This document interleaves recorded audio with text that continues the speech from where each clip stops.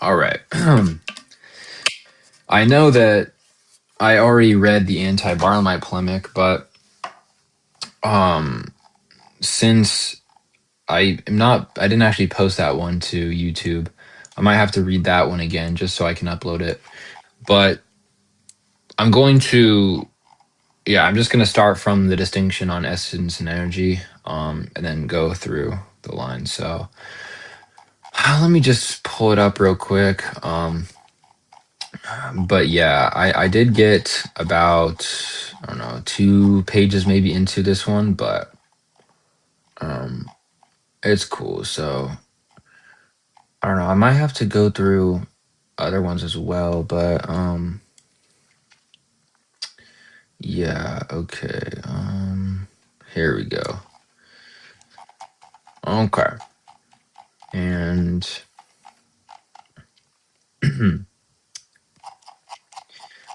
um maybe it's a little further down. Just give me 1 second. I gotta find it. But I will be posting a reading of the anti-Barlamite polemic for sure. Okay, here we go. Distinction between the divine essence and its operations or energies, energeia, on how the divine operations, energies, are distinguished both from one another and from the divine essence, of which they are the operations, energy, and in which they exist. Regarding the distinction between the divine operations among themselves and the divine essence, the Blessed Gregory of Thessalonica, having examined it more precisely under the guidance of the church teachers, considered this to be a real distinction. However, those around Barlam and Akindinos, claiming it to be only a conceptual distinction, erred from the truth. Thus, they were rightly rejected by the Church as contentious claimants of such a doctrine. Therefore, agreeing with the Blessed Gregory and the common decisions of our Church, we also here make our judgment on this matter as a side activity of our current peace and the various limitations within it, prompted by someone close to us. Every distinction is either real or conceptual, both ultimately leading to two main ways of any distinction. Each is manifold and not simple, and especially the stronger one, which we call real. For what is distinguished in reality has great breadth, with many degrees of such distinction in beings, and in each degree multiple ways of distinction. Okay. Taking the greatest distinction between God and creation, one may understand substance and accident are distinguished above all else, for they are distinguished in their entire subject as anything under, or as everything under substance is distinct from anything under the 9 genera of accidents. For white is distinguished from 2 cubits, one belonging to the genus of quantity, the other to quality. But neither their being nor their distinction could exist without substance. Hence, much more so, both are distinguished by substance. In what they share with each other, they are separate by the substance, as they could not exist without it. Created and composite substance, even if it could not exist without accident or some incidental aspect, is not necessarily subject to this or that accident. Another substance is associated with other accidents and is not always the same. Less than these, those under the same genus are distinguished, like man and horse under the genus of animal, and odd and even under the determined quantity. Less so, the individuals under the same species are distinguished by accidents alone, which individuate them, but they are the same by species entirely and distinguished only by number, not by substance. Thus man and horse never come together into one individual, nor man and horse into one species, but composite substance and accident always come together, as neither such substance nor accident could ever exist or appear without something proper to the genus or species, nor could accidents exist at all without substance. Okay, I'll bring up News, see if he has. What's good, News? How you doing, bro? I do have a few questions. That's cool. That's cool. This was just supposed to be a reading live. I was gonna post on YouTube, but I'll add this in. So yeah, what's your questions? What's up, man? Okay, so very recently, I went through another one of those weird phases that I have where I kind of lose faith in orthodoxy a bit. You know, I look to Mhm. Catholicism, right? But Yeah. I would say I'm out of it because I actually decided, let's not go with what this, I don't know if you know who Thomas Crean is, Hmm. the guy who made the Vindicating and Filioque book. I Yeah, yeah, decided, okay, let me see if these claims actually hold up. So I posted them in a few Orthodox servers, and pretty much all of his arguments from Hillary, and all of his arguments yeah. from Hillary Saint contra Hilary, yeah. filioque got completely baked. Okay, Was that in Contra Filioque? Are you in that server? they kicked me from it because they thought I was like leaking all their arguments for some reason. Yeah, no, Moxo is really he's really skeptical when it comes to people in his server, so that makes sense. But Yeah. I'll talk to him. I'll get you back in there. Yeah. They're all So really knowledgeable. But yeah, go on. what happened pretty much now I'm realizing, okay, like this is not only a huge burden of proof on the Catholics, but like it relies on a lot of presuppositions. Mhm. Um, Yeah. and so I was thinking, okay, but still, I really do love figures like Aquinas and Scotus. So like I would, my Hmm. question when I came up here to ask is like, because I know Gennadios, he was very scholastic, and so Very, was very, very. Marcus He sometimes. was a scholastic, Yeah. especially like Aristotelian logic and stuff. Yeah. So like, do you think we should read like we can get like first of all, I want to ask: is there any like Orthodox Scholastic manual like we had that like they have for like Scotus and stuff and Thomas? By that, are you just saying how we would interpret them? Yeah, like do we have like how the Thomas do Yeah, like a literally. soma? Yeah, literally all of Scholarius. I would say tome three, specifically from Scholarius, but it depends because I do have a lot of friends who do privately translate Scholarius's work, and Scholarius has an entire section. I believe it's tome seven, which tome seven isn't even in English yet. But my friends translated his commentary on Aristotle's categories, his commentary on just Aristotelian logic in general, which of course is scholastic. But ultimately, if you go from tome one to tome four, which are translated in English, you will find basically Scholars going over formal distinction, real distinction, which I'm actually reading right now. His position on the distinction we hold to. And he comments on De Ente et Essentia, which I believe is tome eight, which isn't translated to English, but I do have the translation for that specifically. So I would just say, in general, Saint Gennadius Scholarios, just overall Scholarios, because I All right, mean, but really in depth and like, I am actually going to be posting some of these readings I'm doing from Scholarios on my YouTube channel. So I'll have to DM you that when I do start posting them. But I would recommend this as well. So there's a book by Matthew Braille. I actually have it in hard copy. I could show you that if you want. It's called A Greek Thomist, right? And I'm not very far into it, but from where I'm at right now, Matthew Braille goes over how Scholarios essentially takes Aquinas's work from specifically predestination and providence and shapes it into the more Greek view and actually um, some people, at least from the Eastern side, would say that he perfected his work in the sense that he took it and reinterpreted it and kind of shaped it into more of a Greek view. So that's very good as well, from what I've read from it. But yeah, okay, bet. Um, one. Hmm. So like, do you think we can gain anything? Like, do you think reading Aquinas and stuff is gonna be like a necessity to understand Scholarios, or do you think like Scholarios himself speaks for himself? that's actually a really good question. Well, so I guess to ultimately answer that question, yeah, I think that you should at least touch on Aquinas a little bit and understand, or I would say more Aristotle, right? Because most of what Aquinas is pressing on in some of the things he's assuming is stuff like act and potency, right? Ontological dualism, which is assumed in Aquinas, not Aquinas, Aristotle's work.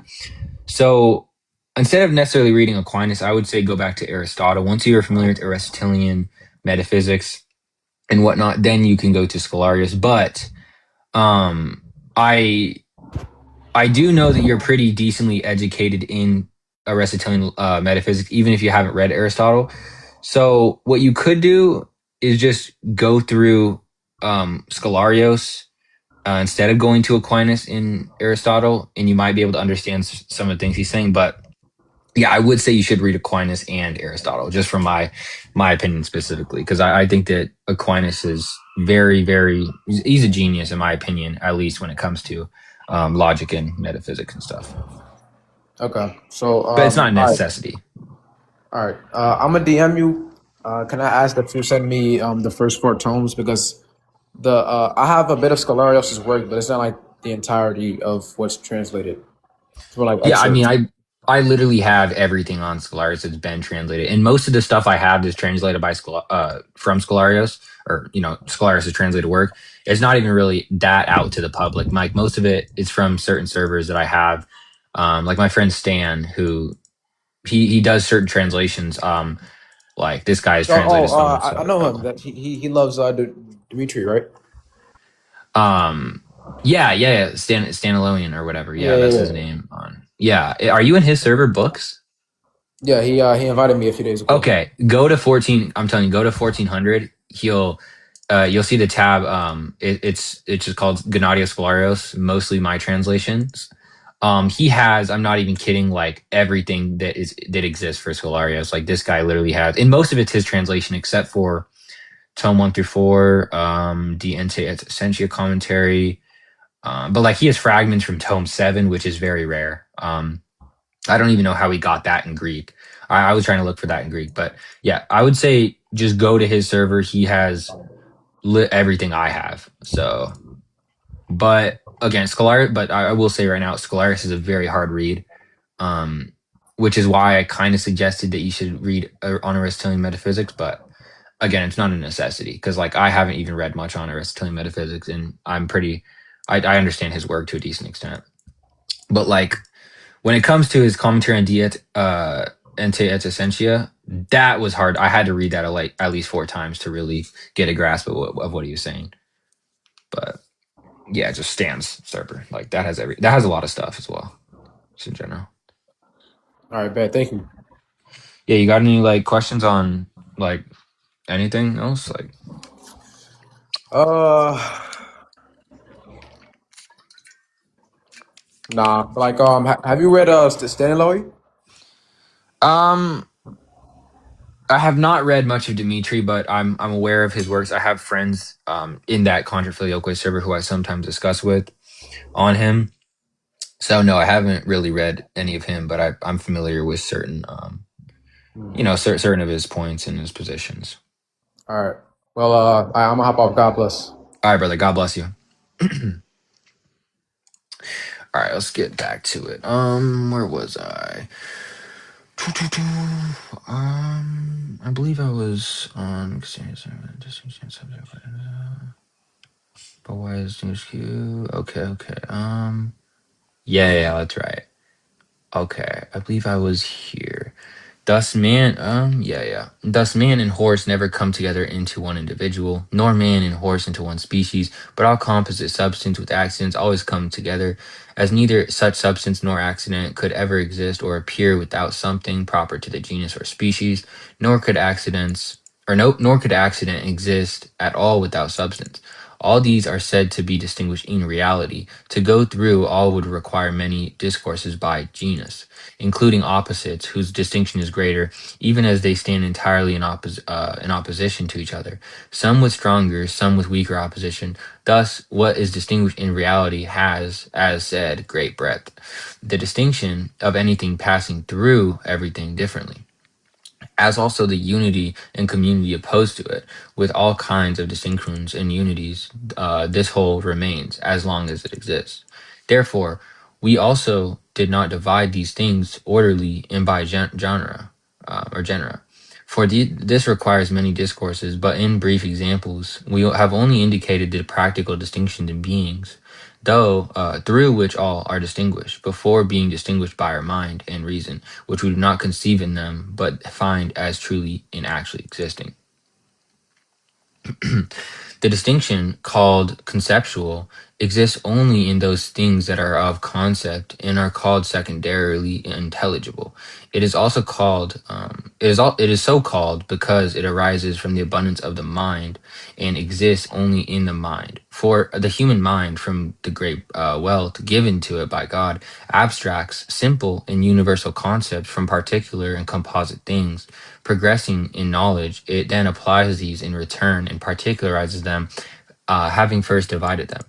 Such works of the mind are called secondarily intelligible, and conceptions being of the intellect but not strictly of the thing, and rational methodology deals with these.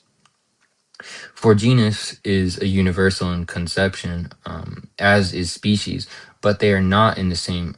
But they are not in the same in such a way. They arise from the abstraction of things and exist in the mind alone.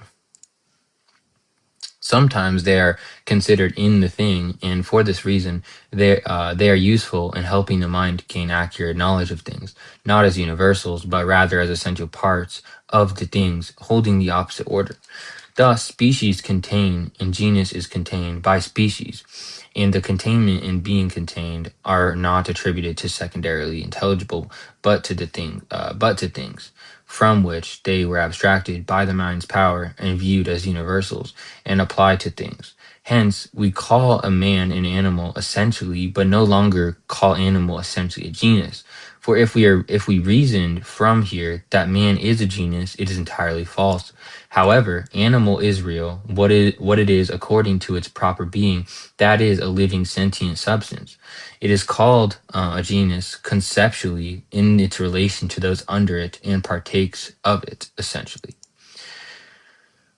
From such abundance, the mind also sometimes forms propositions taking the same thing in two ways. It understands that Peter is Peter or man is man and predicates a definition of the defined, dividing them and reciprocates them as capable and reversible to each other and uses two capable of being in one.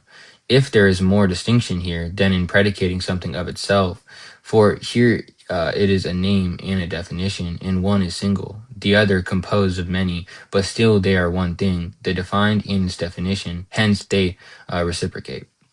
In these intelligibles from abstraction by the mind's power, or in those called conceptual and secondarily intelligible, the conceptual distinction exists, for they were conceived with the primary intelligibles outside the mind, being in themselves, and existing thus in the mind, their distinction and union occurs in it, as in the case of saying Peter is Peter, for Peter is not divided as subject and predicate in reality, but the mind does this, dividing into terms and uniting in the proposition.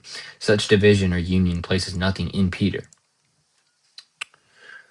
Hence, it is clear that everything distinguished is distinguished in two ways in our consideration, either as distinguished in reality, in work, or only by reason in our conception. Each distinction is manifold and varied, more so the real, less so the conceptual. Hence, it happens that some things really distinguished have a subordinate place in the genus due to not being strongly distinguished, seem to be distinguished by reason alone to those less understanding and capable. With these general premises, let us proceed to the subject and clarify what has been said, since our inquiry is about the divine names now, whether they signify something real in God and a real distinction, or are only conceptions of our mind. Their significance and distinction having briefly discussed the difference of names in beings, especially in man, we will proceed to the inquiry. Names are attributed to things differently. Some are predicated of their essence, and others by the account of accident. For we say that Peter is essentially a man. With the name man, everything from the essence down to him is appropriately and sequentially considered.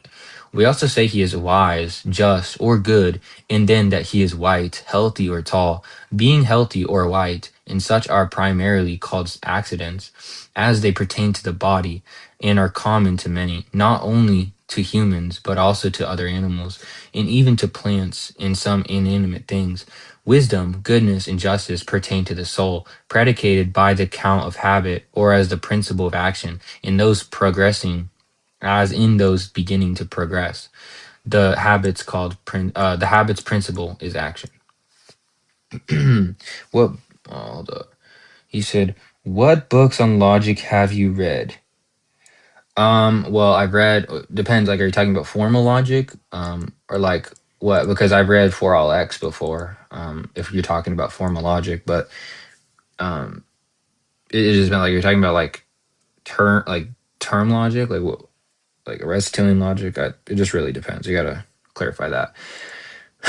Wisdom is the virtue of the soul's contemplative part. Goodness, morally understood, more universally signifies the whole virtue, Justice is particularly a social virtue, either in fewer, as in household management, or in more, as in civil affairs. Above these, judicial and fitting for the rulers. These are all spoken of femininely signifying habit. Those having the habit are named adjectively from them in three ways: wise by having wisdom, as white by having whiteness, and similarly for those for the others. Generally, these are called qualities, from which each is appropriately named, but some are essential qualities, like rationality and such. Others are accidental. Greater are those things pertaining to the soul, as they are not entirely incidental, but in some way congenitally. Lesser are those of the body. Bodily ones are attributed to those underlying creatures, not all nor the same to all, but different ones to different. Psychic ones are attributed only to humans, though some are sometimes improperly, not strictly, attributed to others. Goodness is thus predicated of animals and plants, and beings in general. God's works, in the complete sense of goodness, or relative to simple beings. Wisdom of the bee and ant are prudence of the serpent, but now we should consider only humans in the names attributed to them by the manner of psychic activities or habits. Oh gosh. Ooh, is this the real Lucania? What's up, Yo, Lucania? hello? What's up? Yeah, so there's a few things I wanted to talk about. One specifically, a kind of scholastic reading you'd have for the Trinity regarding if you'd say that the kind of distinction between the persons and the essence are going to be that of conceptual or kind of formal actual distinction because you can say to me, yes, you know, different. So first, for Yeah, it example, would if be you take to a formal. It formal would be actual, formal you're going actual. to be saying that, yeah, but if you're saying that it's formal actual, then you get a contradiction because you have to deal with problems of there's formal properties of objects versus formal properties of subjects, such that you have actual distinction between the actual and the real for a subject, and for the material in an object, you'd have to say that it's formal, real, not actual, where we draw a distinction of a subcategory of actual and real, such that the actual is the partaking in the existence of reality, and reality is that which is. No, I just take them to be synonyms. Right, they're synonyms, but they're subdefined. So you're At least saying according to when you're talking like about actual or Goober. actuality, you're saying yeah, yeah, it participates in like the so-called real or like reality or whatever. But I'm saying when I say actual, I'm talking about anything prior to intellection. So it's not participating in that thing because it is that thing. It's All describing right, prior whose to intellection. definition are you? Because I'm using Lichtenstein's I'm using definition. Scholarius. That's who. Well, yeah. I'm not holding to like these types of scholastic views. We have our own scholastic system, or at least our definitions, and it comes from Have Scholarius. you read Liebenschnitz or no? Libensch? Who? You say Libenschnicks? No, I have no clue. Is that a real human being? Yes. What? Okay, no, I have not read him. That's that. No, I have not read him. Okay, so there's two people specifically within the kind of scholastic canon rising in, I believe, the 12th century. So you have people like Lipschnitz and Gubert. And Gubert. Yeah, these guys do not have aura, bro. Um, no, But yeah, I've never. I guess the issue is that you get a contradiction from your view of the formal actual, given that Well, it's there's a not kind of because you object said which about is the object. reflected and it's You're like, reflexive of the object which is actual, such that there's a reflexive relation which is supervenient over the object in a subject category well, no, I clause which don't is take. subdefined. When you But say if you it's just take to a supervenient, more, hold on, I want sorry, to clarify this. I just want to go. When you say it's supervenient to the thing, are you just saying that if there's some I'm change saying that there's in for any one x and object, y, x is inductive over y if there's less presuppositions to take for the y. supervenience has to do with change, right? What did you say? Yeah, supervenience has to do with change. It's I don't talking believe that about. changes. Yeah, that's the okay. That's the point. So when you're Then saying we're using Gubert's definition. It's a who is teleological Goober account. and It's not a dispositional account. Are you familiar with the distinction? by teleology, are you referring to some like Teleology, I'm referring to the telos, motivation and passion of the spirit. motivation and passion of the spirit? Yeah, okay, but my point is that when we're talking about there being like supervenience in God, Supervenience in the only object, occurs if and only if there exists an x and y such that x is inductive over y, but x doesn't supervene over y. yeah, but I believe it's just the same object. So like But an prior to the object is intellect. distinct, correct? From all But the others. It object, stands irrelationally. well, formally, but again, materially speaking, it would just be the same object. So how is supervenience The like same apply object here? doesn't exist. That's the point. That's the The same object? contradiction. No, it is the same object. But where are you getting it's The not the same object only object? exists formally, actually. Are you familiar with No, ratios? that's not. It doesn't only exist formally, actually, because No, it does, because formality isn't it's talking about conceptually objects. reducible. Do you think? Wait, do you think that when we're talking about formalities, do you think this is reducible to Yes, an because object? look, I have to That's not my explain it. definition. But I just don't look. take. I don't take form. No, you're assuming So what you're I'm saying about denying Gruber's formality. definitions. Are you kidding me? Yes. Okay, Yes, what I'm. about Lipschnuck's? I don't know who these guys are. I told you I hold to Scholarius. He defines it in his No, commentary he on Diente et doesn't. Essentia. First of I'll give you all, his Diente et Essentia. He defines. I'll show okay, you right now. Luciania also gives an account, but I don't know if you're familiar with him. Luciania. Yes. Okay. No, I don't. If what they define a formality as is somehow formally reducible to some object, no, because I don't even believe like I wouldn't even say that the Father, Son, or Holy Spirit are formalities. I wouldn't even say I that. wouldn't even say, well, for one, their formalities qua the ratio, when they percept to a ratio, that there's a conceptual reduction. Qua the ratio. Are you talking about ratio? Yes. Nope. That's the What point. is That's ratio? the point. That's the point. Ratio. The You have to point give is it that ontological ratio. reducibility. Reducibility. What do you wait? Are But you- I just want to make it clear. What do you mean by Are ratio? you Are you talking familiar about with ratio? ontological reduction? Ontological reduction, where you're just like, what, you're Such reducing that something X to its. reduces to property P if and only if X is just P simplicator. Oh, I see what you're saying. Yeah, but I don't believe that something can be another simplicator when we're when we're talking about God. I don't believe that Wait, you don't believe that the Father and Son are God's implicator? are God's simplicator. Yes. No, I don't believe they're God's simplicator. That's No, the that's not my view. point. That's the point. How is Then that the you have to point? get a contradiction. I have to get a. Yeah. That would only How follow many if I gods do believe you they're. think there are? How many gods do I think there are? There's one God. Okay, and is one a simplicator term? Is one simplicator? Yes. Is one without quality? Is there What one does that God say? simplicator? Is there one God simplicator? Yes. Yeah, that doesn't mean that you can say Yes that or there's. no? Just say you're I just said dodging. yes. That doesn't. Okay, I just okay. said the first thing I Perfect. said was Watch. yes. Watch. Uh-huh. Okay, then you have to say that they're both God's implicator. And that doesn't follow. That's definitionally true. No, because one isn't formally reducible to One the is subject. formally reducible in the simplicity. It's not formally. No, look. The reason that doesn't follow is because I don't believe that when we say the Father, Son, Holy Spirit are God. If I were to say simplicator here, that's not the same value as if I say that there's Are you one God familiar with simplicator. Ben Sirach's view? Because one is just referring to, like, when I say one God. One is referring. No, it's not. Shut up. One's referring to the way in which you discern a being from its subcategory class, which is its object, which it partakes in, I the don't agree with subjects that. of its relations. The formal ratio is not a relation such that it's Dude, what do you mean by You ratio? have to Are you take a saying simplicator ratio? approach for monotheism. That doesn't follow. Because I can say when I say Yes, it God is does. one, no, it doesn't. It Because when I say follows. God is one, I don't believe that God is as like one simpliciter, or like I don't Do you believe that believe one that he is. exists alone or with others? This is Well, addressed. what do you mean by with? What do you mean by with others?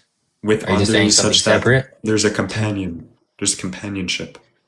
Well, that's not telling me if the companion is identical to the being The in question. companion exists by the being, not in the being. There's a By the subsystem being. relation Well, and no, I don't believe there side system relation. it exists by the being. No, I believe that everything when we're talking about in God is just per se the essence. Okay, so That's is it what Bible says. bijective? What do you mean by bijective? I mean that someone's telling me to put my camera on. I mean that I'm referring to a model via Gödel. A model via Gödel is bijective. Yes. I would need more clarification on that. I'm not really getting what the host. question is saying. Okay. Do you believe that the Church Fathers exist in the same way God exists, for example? No. Okay, and is the relevance that there's a subsystem relation and there's a side system relation such that there's companionship in the object No. prevailed and an No, object no. for God in which it subsists in an anti-relational sense such that the subsystem relations exist within the object, not the subject, which No. passionates the relations? No, no, that's not what I'm saying. Because I believe when we're talking about, because like for example, when I'm talking about God existing, I believe this is just similitude to the subject existing, like a creature or whatever. Gödel is So, just completeness. Sorry. yeah, no, I Um, don't believe. No, that's all I was saying. When I say that God doesn't exist in the same sense as humans, or like when I say God exists, it's just not the same as saying human exists in reference to them existing. It's just because I believe God's existence is similitude to creatures existing. nope. Like I wouldn't say. Do you think existence is a quantifier? Existence is a quantifier, not his existence. It is existence. Existence is a quantifier, not his existence. I've clarified this. You just failed to You've track. clarified it. When did you? Okay, no. The point is when you say that existence is a What do you quantifier, think it but it's means not to for exist God. formally? Well, That's in my view, quantification. how Scholarius no, it's talking about something Are you being quantifying defined. That's what formalities? Scholarius Yes or says. no? No, you're not qualifying. You're not quantifying What? That's formality. a P&LP. That's a P&LP. That's the No, point. because I'm not quantifying definitions. Scholarius literally takes a Okay, formality to be a are you definition familiar with or an are you essential familiar definition. with can you stop? Are you familiar with Scholario's distinctions between the densities of objects? The densities of he never speaks about density of Yes, he does. Yes, objects. it does. Yes, he does. Where? Are you Give familiar? me, Yes give or me no? one. Yes or no? Yes or no? Don't do quote No, me. I'm not. Give me one quote where he talks about density of objects. One The quote density from of any. objects exists alone, not dependent. You Okay, believe that they're show me where dependent. Scholarius says that. If you believe that ADS is true. That doesn't follow. What? What? What do you think Do you ADS believe is? that the existence is formally or actual? Well, are you talking about the Yes or formalities no? in Yes or God? no? Yes or no? What do you mean by they? Because there are things in God that don't exist as formalities, I'm like the referring subject. to a mass term. Okay, the mass term, as in, what are you saying? God? No, I don't believe that God's Yes, a God is a mass formality. term. God is a mass term. Yes. I don't believe God's a formality. So I wouldn't. I would say that God exists actually, but not formally. Do you think God's a formality? Yeah. What is this? Yeah.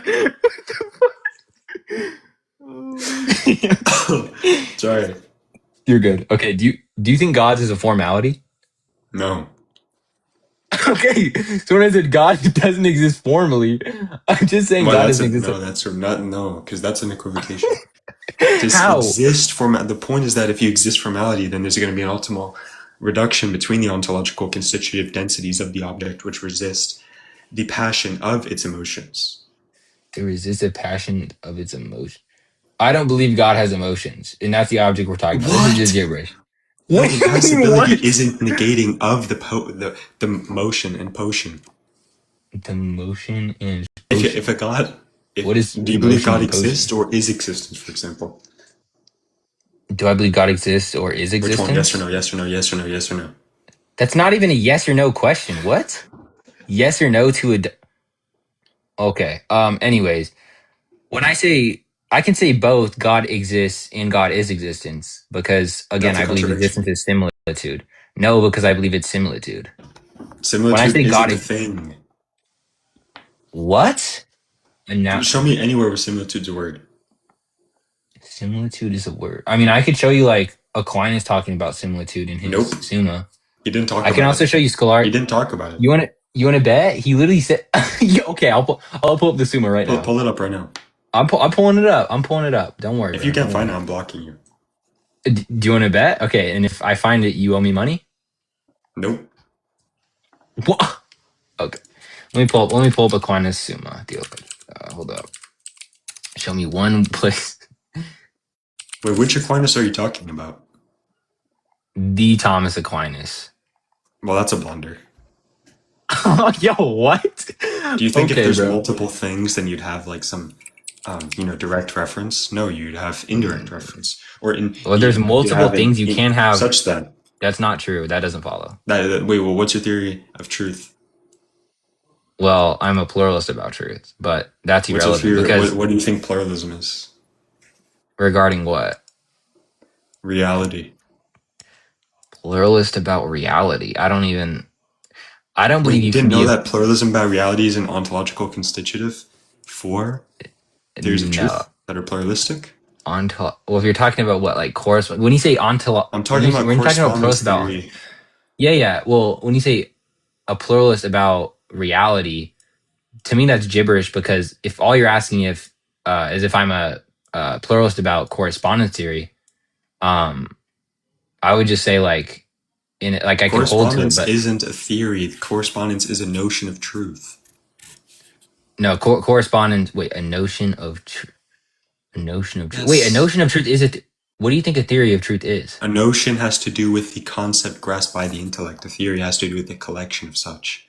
Correspondence isn't a collection, it's a Grasped stipulation. by the grasped by the intellect. I disagree. That's what an idea is.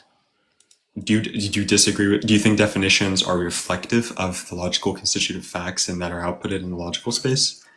No. Okay, then it's not true. How does that follow? How does that mean that now an idea Because under an isn't some atomist type of view, if you're a pluralist, then you'd concept grasped by accept the true intellect? contradictions. Because you can accept that there's a fundamental kind of atomistic type of logics. Okay, but no, the point is that when I'm talking about an idea, I don't have to be talking about a concept Ideas don't like a exist. So it's a vacuous what truth. really don't really exist. They don't exist, so it's vacuous. Are you familiar with semantic Wait, are you vacuity? saying it doesn't really exist? What do you mean ideas don't exist? Wait, Mark Flag can help maybe explain this, but there's a point you're missing regarding vacuity for All atomism. right, you guys are just trolls. I'm I'm getting not back to my trolling. reading. You're just Y'all are just trolls. Y'all are just trolls. This guy is just a troll. Okay, back to my reading. Oh my gosh, this is just crazy work.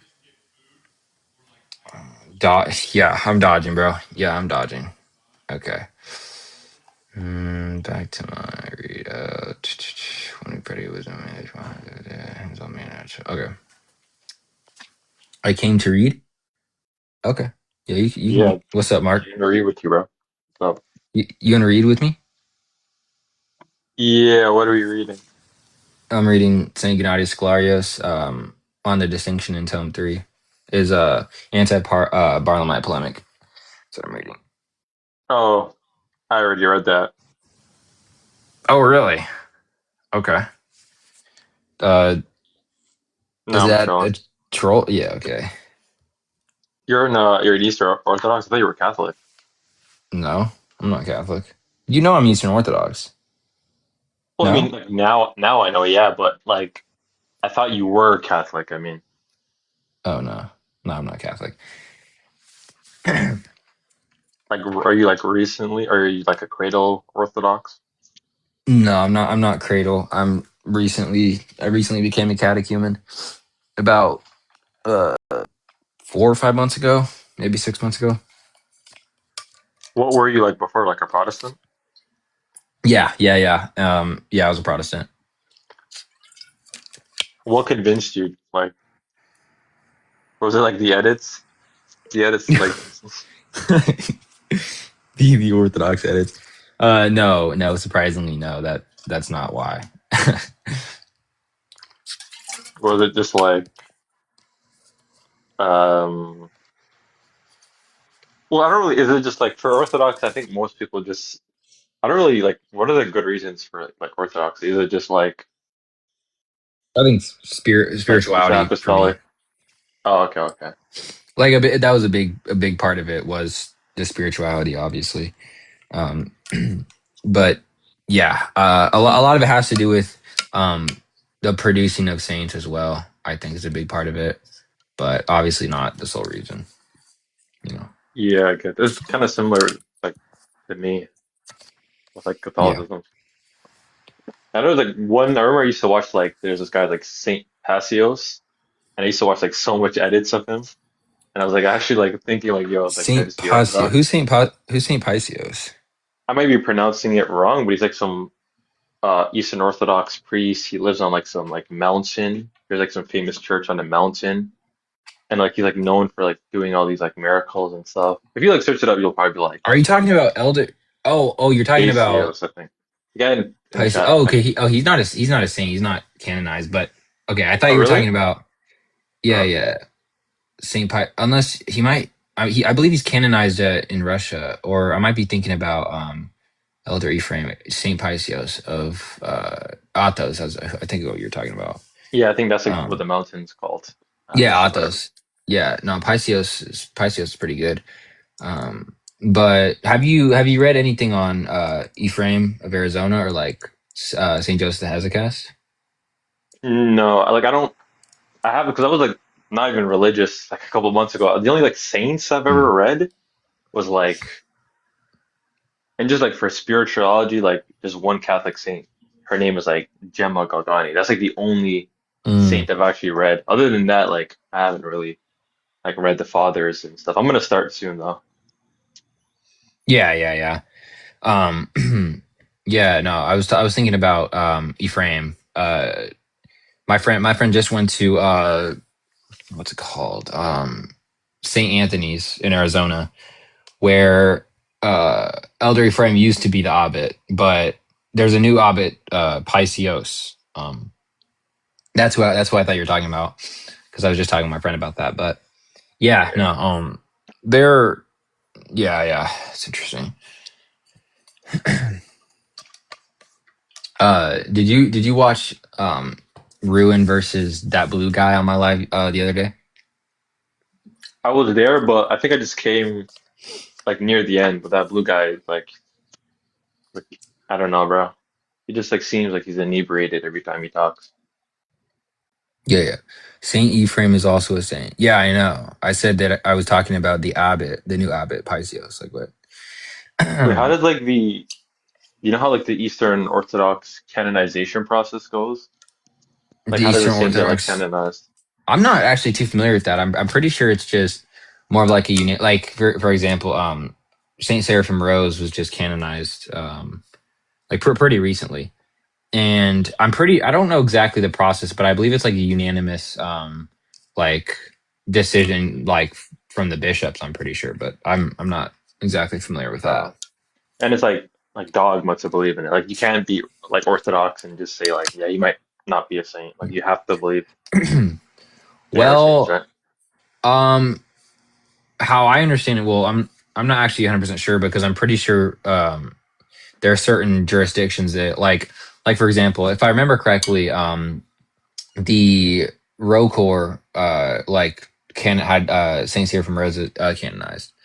So I'm pretty sure from other jurisdictions you could obviously I hold to it he's a saint, but I'm Hmm. not exactly 100% sure if it's necessarily like dogmatic to hold that, but I would assume it's binding. Um, Yeah, that's interesting. Yeah, I might like looking more into like Orthodoxy too, just like to see like what's up. yeah, yeah, yeah. I'm gonna look more into Catholicism as well because recently I've been getting really interested in Aquinas because I've been reading Scholarius a lot lately, and I'm reading this book called A Greek Thomist by Matthew Briel.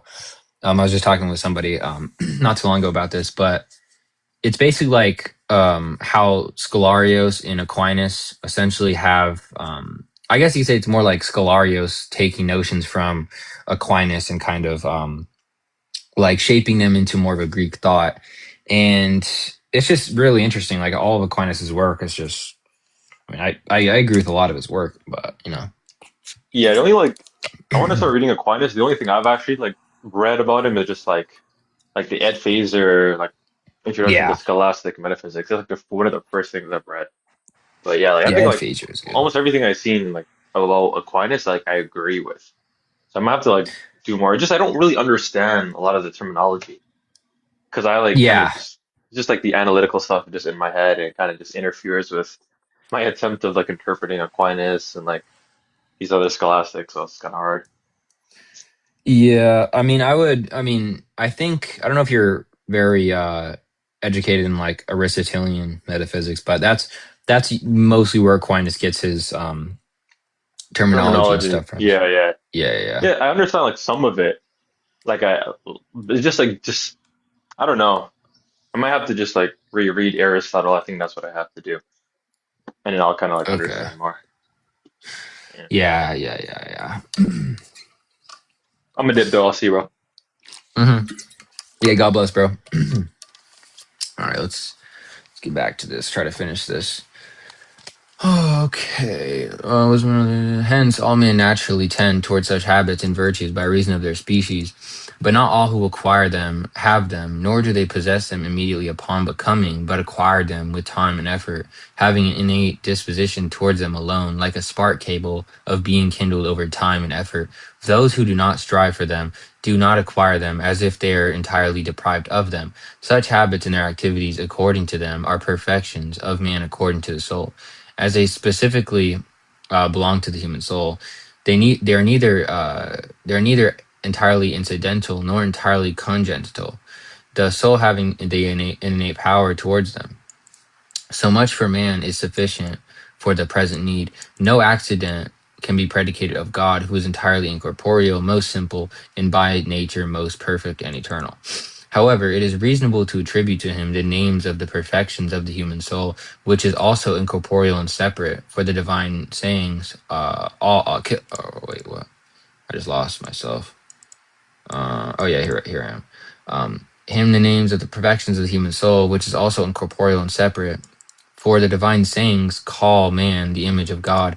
The excellence of the human soul, by which it is called the image of God in divine sayings, must much more be present in the exemplar and cause, for the sake of the good order and beauty in the cause.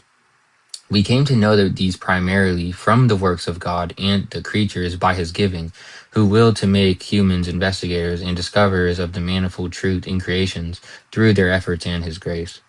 Yet these are not attributed to him by us in the same way as to creatures, but with the fitting preeminence to the cause of all, without comparing them to the inferiority in creatures, nor could we compare them. This alone is reckoned to each of these names, that the communion of these names is attributed to God's work, with incomparable preeminence, as properly and primarily belonging to him, and secondarily to creatures, as by participation, and as a trace, so to speak.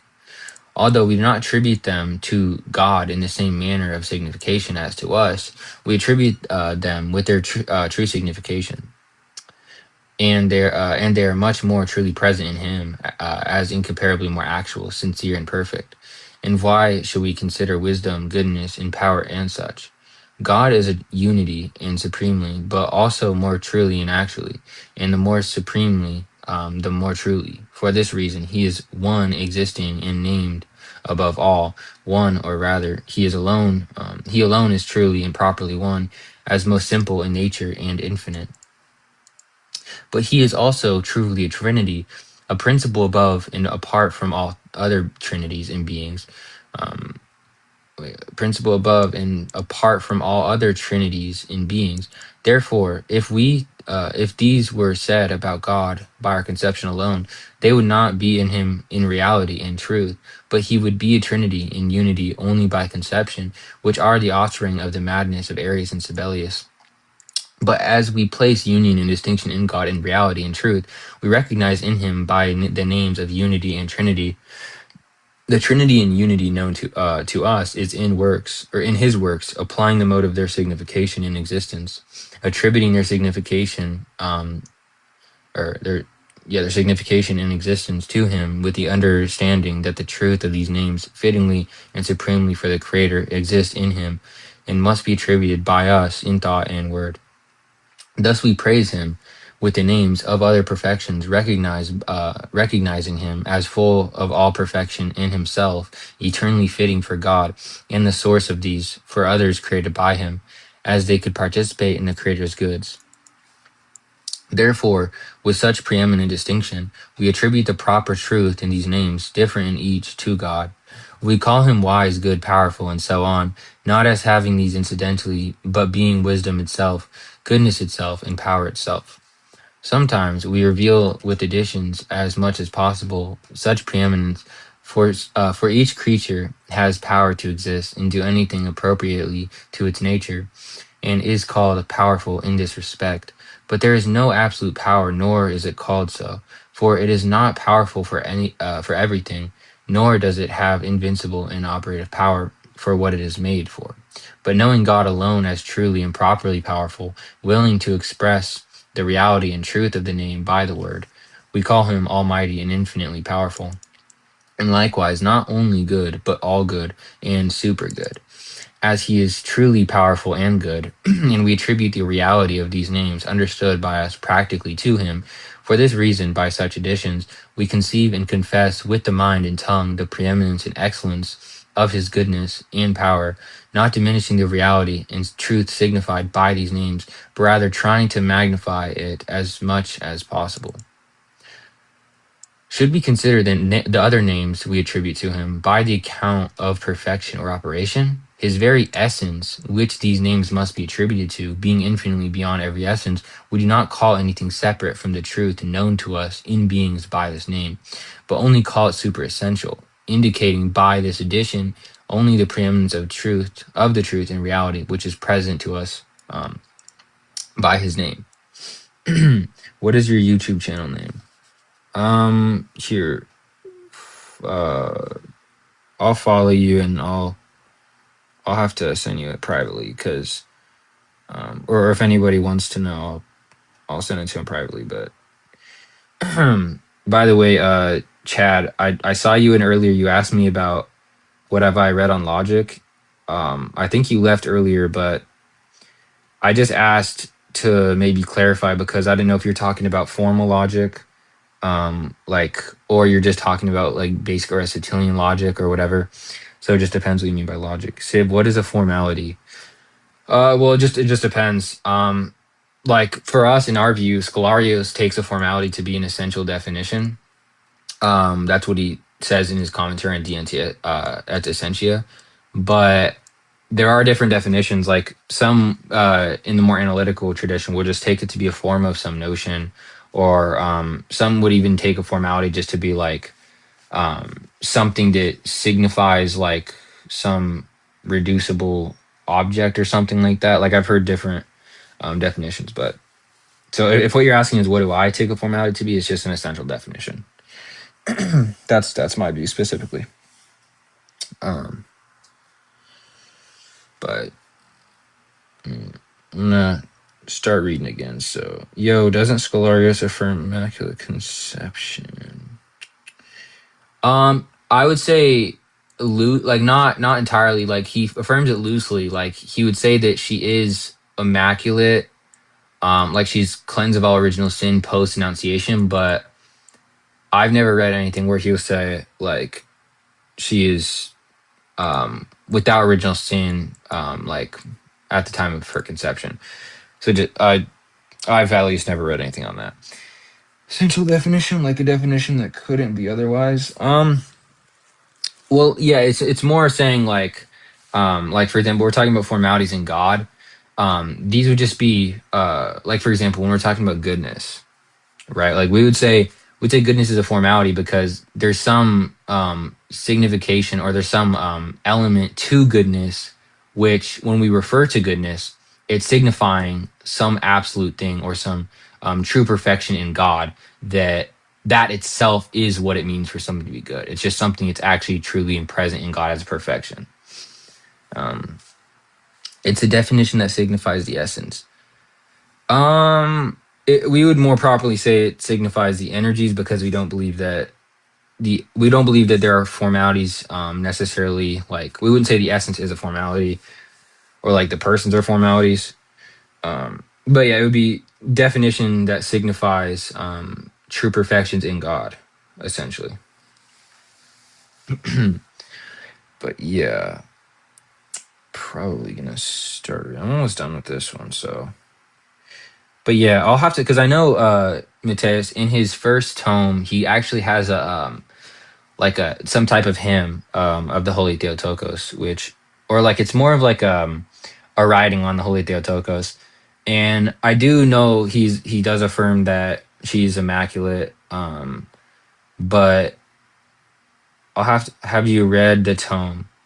I've read a lot of tome 3 and tome 4, but it's really long. Like tome 1 is about 400 500 pages. It's really really long. And I'm saying the pages are big. Like they're not like big words on the pages. I'm saying the page is huge with small words.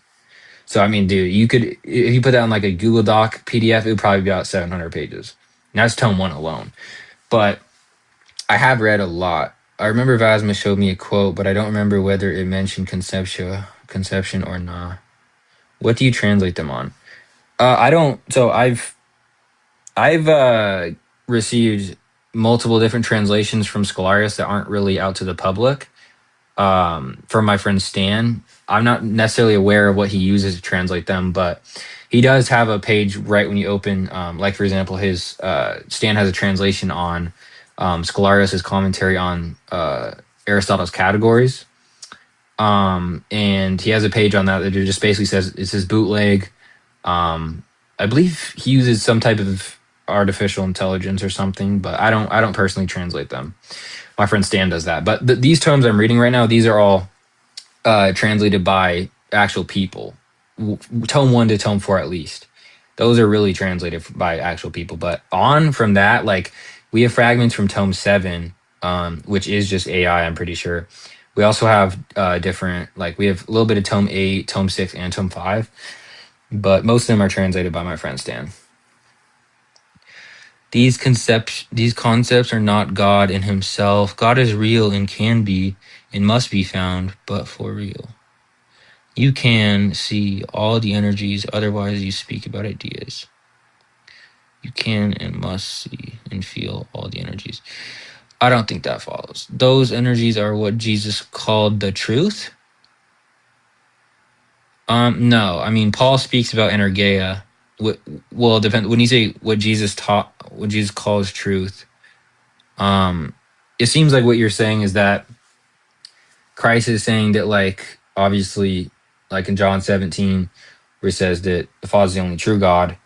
Like he's signifying some type of like being that possesses some real or like more of a real foundation, and like for as like a cause for all or something. But I don't agree that the energy would be ad intra. No, well, actually, Scholarius says there's energy ad intra and ad extra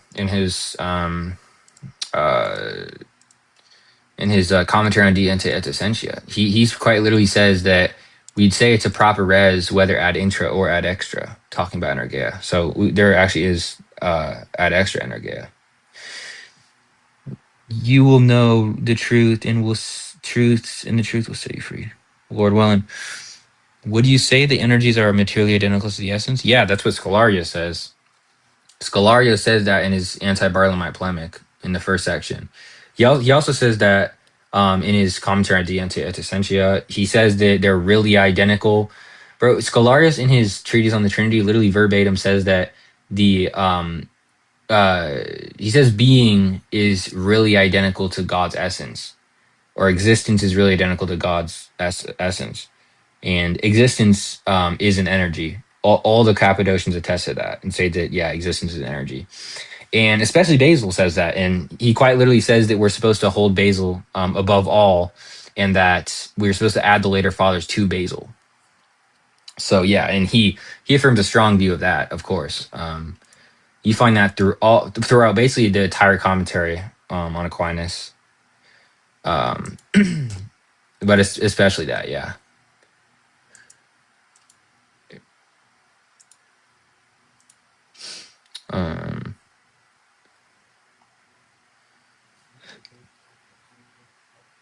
Orthodoxy is true, but the problem is that most will never know directly. Yeah. Okay, would you agree we make cataphatic statements through the energies, but... Well, we make cataphatic statements about the energies. Just we wouldn't make cataphatic statements about the or about the essence, not only per se, but also formally speaking. But we can say, wouldn't that mean we make statements about the essence cataphatically as they're identical? SAN, but again, when we're talking about there being, that's a question that I believe Scholarius answers in his commentary on De Ente Essentia, which we would say in res, like when we're talking about the energies properly being the essence, we can say that they have the same account, like Scholarius says in his anti-Barlamite polemic. And that's to say that when we invoke one, we can invoke the other, speaking specifically as they are a proper res or reality. But again, when we're talking about formal notions or their formality, no, we could not say that we make cataphatic statements about the essence formally. That's clearly what Scholarius denies. So yeah, I mean, you can't. And Scholarius says that the essence is the energies, but also isn't, just not in the same respect. That's what he says in the anti-Bartholomæ polemic. Like he quite literally says that.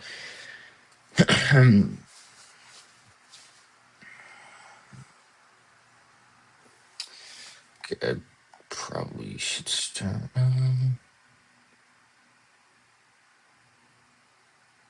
So what would material identity actually mean? Seems a bit weird. No, it's not weird because Scholarius says it means they admit the same account, or that essentially, to break that down more, they're the same res, in the sense that they're really identical in existence, in them truly being the same existence. But I mean, you have different definitions of material identity. It's just Scholarius specifically would just say that they're the same res, in sense that they have the same account. Um, Son, yeah. Who is loving Porsche? Is that Damascus? But no, that material identity doesn't seem weird. That's like literally what all the fathers affirm. Like, I mean, obviously not all fathers speak about that, but like, you know, any father that speaks about that relation. But I can show you Scholarius like verbatim saying in his treatise on the Trinity that, like, he verbatim says that the relations in the existence or being aren't really are not distinct in reality to the essence. Like, he verbatim says that. And the only way to really get out of that is to say, oh, he's talking about in res, like as in some proper perfection, or not proper perfection, but more as in like there being one object, insofar as being one existence, right? God the Father is beyond ousia. From the Father, his thought, from his thought, the Son, in the truth. Well, yeah, I mean, Torquemada Scholars. The real ousia is the truth, since Son is the nous. I mean, like, you could say, for example, because Scholarius talks about the Son being intellection. If by nous, I know the nous is seen as the Father's, like as the eye of the soul, but you could use that as in like some reason or some word. I've heard people define it that way, so sure. But to say the Father is beyond ousia is to say that he's not really the ousia, which, I mean, you could say he's really distinct insofar as it being a formal actual distinction from the ousia, but you wouldn't say that the Father is beyond the ousia. That's to me pretty insane, not gonna lie. But if there are any more questions, I'll read them and get back to you. Okay. When we make references to the energies, how is that not just speaking of the object? Break it down a little bit more. Still sounds a bit okay. When we make references to the energies, how is that not just speaking of the object? Well, when we make references to the energies, we can be speaking about them as proper formalities. Wait, I thought the processions are not volitional but are natural. It is natural, but we would still say like Scholarius says that the Holy Spirit's a production of love. It's just he also does kind of affirm that the Spirit does proceed by volition, but proper really explain that to me. Okay, I got you. So when we're talking about the account of the energies, if I say, for example, God's energies, so there's two ways I could speak about the energies, right? I could speak about the energies as how they exist properly, right? Or I can speak about the energies as their formal notions or as the formalities, right? So there's two different ways you can speak about them, right? So when I say, for example, they have the same reference, or like they're co-referential, or they're really identical, that's just to say that they have the same account insofar as that being the same existence or the same being. So they're one being. Now, when I say they don't admit the same account or they're really distinct, I'm talking about their formalities. Okay. So I would just be speaking about the object if I'm talking about how God exists insofar as there being one reality. but I wouldn't be speaking. Look at Civ, man, so inspirational. C4, yo, C4 here. Let me read this to you real quick. Let me read this to you real quick. Let me read this to you real quick. Let me read this to you real quick. Okay. Let me read this to you real quick because he speaks about this. Scholarius does speak about this. Because he goes through like, bro, his treatise on the Trinity is actually insane. It's really good. Okay. Concerning the Spirit, does that say real or formal distinction between essence and attributes? Well, I mean, you're asking that as if like there's some type of disjunction there. I believe that would be a conjunction. Like, I believe it's real and formal. That's what a formal actual distinction is. It's just a formal real distinction. So you can have a formal distinction that's real. So it would be both. But yeah, here, let me read this to you real quick, C4. Although the Father is also spirit. Hold on, I'm gonna go. Yeah, okay. It is a characteristic of love to move and drive the will of the one who loves. And this is customarily expressed by the word spirit, just as we call breath in wind spirit. Holiness is attributed to those who are enlightened, who are aligned with God. Thus, it is said in distinction from every other spirit called spirit in this way, and it is used in a relative sense. Now, listen closely. Although love is an essential name when spoken of God, since God is love, it fits the Holy Spirit in a special way and personal way because it proceeds into its own distinct existence from God in the manner of love. And just as though the Son understands, he does not bring forth a reason, as has been said. Likewise, even though the Spirit essentially loves, it is not fitting for it to be said that it brings forth love, which is an act of loving taken as a mark of distinction. For as love that proceeds, it essentially loves, but not in the same way as that from which love proceeds. The Holy Spirit is also called a gift in a special personal way, as it proceeds in the manner of love, given as a gift. The Holy Spirit is received only by rational creatures who are united with God through love. However, they cannot attain or possess it by their own power, and this is why it is particularly called a gift, because something is truly given when it cannot otherwise be possessed unless received from the one who gives it. So we still speak of the. Okay, hold on. Let me read this, guys. Maybe I can give example. Refer 1, cat is orange. Refer 2, cat is alive. R1 and R2 are speaking. Yo, Chad, do you want to come up and discuss this? Of the object cat, I mean something like that, even if you have some other reference that's unique. We still speak of the object. Yeah, no, I understand what you're saying, which we would say, again, yeah, we would be talking about one object. We can speak of it cataphatically SAN, right? SAN, we can say there's one object, the same object of reference. That's why I say they're co-referential, because they admit the same account, like Scholarius says. So we can speak about the essence cataphatically insofar as it talking about one ontology or one res, right? But that's not to say that, therefore, the essence is somehow taken as something where we can pose cataphatic statements to, because the formal object by which we are speaking of it being cataphatic is via the energies or via energeia. I can't show them. You're good. But yeah, that's why I'm saying we can say that. Like, that's not an issue. However, it would be an issue if you say that they are not the same object of reference, because now you have multiple objects in God. But Scolario says that's you literally erring from the faith. He literally says that's being erred from the faith, like you're erring. He also says that it falls into you essentially believing that there are multiple distinct beings insofar as there being creatures in God. That's like what he says. Bro, Loki needs to start making lectures on this. Well, I mean, that's what this is, bro. This is going on my YouTube. I'm pretty far into Scholarius's distinction. I mean, I've already read his anti-Barlamite polemic, but I should go through Scholarius's commentary on De Ente et Essentia, try to break it down a little, because I'm not even lying. I was just telling some people in here, C4, that took me about 4 or 5 reads to actually fully understand that. But I feel like I could break it down a lot more simpler, because he's using a lot of like scholastic and Latin terms. But yeah, I don't know. I want to get reading. The problem with Orthodox is that you have the truth, but only conceptually.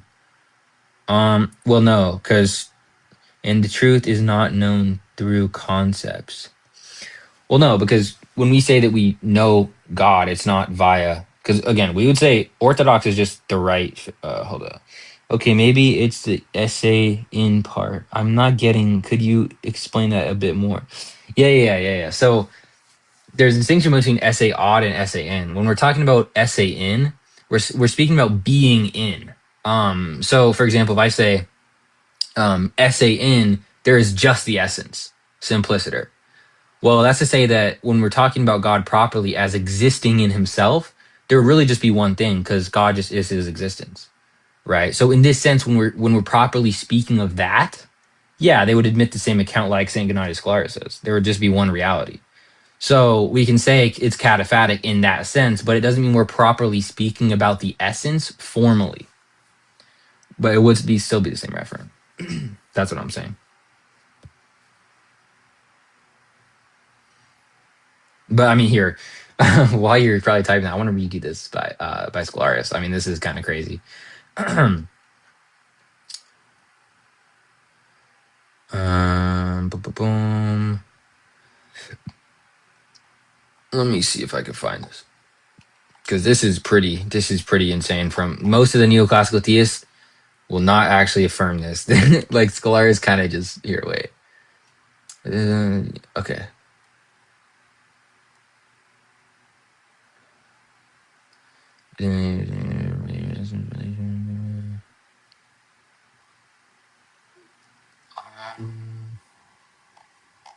Maybe it's a little farther up, actually. I think it is. It's when I talk about. Yeah. Okay.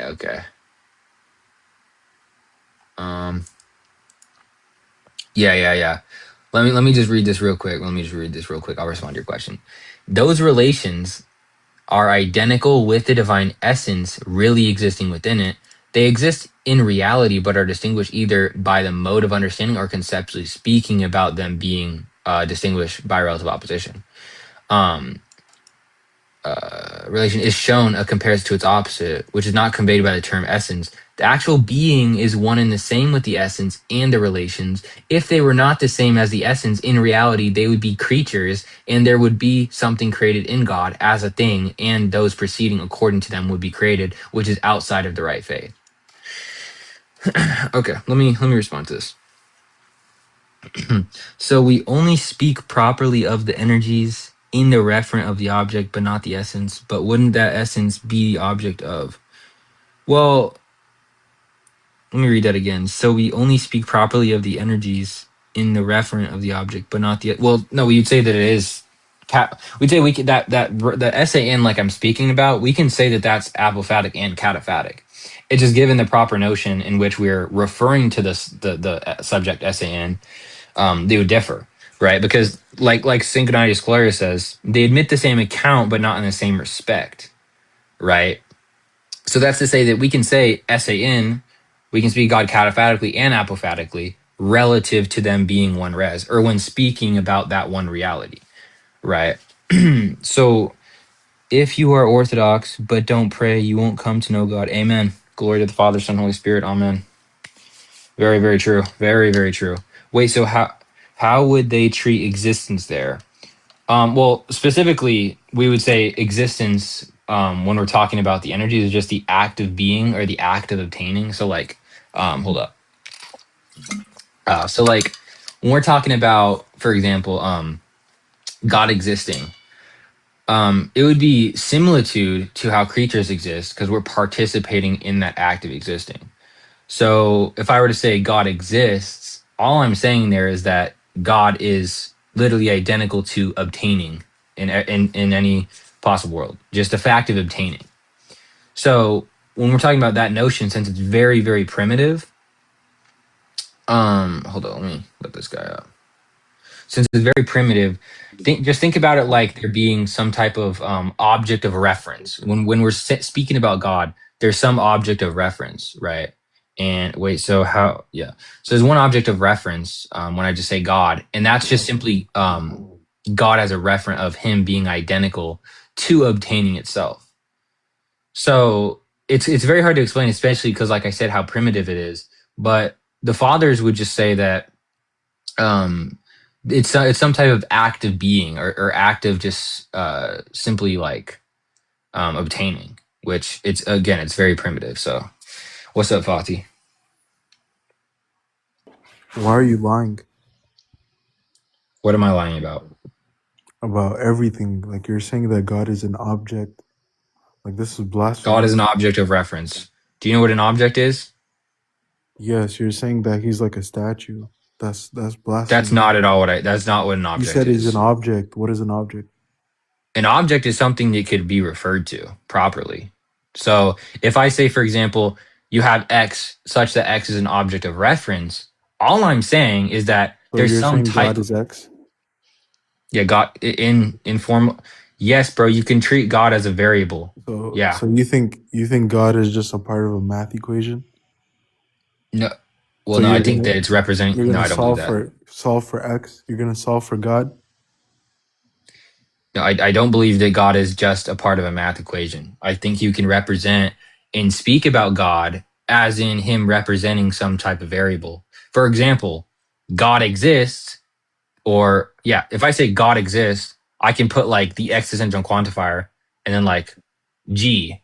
And then I could say there exists some G. And then like such that G is identical to F or something like that. That doesn't mean that, I mean, I wouldn't call God a variable himself. Would you say he's a constant?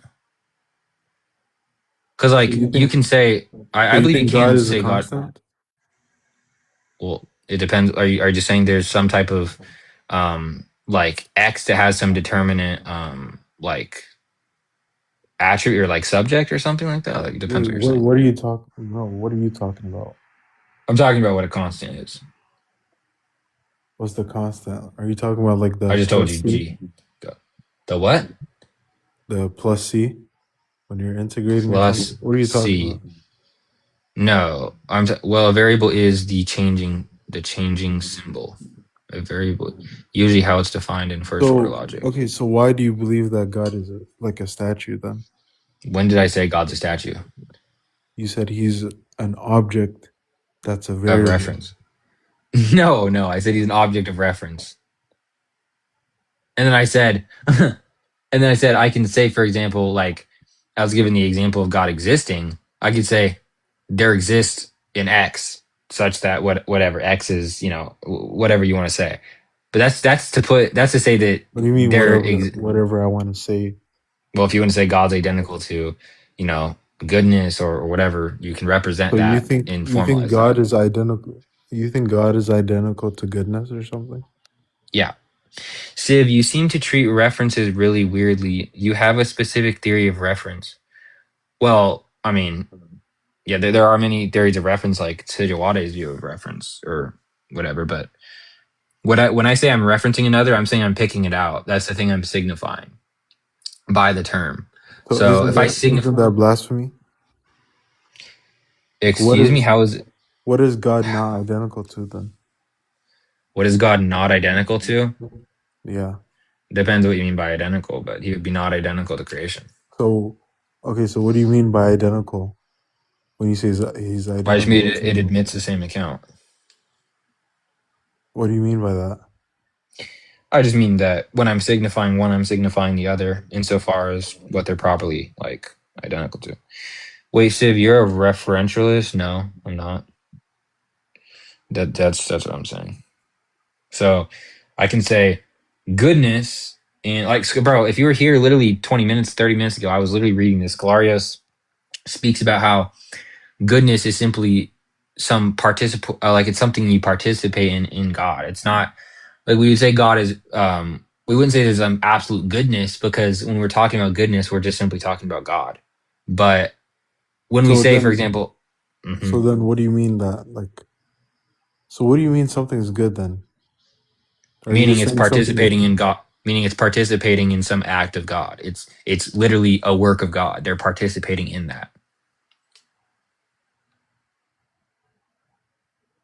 what do you mean by participating? Because it just sounds like you're saying They're God. receiving a what? It sounds like It, you're just saying they're God. I don't no, know. no, I'm saying they're receiving. No, because it's an act of receiving something that is a work of. Well, I mean, like for example, theosis. Oh well, so we participate in the divine energies. Therefore, we're God. Where well, I mean, we have like saints who would say that What you is the can divine become energy? God by yeah, it's just the operations of God because our nature's Well, purpose what's is the to be in communion with operation? God Isn't the operation of God identical to God? materially. Like it would be identical insofar as them being the same object of reference, insofar as them being the same existence. Yeah. Teleology suggests this would lead to God being yeah exactly. So when you're talking about telos, right, and you say for example like the human I'll just say the ultimate purpose for a human like let's say is X, like we don't know what that is yet. Well, wait, if good is just defined as a subject's purpose, yeah, right. So of course like the ultimate good would be our ultimate purpose, right? I'm assuming that's your position. So is not the telos or purpose, absolute purpose for humanity to participate in God in some sense? Like, I don't know, man. I'm confused. okay, yeah, Chad, talk about this another time, bro. I'll follow you. What? You're confused? I mean, Yeah, I am. you wanted to come up. I mean, I brought you up. I was. Do you have any like questions or? Um, yeah, wait, let me read this background. That's just it doesn't have anything to do with the topic. I'm just literally reading Saint Gennadius Scholarius. Oh, it has One last nothing to thing. do with Also, me. how would you define material identity in first order logic? Well, I think that's kind of confused because in first order logic, like, what are you talking about? First order logic with identity? Because, like, still, identity in FOL isn't something you're like you're speaking on insofar as specifying what that is. It's just primitive.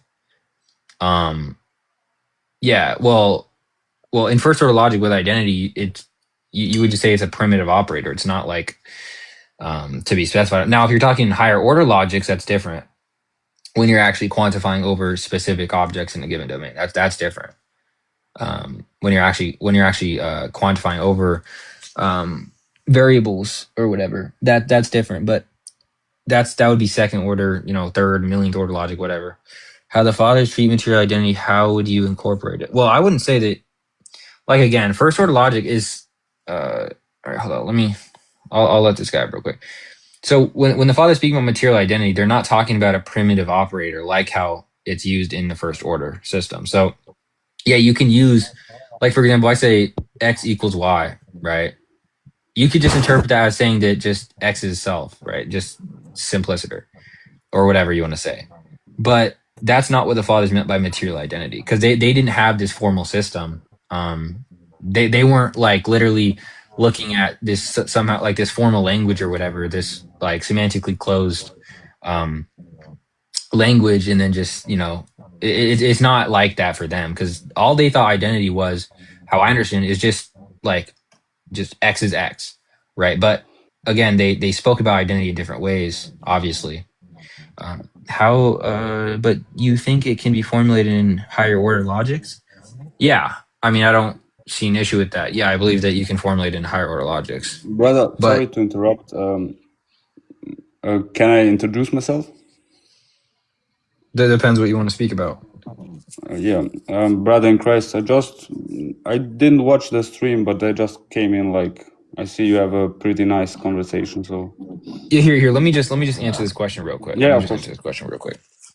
So when you say, but you think it can be formulated in higher order logics, how would that work? Well, yeah, because in higher order logics, the identity operator, yeah, you could say it's numerical identity, whatever, but it's actually open for interpretation because you're actually quantifying over variables in a domain instead of how in first order logic you're not quantifying over objects in a domain. So the identity operator is just primitive. It's just like I can't even explain it because it's literally primitive. But um, I think when I say it would work in higher order logics, I'm just saying that yeah, you can actually quantify over. No, I mean like do you have a proof or a formula to show it? Do I have a proof or a formula to show it? To show what? Like material identity? Like I don't know what that's saying. But like Guys, proof what's to the topic? no, I'm reading, bro. It's not in higher order logic. Well, I mean, yeah, it would just be something like you want me to give you like an actual formulation, like a formalization, in a semantically closed language. Like what do you like, you want me to give you literal like you want me to express it in a formal language? Is that what you're saying? I Wait, you could do guys that, speak but it would about just be like Semitic languages or what? Semi- Semitic language.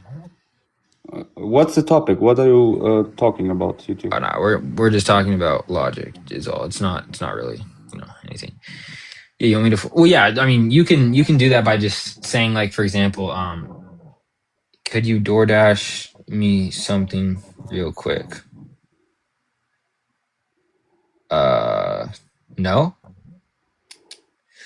But anyways, well, materiality because it depends what you take the operator to be in higher order logic. Because like, I mean, now that you're actually quantifying over objects, you can actually give some like way it's related or something like this. But I would hold really loosely on that. Like, I wouldn't necessarily be um like obviously you can express that, but my position specifically, I would stray from a type of formal language. Because have you read up on HOL? Because when I read on, you either go to fourth or stuff in type theory. Well, type theory has to do with Civ. Do you mean quantify over predicates? Yeah, quantify over predicates. Yeah, Bro, that's what I meant by variables.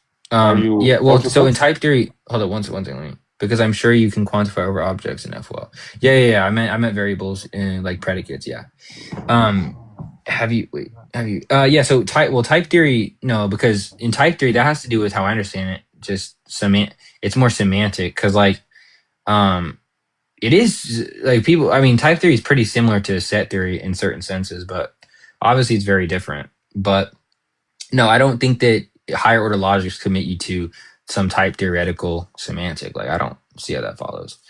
Um, go forth to fourth or stuff in type theory because like you can have unlimited or like you can have specific like a millionth order logic. Type theory is more like proof theory.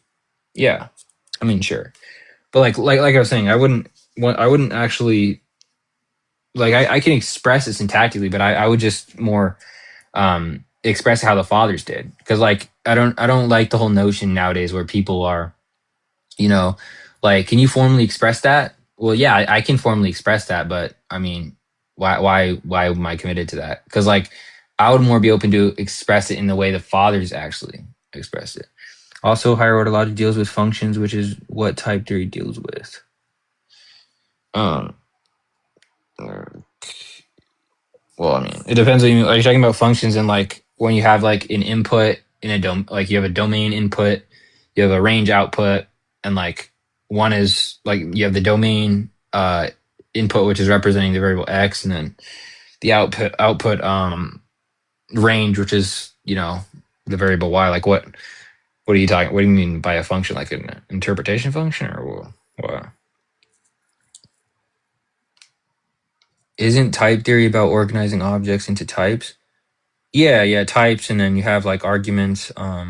Yeah, you have like that. It's like pretty. That's what I was saying. Like in a sense, it's similar to set theory because like if you look at the arguments as in like members or collections almost, and like you look at the types as in sets, you can kind of get an analogy going there. But it's really different once you get pretty deep. Yeah. I mean, there's really no point to reading type theory, but like homotopy type theory is just really interesting. Like there's some videos you can watch on, and especially some of like the I forgot there was this one paradox because you have untyped theory as well.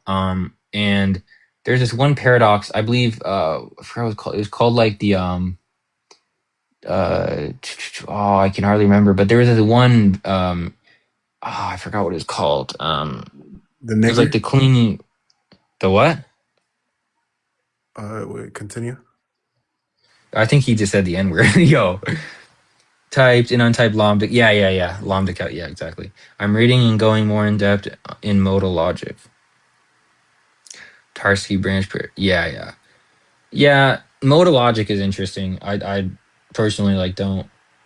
I've read it like intros and stuff, but I don't think it's like for me specifically when we're talking about like different types of logics and different branches of philosophy. It's good, but I don't really want to step outside of the realm of what the fathers are passing down to us. Like I feel like that's something secondary, obviously. Like I would say, get very educated in the fathers and what they're actually teaching, and then maybe if you got very educated in that, you can step down to secondary uh, under ways you can express your beliefs, right? Like, but again, like nowadays it's so analytical, so it's kind of hard not to. Like you'll, I think modal logic is good in debates, but no one ever uses K in actual debates. I mean, the K axiom. Are you talking about the K axiom or what? Because like if you're talking about K as in the axiom, what's his name? K system. Oh, okay, okay. Well, K is used by what's his name? Oh, what's his name? Rob Coons. Rob Coons, that's who it is.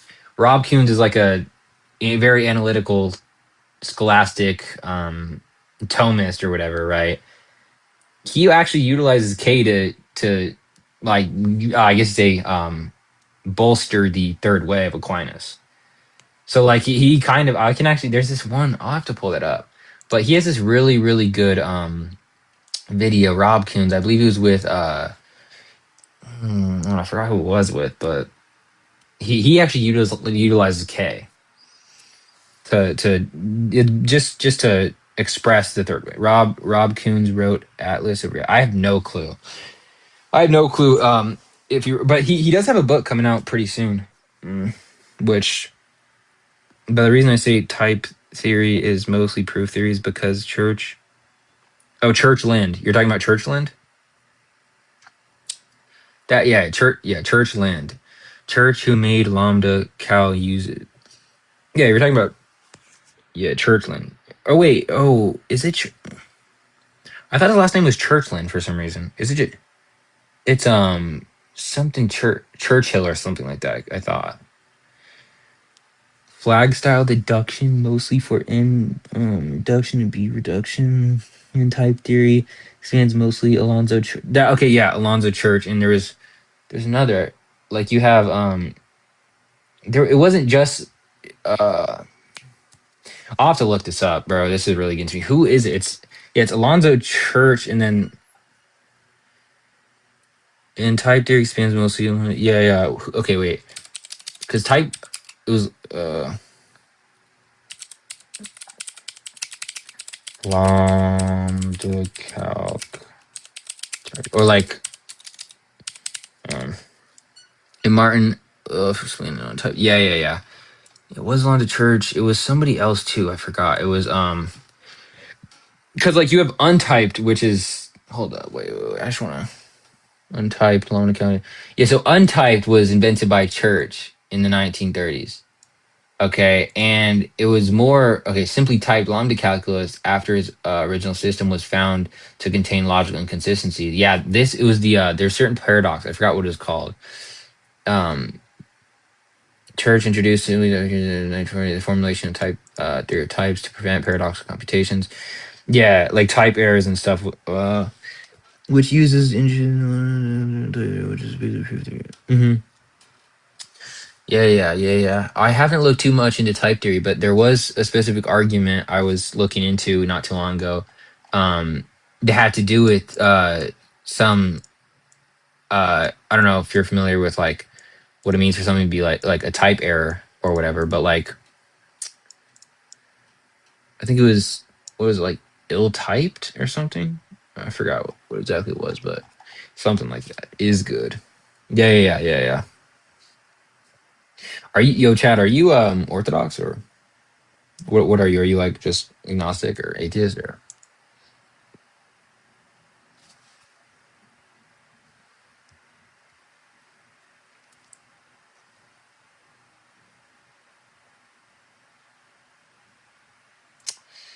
But yeah, I mean, I guess like probably like the thing is like back to what I was talking about earlier. Like, yeah, you could express that in higher order logics because you're actually quantifying over elements in a given domain. But atheist, but the other person you may be referring to with type theory is Russell and Frege had a proto theory. Yeah. Okay, you're atheist. Okay, interesting. Yeah. Okay. Yeah, I gotta start. The thing is, bro, I would be way more educated and stuff. I've just been reading on patristics lately. Not gonna lie, it's kind of rare you'll find like a Christian is as educated as maybe you are in this realm, because like most of them are really invested in the patristics and just apologetics in general. So a lot of things they got to kind of study up on, which there's only like a few I think are really, really educated in that. But even them still, they aren't very educated in apologetics. Like maybe like Lucania or somebody like that he's pretty decently educated in that, but maybe not so well educated in scripture arguments or whatever. So it's kind of rare you find that, but let me see if I could actually get this done before I head to sleep. Lord willing, Lord willing, Lord willing.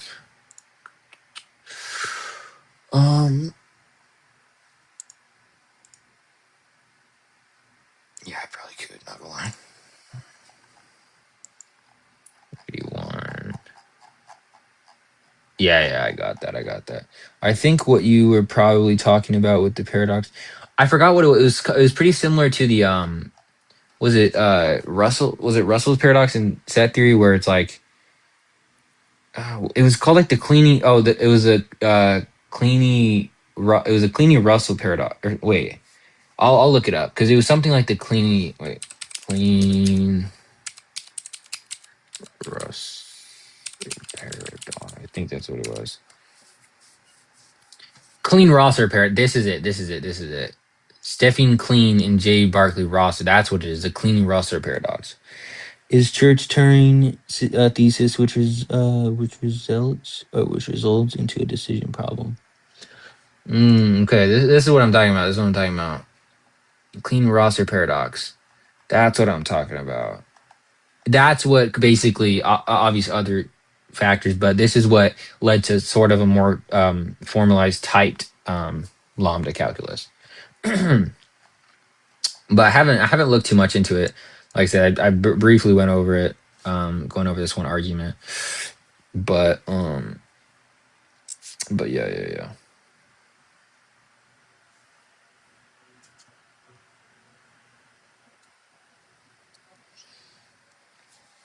But I mean, like, I don't even think, like, since nowadays it's so analytical, it's like I don't know. Like, now as a Christian, you might kind of be led into trying to formalize reviews, like, given some formal language. But like, I don't know. I just think that we should more try to express it how the fathers expressed it, rather than some really formalized view. I just think that analytical tradition is pretty not very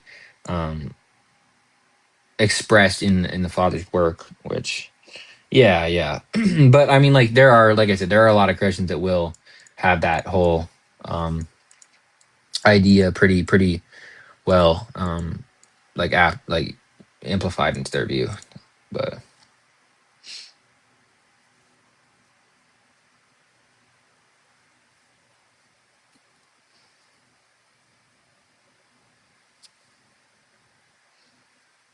yeah, okay.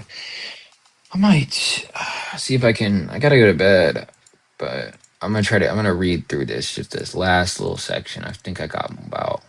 I'll read from the top. Oh, you spoke about set theory. Are you well read up on it? No, I'm not. I'm not well read up on set theory. I just know like the basics. Like, I know the language. Pretty. I'm decently educated on the language and whatnot. But if you're talking about, I've never read anything past some like intro or anything. But I do know set theory goes really deep, really deep. But again, like I was saying, like, I probably would be read up on it, but I got to lock in on the patristics, bro. I mean, I probably if I dropped everything, patristic and everything, like theology and stuff, metaphysics, I think that stuff is really interesting. When I'm done reading on Scholarios and them, I definitely want to get really, really deep into the more. Because set theory is math.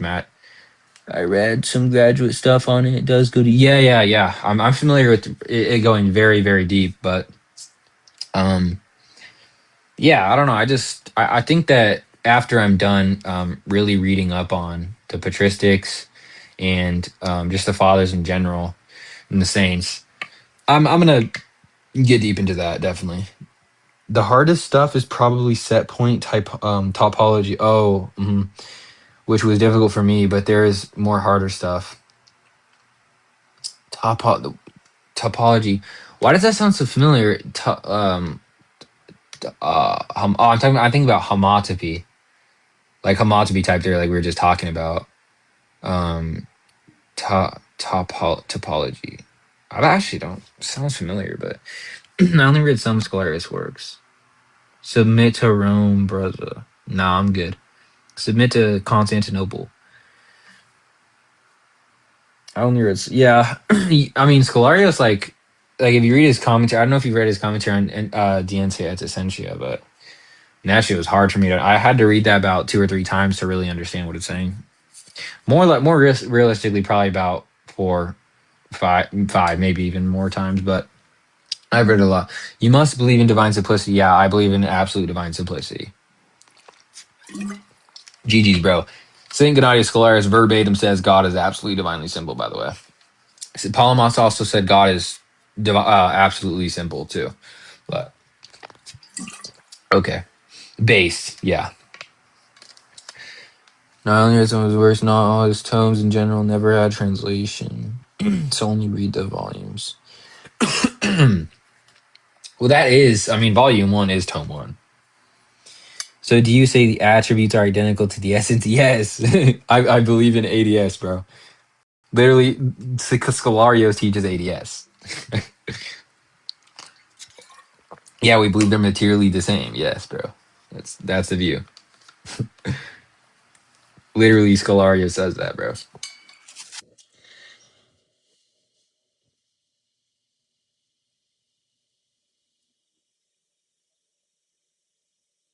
Is the will of God identical to his essence? Yes, bro. What is this? Modal like modal collapse? Like yes, God's will is identical to his essence, bro.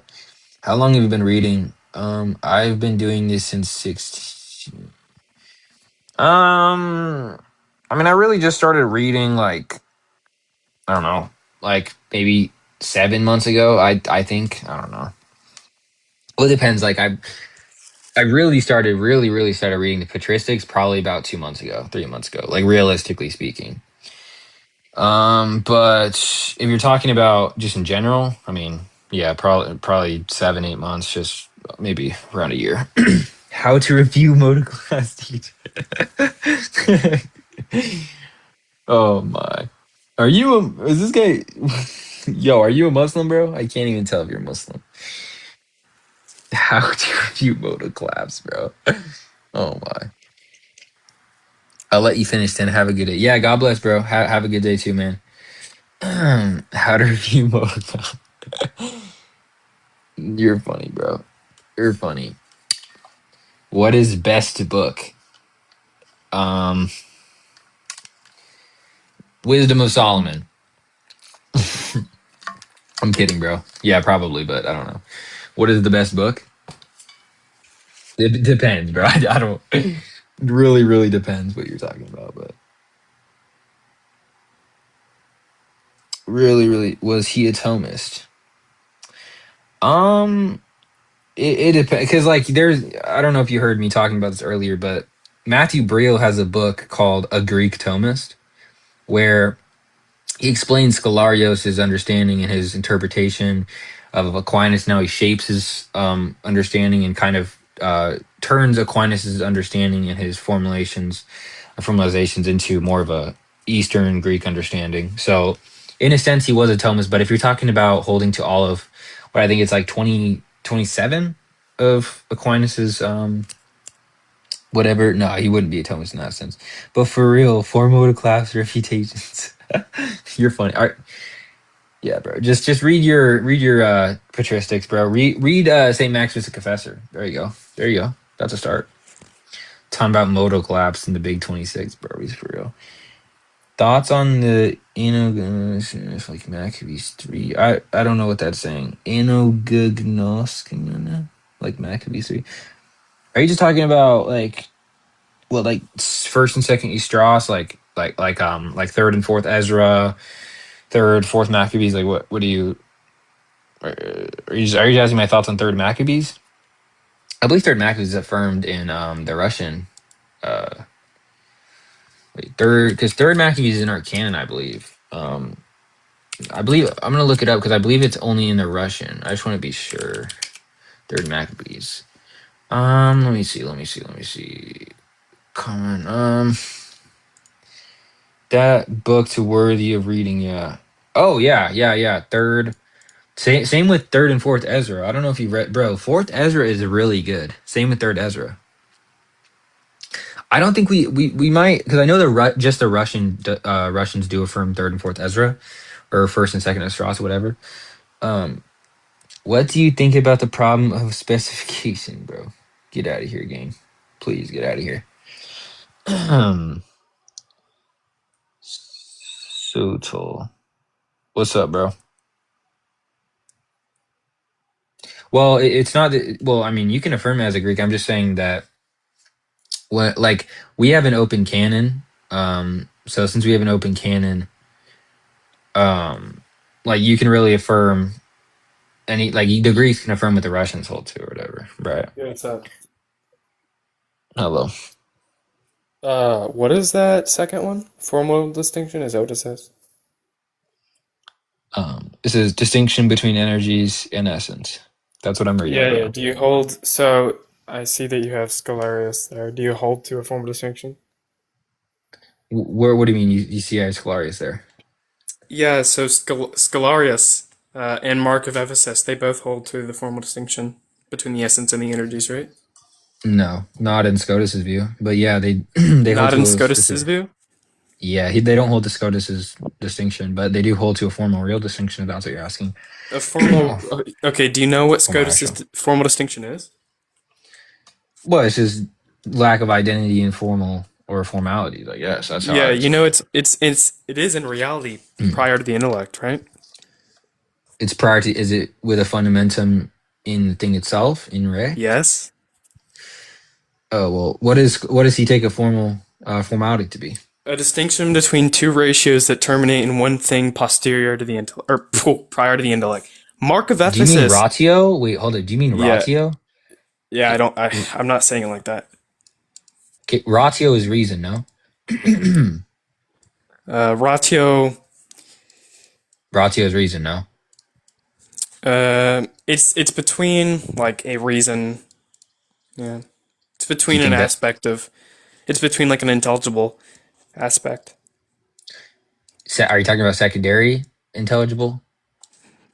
Secondary intelligible. Am I talking about secondary intelligible? What does that even? What does Yeah, that like question even mean? well, Scholarius talks about secondary or secondarily intelligible things, which is just things that are concepts and that are founded posterior to intellection. That's what No, they're I'm saying. no. So Scotus's formal distinction is prior. It's in the thing I know. itself. I'm saying about the yeah. When you're saying in ratio, I'm saying what does that say? Because yeah, it's reason, but what is that saying? Are you saying that it's secondarily intelligible? Are you saying that it's like what are you saying? I'm not familiar with what secondarily intelligible. I just told you. You didn't. I just told you. Sklar speaks about this. It's concepts. Okay, They're founded it's posterior to between a concept intellection. posterior to the intellect. Yes. Then no. Okay. What do you mean then? Well, it's prior to the intellect. It's in the thing itself. It's between I'm an talking about intelligible aspect. okay. Reason means prior to the intellect. That's what you mean. I don't even know if ratio means reason. It's ratio, but Okay. ratio is ambiguous. I'm not gonna lie. Like when you say distinctio ratio fundamentum in re, you're saying there's a distinction in reason with a foundation in reality, right? Mm-hmm. Okay. So yeah, you can use ratio in different ways, but I'm saying by because you said ratio. That's why I said, do you mean ratio as in reason? That's what I Yes, I asked mean you. ratio. Okay. Well, what does that mean then? When you say reason, what is that saying? It's a distinction between like what is intelligible, like, of the thing? So, what is intelligible of the thing? Yeah, between two intelligible aspects of the thing. Okay, and what do you mean by aspects? Like two different Essential definitions? ways in which like a thing is understood. So it's not an essential definition. Yeah, you can say it's an essential definition too. So you just said two intelligible. So two intelligible aspect is essential definition. Okay, Yep. that's your view. That's Scotus's view. Yeah. Okay, so Scotus believes that there's a distinction between the essence of God, the energy of God. No, Scotus doesn't Actually, think with the that. Scotus okay. thinks that the formal distinction is between like attributes and like objects and subjects within God. Okay, And so I like the don't believe essence and the that. Then existence. I believe that it's a real distinction. You Like I think just there's a said, real distinction in what? in God. Oh. You just said Scotus doesn't believe that, right? Yeah, Scotus doesn't believe there's a real distinction in God.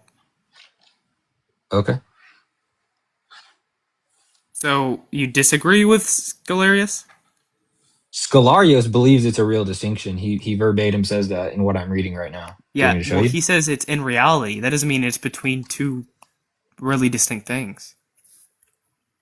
What? Yeah, no. Saying between two really distinct things. Are you saying two res? Yes, to Ray. That's not what Scholar. Two ray. Yeah.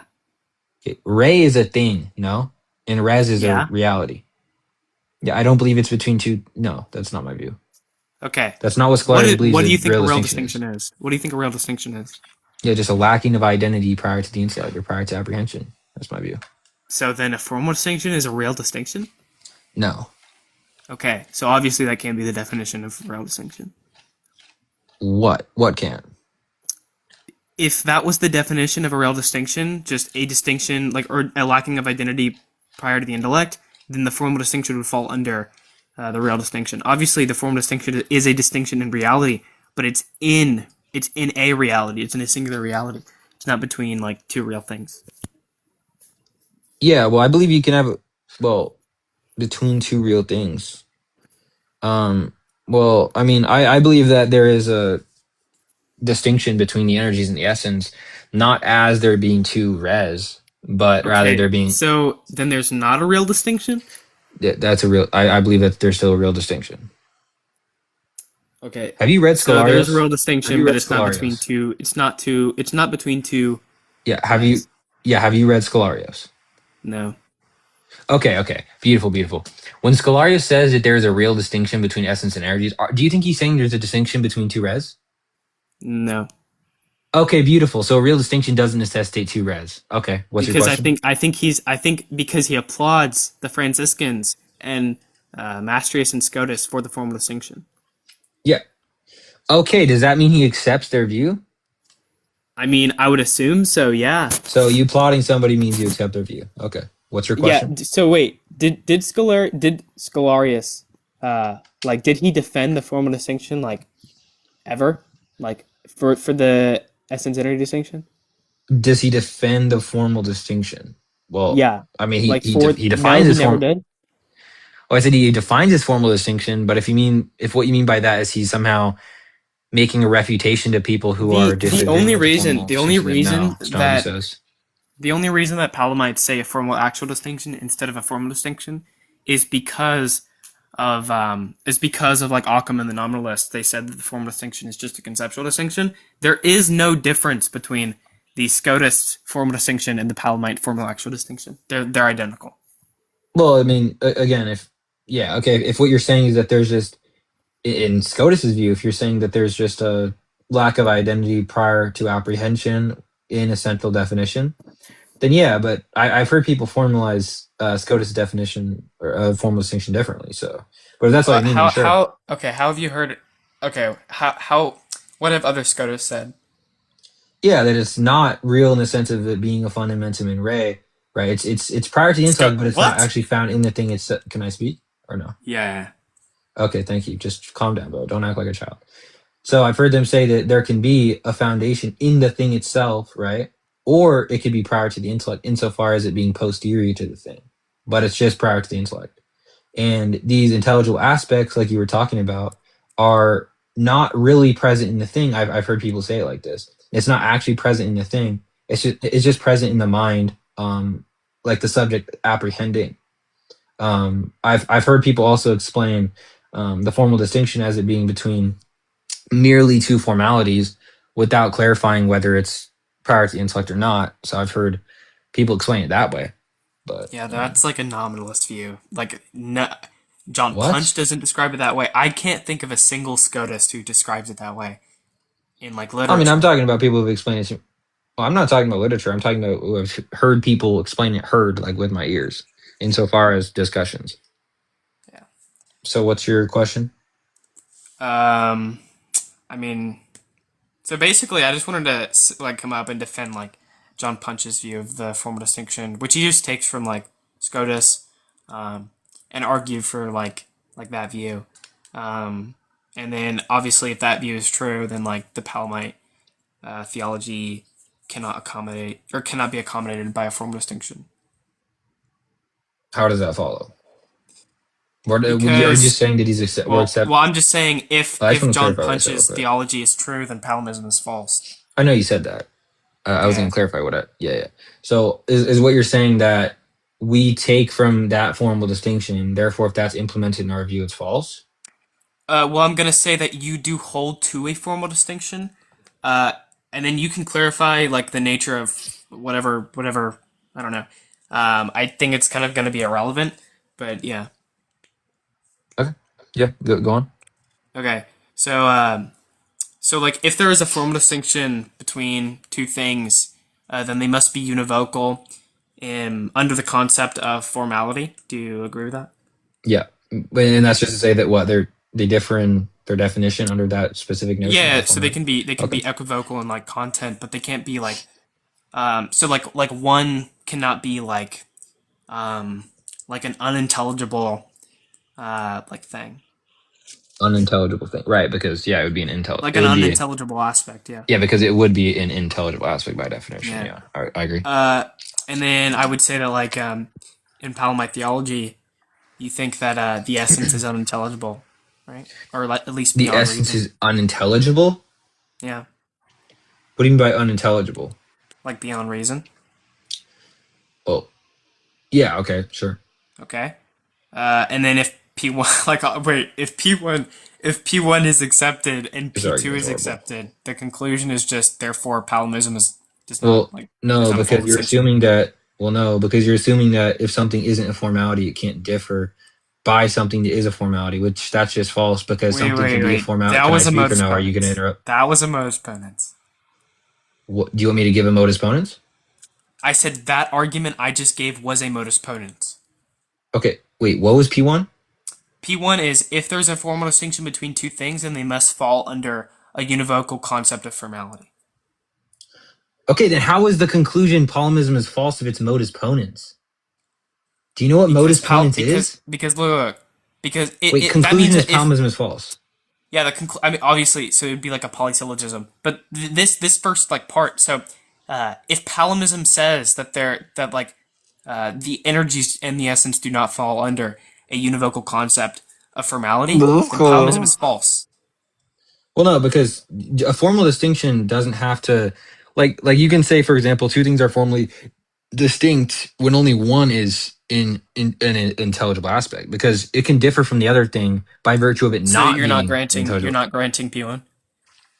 Well, P1 doesn't. P1 is just saying that what there must be, if there's a formal distinction, it must be between two intelligible things. Then each intelligible aspect must fall under a univocal concept of formality. Each intelligible aspect, and by each you're referring to what? To um Each intelligible aspect. What do you mean? well, each intelligible of what? The first thing, Of each formality. So let's say P in and what? Q are In the formally essence? distinct, then P and Q must be univocal. Okay, Under like they must fall under a wait, univocal P concept of and Q. formality. So you're saying the antecedent and the consequent Yo, did, I said P and Q. I said let's say P and Q are formally distinct. Okay, they're non-convertible. They don't okay, overlap or well, anything. I don't then no, I don't agree with P1. That doesn't follow. Okay, so we're backtracking. Well, no, because I agree that if something's formally distinct, it must differ in formality. That's my view. Yeah, so I didn't say that they can't be like they can't differ in content. They could be equivocal in content, but they must fall under a univocal concept of formality. They must both be univocal in formality. Yeah, well, being univocal in formality just means they differ in formality. That doesn't mean that two things that are distinct must be both formalities, because you can differ in formality when one thing isn't formality. Then by definition it would differ in formality. Sure. So do you think that like there can be one let's say there's one reality, and in this reality there are two formally distinct things. One of them is bat, as in like a something you swing, and one of them is, or actually no, we can use a different example. So let's say there's a painting, okay, and in this painting there are two formally distinct aspects, okay. One of them is man, as in the representation of a man, like in the painting, and the other is man, as in like an actual human being. Do you think that those things can be formally distinct within this one painting? If it's one res, yeah. Yeah, you're a fucking idiot. What's the Bro. argument against that? Go on. Yeah, so if you're really just conceding that the painting would be a man. It would be a human being. What? That doesn't follow. You just conceded it would be a human being. How? How does that follow? Because it has the formal like identity of human being. You said it's formally. You said it's formally distinct. Yeah, so if it has It two wouldn't have formally the formal distinct idea. aspects, one of them is man in an analogous sense, and one of them is man in like a univocal sense, like man, like you and me. You think it can both be a painting of a man analogously and a painting of a man univocally. It could be Yeah. man, just like Yeah. you and me. So it could be a human. That painting The- it has the human nature. Well, how does that follow? What do you mean? How does that follow? You're saying Do that you there's think- two formally distinct aspects under one res. Yeah. Therefore, each formal aspect would somehow be identified in the res. Yeah, that means that I'm there saying is. that doesn't follow. That means that the res is in reality a man, a human being. Well, hold up. If in the paint, well, no, that doesn't follow, because it would be That does be really distinct. It follows analytically. Wait. Well, hold up. Do you think that there's such painting where it has two formally distinct aspects, but it's just one reality? I don't think paintings are realities at all. But What do you like, think? I think a reality is just an object of reference. do you think What? a reality requires like a natural form? A natural form? Yeah. What do you mean by that? Like, do you think a car has a natural form? I just said, what do you mean? I just A said, what do you natural mean form. by that? So a form is just like what gives it. Like it's So like, do you accept hylomorphism? Bro, what do you mean by hylomorphism? Hylomorphism is the Aristotelian view that natures are composed of form and of matter. Form gives it it's like essentially makes it what it is. Like the reason we call a dog is because it has the matter, it has like biological matter, and it also has the form of a dog. Well, if that's what you're taking it to be, not necessarily. Okay, so obviously artificial things can have natural forms. What? I'm sorry? Obviously, it would just be a Biological things can't contradiction. have. How is that a contradiction? What's a P not P? Artificial things, so it has an artificial form, cannot have natural forms. Artificial. Wait, but I'm saying, why are you assuming it's just being posed in the same respect, though? It's just one reality with two opposing things. I don't see how it's a Yeah. contradiction. Well, the reason I brought this up is because you said like it's just one reality. I don't know why. Yeah. I brought it up, but like so basically. So you agree that a formal distinction is in reality, right? It's in the thing. Yeah, in my view, and Okay, supposedly an your view, object, an object who has two formal distinctions is identical in reality. yeah. Two with those formal distinctions, distinctions. right? Yes, two formal distinctions. What do you well, there's like one thing that's formally distinct from another, and another thing formally distinct like from it another. has two formally distinct objects or two formally distinct things. Okay, so it's one formal distinction. Okay, yeah, one formal distinction, whatever. Okay, so yeah, so there's one formal distinction. Okay, so Mhm. one reality with like two, or one reality with two formally distinct things. It's identical with both of those things, right? In reality. Well, yeah, but you wouldn't be porting in the same Okay, respect so because they if differ if formally. if there is an object that both has the term analogous to man and the term univocal to man, then that thing is both analogous to man in reality and Hmm. univocal to man, Yeah, which means not in the same which respect though. means what? Did you just say that doesn't follow? Yeah, because it's not being ported in the same respect, like I said 10 minutes ago. It's formally distinct, bro. Obviously, formal distinctions are not in the same respect, but they are in the reality, which means you can speak of the one reality of existing in both ways. Yeah, I believe. Well, I believe they differ in mode of existence. Sure, Yeah, that's that's what not a formal Scolario says. distinction. You that's a modal Scolario distinction. says Scolario says they differ in mode of existence. So sure. That's a modal distinction. Okay, wait. Do you think that if two things, wait, do you think something differing in mode of existence can it not also differ in aspect? Not the way we're using aspect. No. You just said an intelligible object, right? Or an intelligible Yeah, object. but two modes, like two different modes, are really distinct. Two different modes are really distinct. Yeah. Okay, Two. but wait, do you So think they're two like realities? obviously That if doesn't we follow. wait, what do you say? Because That like doesn't follow. They're if we're two just saying realities. That that doesn't like follow. if we're just saying that there's a formal distinction between anything that is like intelligible between any two things that are intelligible, then there's a formal distinction between me and you. Obviously, that's false. It has to terminate within like one thing. Okay, do you think that just because two things differ in mode of existence, therefore they're two res? No. Okay, so the essence and the energy differ in mode of existence and aspect, right? And intelligible object, okay? Or intelligible thing, whatever. Okay, so there's still one res, and just because they're opposed in that sense, it's not a contradiction because they're still different formalities. So it's not being literally posed in the same respect. They're not absolutely identical. So I don't see how your Wait, argument what? follows. Who are you responding to? I'm you when you're saying No, that you're not. they're the same res. Yeah, you're saying that they're the same res. Okay, they differ formally. Okay, so you'd have something analogous in univocal or whatever, right? As the same res. That's a contradiction, I right? never said that was a Oh, so contradiction. so it's not a contradiction. I never said it was. Okay, so what's your point? My point is that you cannot have two equivocal What like does cannot mean? What's the modal scope for this? like like what do you mean? Like it would be a contradiction? No, no, I'm asking if you think this is Like it's logically impossible? cannot be the case. Yeah, it's Well, logically impossible. not It's metaphysically impossible. metaphysically impossible. Yeah. Why? What do you think metaphysical possibility is? Um, it has to do with like what is possible in the metaphysical world. So obtaining, correct? Yeah. Why can it not obtain? Sure, because it results in a metaphysical contradiction. Or are you just asking me to give like? That's Are you begging just the asking me to question. motivate that? Are you just asking me to motivate No, that? not to motivate. No, I'm asking why is it metaphysically possible? Not to. I'm not asking to like show me why Because my it view is results in a metaphysical. contradiction. Oh, okay. So it is a contradiction. Yeah. Okay, so that's what you were saying when you said cannot. I Okay, never that's said just a. therefore. You said it Okay, cannot. so you're You said just it not cannot, tracking. which is reducible to a You're not contradiction. tracking. You literally just said it cannot. That's what you said, which is I reducible to a never. Okay, contradiction. my objection was not that like the essence and the energies cannot be one thing. My objection was that the essence and the energies are equivocal. It can't be a formal distinction.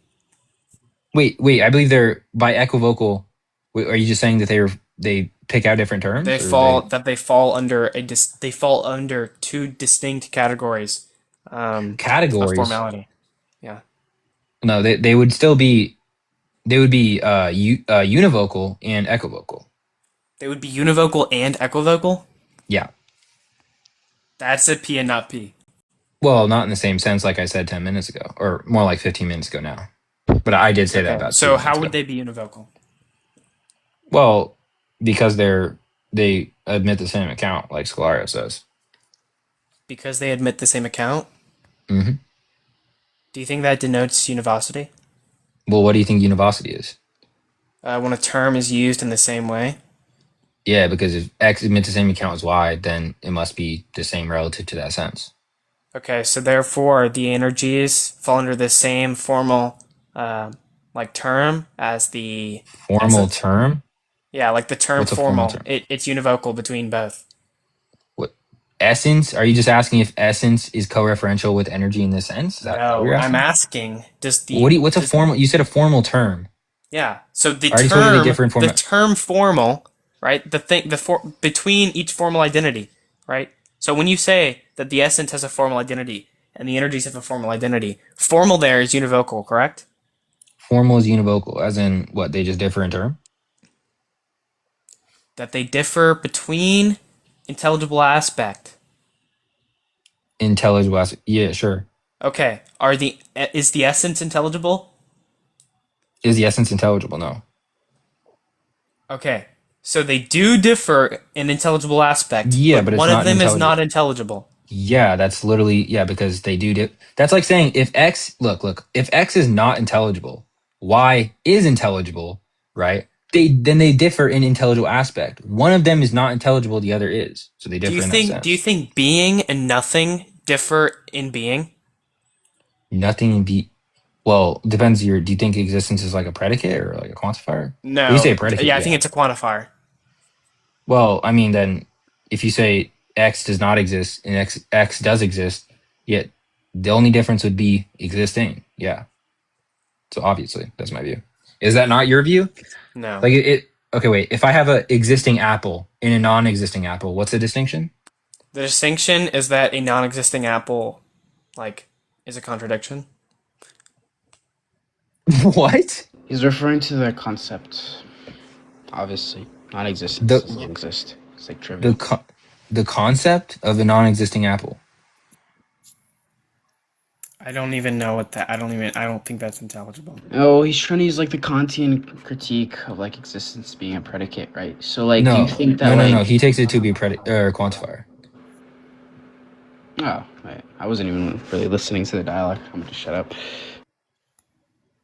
Yeah, but I mean, obviously that would follow. But still, I'm saying if you say that the notion of a non-existing apple is what did you say? Did you say that's like a contradiction or it's impossible or something like that? Yeah, Do you think because obviously there is only an apple if an apple exists. Like to there's say only an apple if an apple is? there exists Wait, how some many apples? non-existent apple. How There wait, exists can we hold something up? that doesn't exist. Yeah, I understand your view. Let me ask you a question. Look, can we grant for sake of argument that there's a million apples in the world? Yeah. Okay, could there possibly be a million and one? Yeah. Okay, what's the distinction between when we're talking about 1 million apples versus that one that could exist? What's the distinction between everything true of these 1 million apples versus this apple that could obtain? What's the distinction? There is not actually one of those apples. Oh, right. So you're saying that apple isn't the case. So it could be a real apple like the a million. Yeah, there does not exist one apple. There it is. So the distinction is that it does not exist. Yeah. Okay, so the distinction between existing apples and non-existing apples is that one doesn't exist. So the distinction is existence. Okay, GG's. What's your next question? Where's the conclusion? Well, the conclusion is that you just said seems the like you distinction knew. is in It seems like you knew existence. you didn't have a point. That's why you stopped talking. The distinction is in existence. You just said that. One doesn't exist. That's a distinction. Okay. Where's the So the where? distinction is in All right. existence. Now bring it Okay. around back. Like To my view. Okay, beautiful. One thing is an intelligible aspect, one is not. Therefore, they can still differ in intelligible aspect, even if one isn't an intelligible aspect. Are you alive? so, there are two things. Okay. Oh my. Oh my. Let's just be clear. You granted the formal distinction is a distinction between two intelligible things. They have to Two both be intel. intelligible. No, I said it's a different. No, I said it's differing in intelligibility. To That's be what I clear, said. to be clear, you granted again that each formally distinct thing must be univocal under the concept of formality. That just means this just entails. No. Yes, That's you what I did. said You was literally did. and I clarified later. Did I not clarify later and say that they I must don't remember differ what you in? said. Okay. So you don't remember what I said. What I clarified later on was that what I'm saying is that they must differ in intelligibility. That's what I said. I don't wait. They must differ in intelligibility. Yes. So one can be more intelligible than the other. One can be more intelligible than the other? Yeah. Yes. They must. That's an entailment. in the formal distinction. Yeah. In my view. Okay, can you defend your view? I just said I said from the beginning that I can defend my view clearly. Okay, so can you defend why two formally distinct things, one must be at least more intelligible than the other? One must be more intelligible than the other? I never said that. I said Are you kidding me right must? now? I didn't say it's a must. When did I say it's a must? I said that's the case for this. I literally said, must it be the case that one must be I If said that's what you that said, verbatim. then no, I don't. Well, I thought you were. So you're saying necessarily. Yeah. Then that's not my view, no. Okay. I believe it could be But the case, you though. think it can be the case? Yeah. Okay, then you think that they can be equivocal, they can fall under equivocal concepts of formality? Equivocal concepts and formality? Sure. Yeah. But Okay. that doesn't necessitate that both need to be. Yeah, that doesn't necessitate that both need to be formal notions. That doesn't follow. If they're both okay, what does it mean for something to have like what does it mean? What does the equivocal term formality give? Like what does that mean? Well, it's saying that one has a specific definition that lacks that same account to the other. Okay, so an equivocal account of formality is one has a distinct definition that falls under the same account. That's unintelligible. What? That's unintelligible. That's what you just said. I asked for the definition of the equivocal term formality, and you said that. What do you take equivocal to mean? The same term used in completely different senses. So just the same term being used in different senses, and you're asking me what formality means in this sense. Yeah. So what is the formal identity of the essence in contrast to the formal identity of the entities? Because obviously, the point is that it lacks the same account. That's the point. Yeah, I don't know what do you mean? What does same account mean? Yeah, meaning that what is being referred to of one is not being referred to. Yeah, that is irrelevant to your claim. Your claim is that they fall under equivocal concepts. Because me and you agree. My point is that's not my point. My point is that you and my point is that one does and one doesn't. Yo, why are you talking over and Mastrius and all the Franciscans all agree that each formally like distinct thing has equivocal content. Obviously, goodness. If by that you're saying, hold up, I want to clarify. Yep. If by that you're saying that it must be the case that if there's two formally distinct things, both must be of the category formality or of the concept formality, I don't agree. Because you can have something that is not a formality, one that is, and they would lack identity in formality. Just like I gave the example of existence. Wait, so two things can be formally distinct without one being a formality? Yeah, in the same way I gave the example of existence. You're cut. Oh, what's the argument for that? Oh, yeah. Okay. I mean, that people say that when they're getting fried. Because a formal distinction is analytically a distinction between two things that have formal identity. What all you're doing is just showing that my view on formal distinction, Scholarius' view on formal distinction, is not the same as yours. That's all you're doing. You literally so you're just conceding the thing at the yourself. Start. Then. How?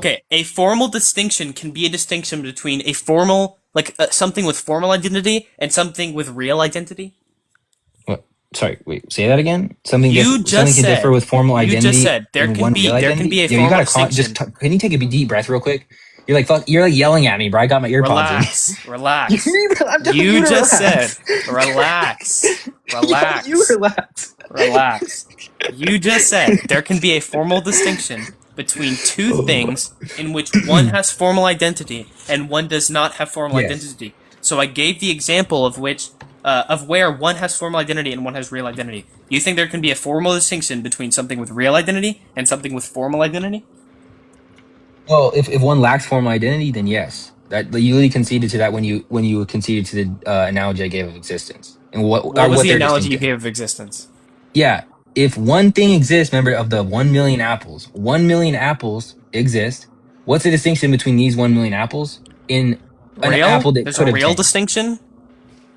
A real distinction. Yes. Okay. What makes them distinct? I'm talking about. Because an apple has real identity, and the conjunction of 1 million apples has real identity. Wait, no. I'm talking about the apple that doesn't exist.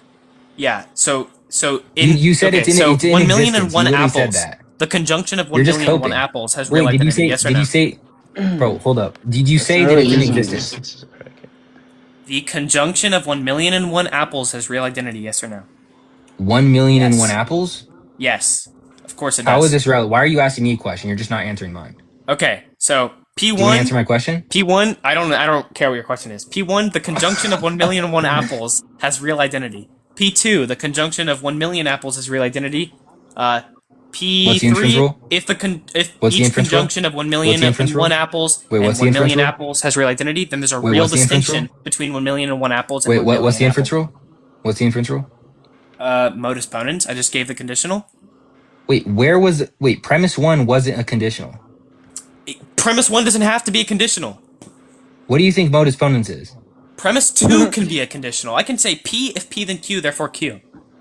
Wait, P if P then Q, I therefore said I Q? can say P All if right, P then I'm Q, gonna write this out. I'm gonna write this out. I'm gonna Q. write this out. That's also a valid modus ponens. Wait, it's formally valid, but it's not the form modus ponens, just to be fair. It is formally valid, I'll grant that. You literally just said it's formally valid and it's not formally valid. What? I said it's not the form modus ponens. You can have something formally valid that isn't the form modus ponens. What are you Modus talking about? ponens can be P if P then Q, therefore Q. Okay, sure, but I'm saying that the specific form of modus ponens. Yeah, sure, What do you you're mean? affirming the Do you just antecedent. mean the most commonly given like? Yeah, that's yes. Okay, what's I'm gonna write this down because I want to be very clear on P1. this. Okay, One hold up. million and one apples has real identity. Wait. Premise one, 1 The conjunction of one million, million and and one hold up. Can apples you has calm real down? identity. The conjunction of 1,000,001 apples have real identity. Why isn't this just P2? Identity. P2. Whatever.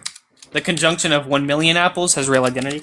The conjunction of 1,000,000 apples have real identity.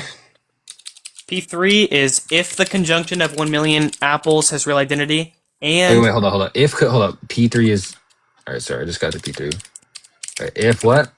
if the conjunction of 1,000,001 apples has real identity, and the conjunction of 1,000,000 apples has real Wait, hold up. identity, You gotta hold up. If the conjunction of 1,000,001 apples has real identity, and the conjunction of 1,000,000 and apples has the real identity, then there is a real hold on, yo, distinction. calm down. And the in the conjunction of 1,000,000 apples has real identity, then what? Then there is a real distinction between the Then conjunction of there 1,000,001 is apples and the a real conjunction of 1,000,000 apples. distinction between 1,000,001 apples and 1,000,000 apples. Okay, the P1, the conjunction of 1,000,000 1,000,001 apples have real identity. The conjunction of 1,000,000 apples has real identity. P3, if the conjunction of 1,000,000 apples has real identity and the conjunction of 1,000,000 apples has real identity, then there is a real distinction between 1,000,000 and one apple. 1,000,000 apples and one apple, or 1,000,000 apple. That's the argument. The conclusion is therefore there is a real distinction between 1,000,000 apples. Okay, do The you know the conjunction of distinction 1,000,000 between theology? Okay. Huh? Do you know what theology proper is? Theology proper, Yeah. just proper theology, just reverse that. No, I don't know what that is. Okay. So when I ask for, like, for example, the distinction between the Father and the Son, and you say a real distinction, right? That's valid. You're answering the question. But if I'm speaking about theology proper, that means I'm asking about. I guess. Well, in this case, it would be what distinguishes them insofar as the content itself. Was it property, dissimilarity, whatever? So you can ask the question when speaking about the distinction between Father and Son, theology proper. It would be what relations, right? It would be the Yeah. relations. Yeah. Okay. So when I'm talking about theology proper in this case, I'm not asking about if it's a real distinction, formal distinction, whatever. I'm talking about theology proper insofar as what is the thing that distinguishes them. Okay. So what's the answer? The thing that distinguishes. Are we going back to the apple example?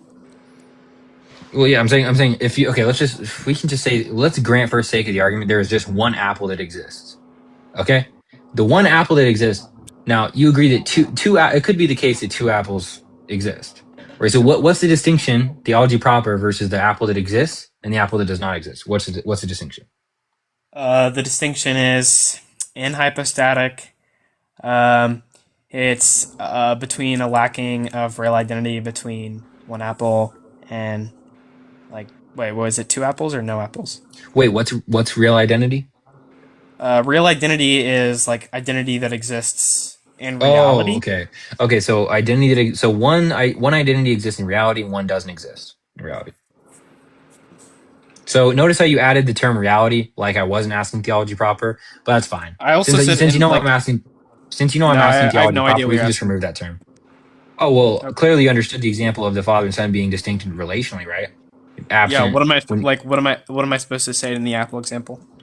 yeah, you're supposed to tell me what is the thing that distinguishes them insofar as the content, The rather than if lacking it's of an prior apple to the lacking of an apple, what obtaining? of existing. Okay. Oh. Okay, so one lacks existence, the other doesn't. That's the Yeah. distinction. Okay, so it's in existence then. One lacks existence, one doesn't. The property lacking or whatever is existence. Okay. So they're distinct in existence, theology proper. So when I say theology proper, they're distinct in formality. What's the issue then? Since one If isn't they're distinct formality. in formality, then they're one thing. So it can't be the case that one exists and one doesn't exist. Sorry, repeat that? So if both cases, the apple existing and the apple not existing, are distinct formally, then it's the case that like the apple both exists and doesn't exist. I'm not talking about formal distinction in this case. I'm talking You Yo, said bro, what if they're formally distinct? the energies in essence, not the apple and the non-apple, bro. Like, are we Well, serious? that's going back. Okay, so if No, the the analogy energies in the wasn't about essence. formal distinction. Do you think the analogy was about a formal distinction? You're No, laughing. That's but you lost. That's said, but we're cluelessness. talking about apples, and then you say, okay, so what's the issue with the formal distinction between them? Yeah, but the Them? point is, yeah. Do you want? Wait, tell me what the point is. Well, obviously now Uh, I understand the point was calling back to the essence and the energies, but that wasn't clear by saying no, what by is the talking point? about Cole, apples what and is then the point saying of the theology proper, bro? okay. Okay, what? What is the point of me invoking theology proper? I want because you're not understanding the point. It's The like you're point is clueless to for the fact you don't even is understand for you to help me understand that I need to the point. give That's the point of give the theology proper. asymmetry. I need to That's give the the point of theology asymmetry. proper. What? Yeah, you are not tracking my question. My question would: what is the point of me imploding or employing Yeah, theology proper? I'm literally in the process of answering that Your question. understanding has nothing to do with that. I'm in the process of answering that question. I'm saying you did you not invoke your understanding? Yes or no? Yes. Well, you're already wrong because me invoking theology proper has nothing to do with your understanding. Okay. Okay, so track what I'm saying. I don't know why you're laughing when you don't even I didn't understand even why I laugh. give. I said okay. I said You K. were That was the laughing. last thing I last sound I You made. were laughing earlier, which I'm just astonished because Okay. you weren't tracking. Okay, look. The point is, if you have like let's just say you have something that has a property and another thing that does not have a property. Okay, these things can still differ, even though one thing lacks the property of the other. Correct? Yeah. Okay, beautiful. Now, when it comes to a formal distinction specifically, okay, Yosko, this is Civ I was talking about. Like when I'm talking about a formal distinction in this case, okay, you can have something that is intelligible as an intelligible aspect, and one thing that is not, and they can still be distinguished under that category. So the non-intelligibility, is that intelligible? No, that's the point. That's why they're distinct. Because I just asked you a one question. lacks the aspect, but you're not understanding. I've told you this 5 times. One lacks the aspect. One does not. That's why they're distinguished So in terms of theology proper. Wait, hold on. Just to be clear. So okay. The intelligibility of the energies, we're good on that. The non-intelligibility of the essence. Is the non-intelligibility of the essence intelligible? What is that? Are you asking if you can? Well, it depends what you mean by Yeah. So like, intelligibility. okay, so obviously the essence, we agree that it's like beyond reason. Does the term beyond reason there, is that intelligible? Obviously, it is. Well, I mean, are you saying can you explicate on what that's saying? Yeah, sure. Yeah, okay. Then you just conceded that there's not a formal distinction between the No, essence I and didn't. the energies. Again, you I'm didn't about to show understand you what a why. I'm formal about to show you distinction- why. wait. I'm about to show I you already why. know what Hold you're on. going to say. I already know Slow what you're down. going to say. I can pre-fire Instead, your there's a argument. formal distinction between what is denoted or what is Nope. given by beyond Not reason true. and the That doesn't energies. follow. No, That because what does is follow. denoted by If a beyond formal reason is the distinction essence. is a That doesn't distinction follow. between Are you going to keep two talking? intelligible aspects, I'll have to mute you because you're not even tracking. When you say what is denoted, because like I don't want to mute you, right? But I kind of have to when you're talking over me when I'm trying to respond to your point, which is a horrible point. what is denoted by the unintelligible thing that is intelligible insofar as it being unintelligible is intelligible, that thing being denoted is not formally the essence. So, That's fine. Irrelevant at my point. okay. Can two things be formally distinct, in my view, if one is unintelligible and one is? It's nonsense now. But, okay, but you just said that's fine. When it's not denoted. So look, obviously, if something is beyond reason, it cannot have a formal identity. That's why I'm saying, look, one thing lacks a formal identity, one does not. Therefore, they're distinguished by formal identity. In the same example I gave of existence in theology proper. Look at you not tracking once again. Oh my, what is that? Three tracking errors? Like, holy. Look. So if I say P is unintelligible and Q is intelligible, okay? There's a formal distinction between P and Q. Then I say the proposition P is unintelligible is intelligible, and it's given that the formal distinction entails that each thing is intelligible. Then it follows that there's not a formal distinction between P and Q. Instead, there's a formal distinction between the proposition Q is unintelligible and P. No, Yes. because I'm telling you, under your view, look, there could be a distinction. That was literally look at you over talking again when I'm trying to respond. This guy does not shut up. Oh my gosh.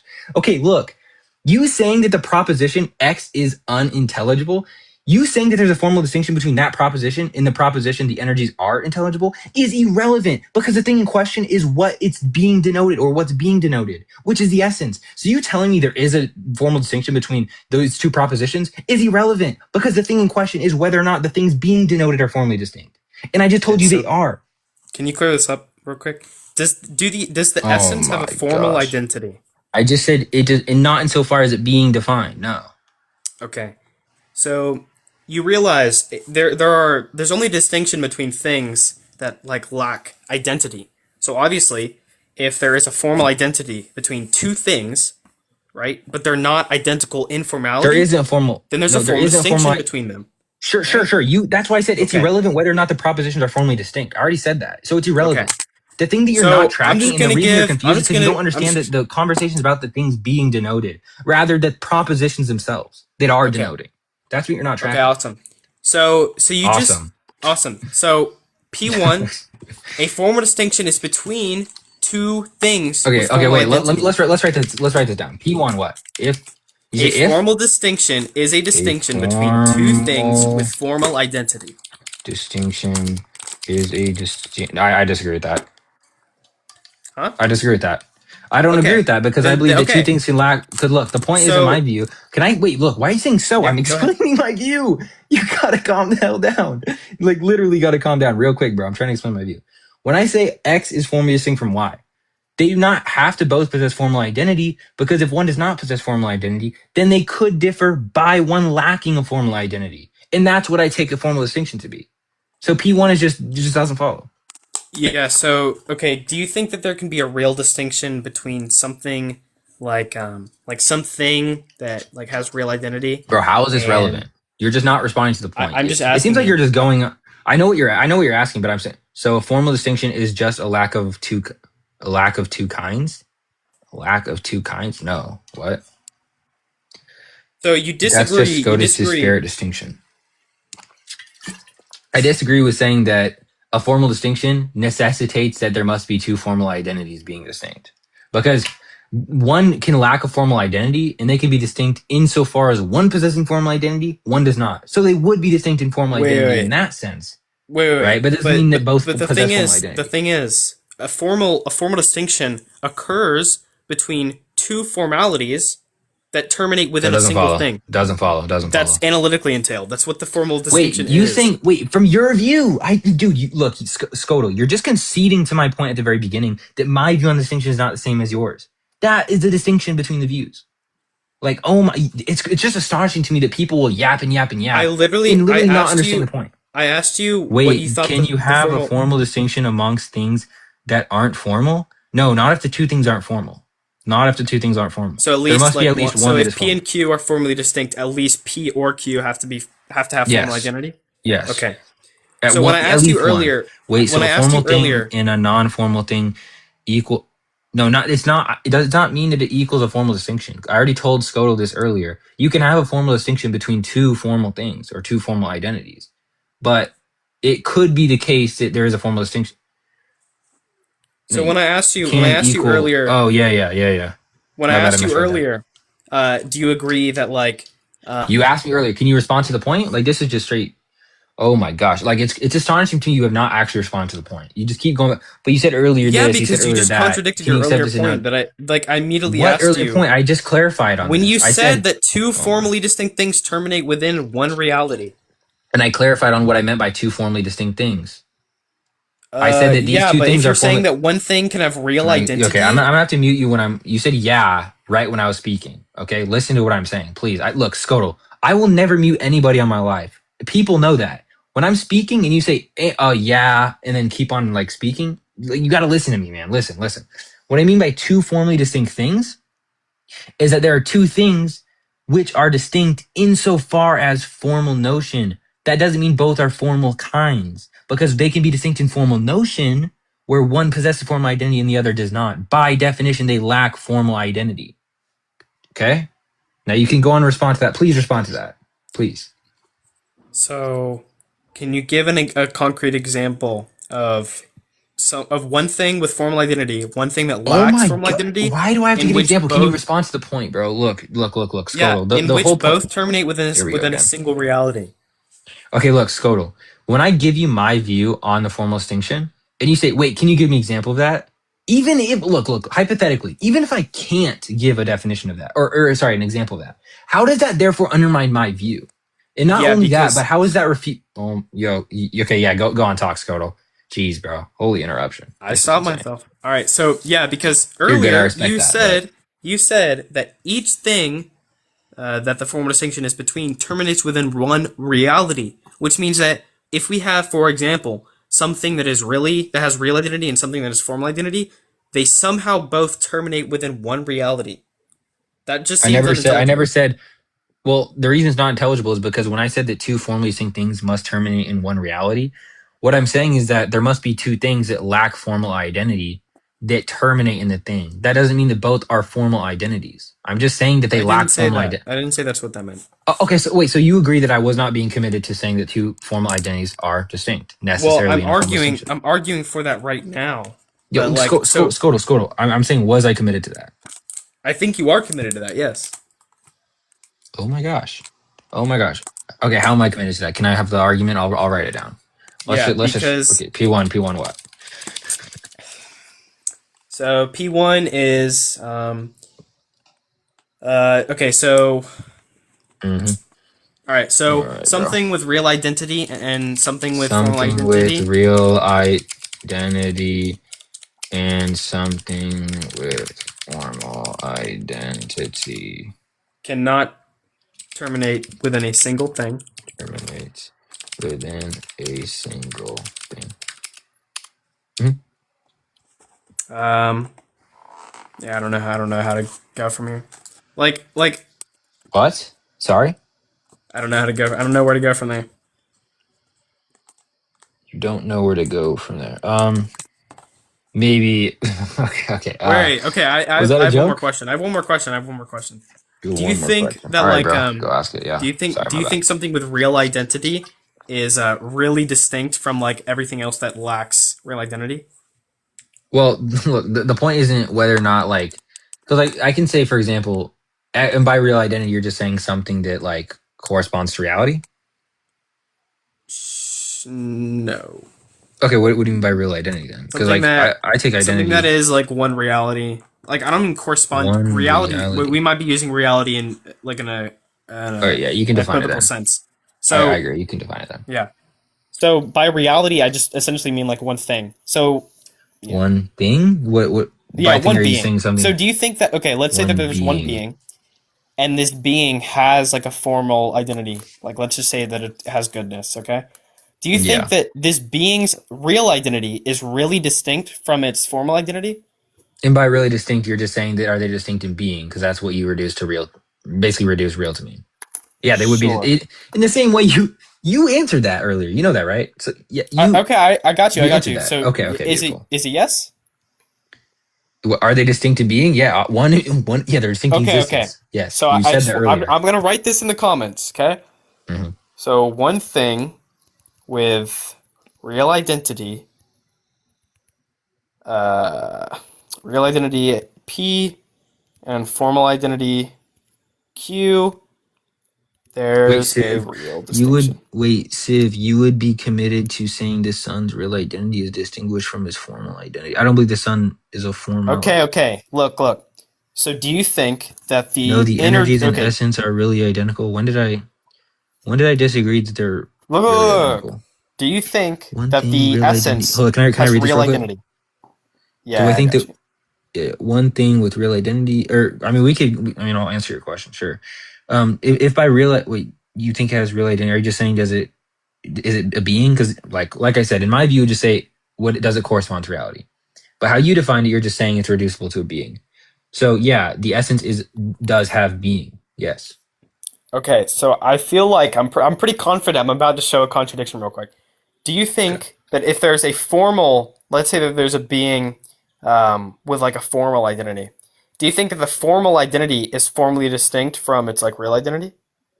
Formally distinct from its real identity. Well, does the real identity lack formal?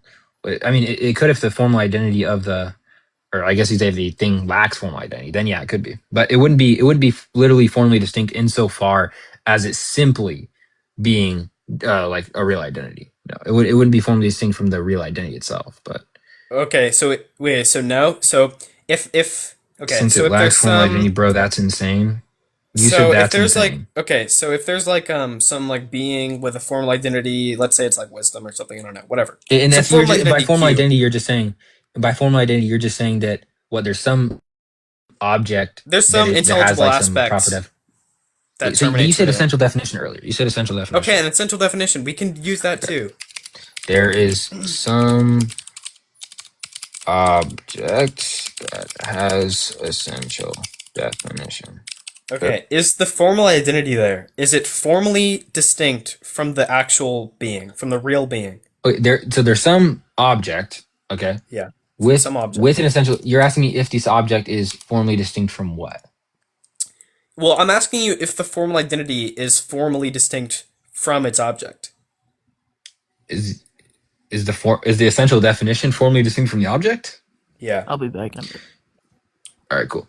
Is the object itself has the? Are you asking if the object has something it's formally distinct from? I mean, Yeah. that could be the case. It could be the case. Okay, it's possible, it's possible, okay. And my It's next possible for an question, this is object my to be last formally question, distinct from the okay? thing it has. Yeah. This is my last question. Now, I want to Can write it down. something It is possible for an object. You, bro, Siv, you legit cooked.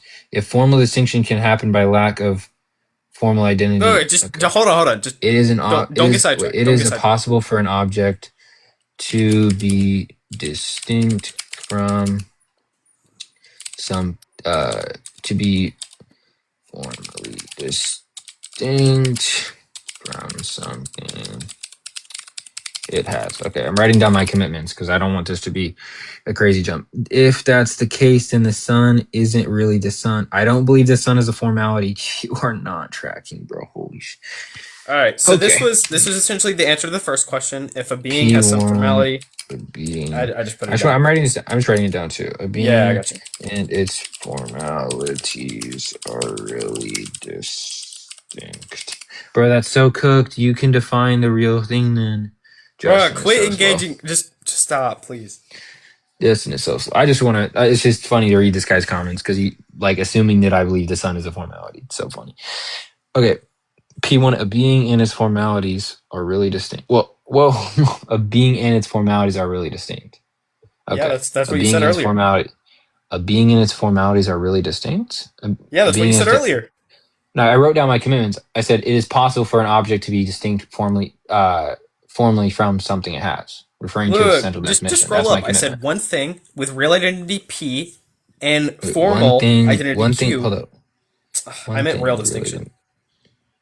There's a relationship distinction. I meant real. Okay, you I meant. wrote that down. I Okay, said okay, that okay. out loud, and you said that's But okay. it is okay. You said there is some object that has essential definition, and you asked me if it is if the object is distinct from its central definition. That what you're referring All to? right, slow down real quick. Slow down real quick. The first Well, question I asked was, can there be a being with a real identity P and a formal identity Q, such that there is a real distinction between the real identity P and the formal identity are you Q? talking about the You identity? So said you're talking about is there yes. a real distinction between the? Well, no. What I said was there between the essential definition. It could be the case that it really lacks identity to the object. That's what I said. I wrote down my commitment. I You said there is okay? some object. Yeah. I said it's possible for there to be an object to be distinct from something it has, referring to the essential definition it has. Distinct there is yeah, but distinct is kind of like what does distinct mean? We're Well, talking about we're real talking about distinction between formal. specifically what you asked was about a real Okay, distinction. so just to ask one more time, can there be a being with real identity P and formal identity Q? It just has some like formal ratio, like goodness in it, and the relationship between them is really distinct. So the actual Yeah, like real formal object. ratio. So are you asking if the intelligible aspect of the being can be really I literally distinct from just the gave an being? informal statement, bro. Like, What? I know you gave an informal statement. Can I like not ask if that's what you're asking? Like, yeah, hello. go ahead. Well, yeah, yeah. I asked. Did you hear what I said? No, I freaked out too early. You're good. You're good. I'm asking if what you're saying is that there's some intelligible aspect of the being that could be really distinct from the being. Yes. Yeah, I think that could be the case if what you're defining aspect as its definition is Okay, the definition. so do you agree with this? P1, a being and its formalities can be really distinct.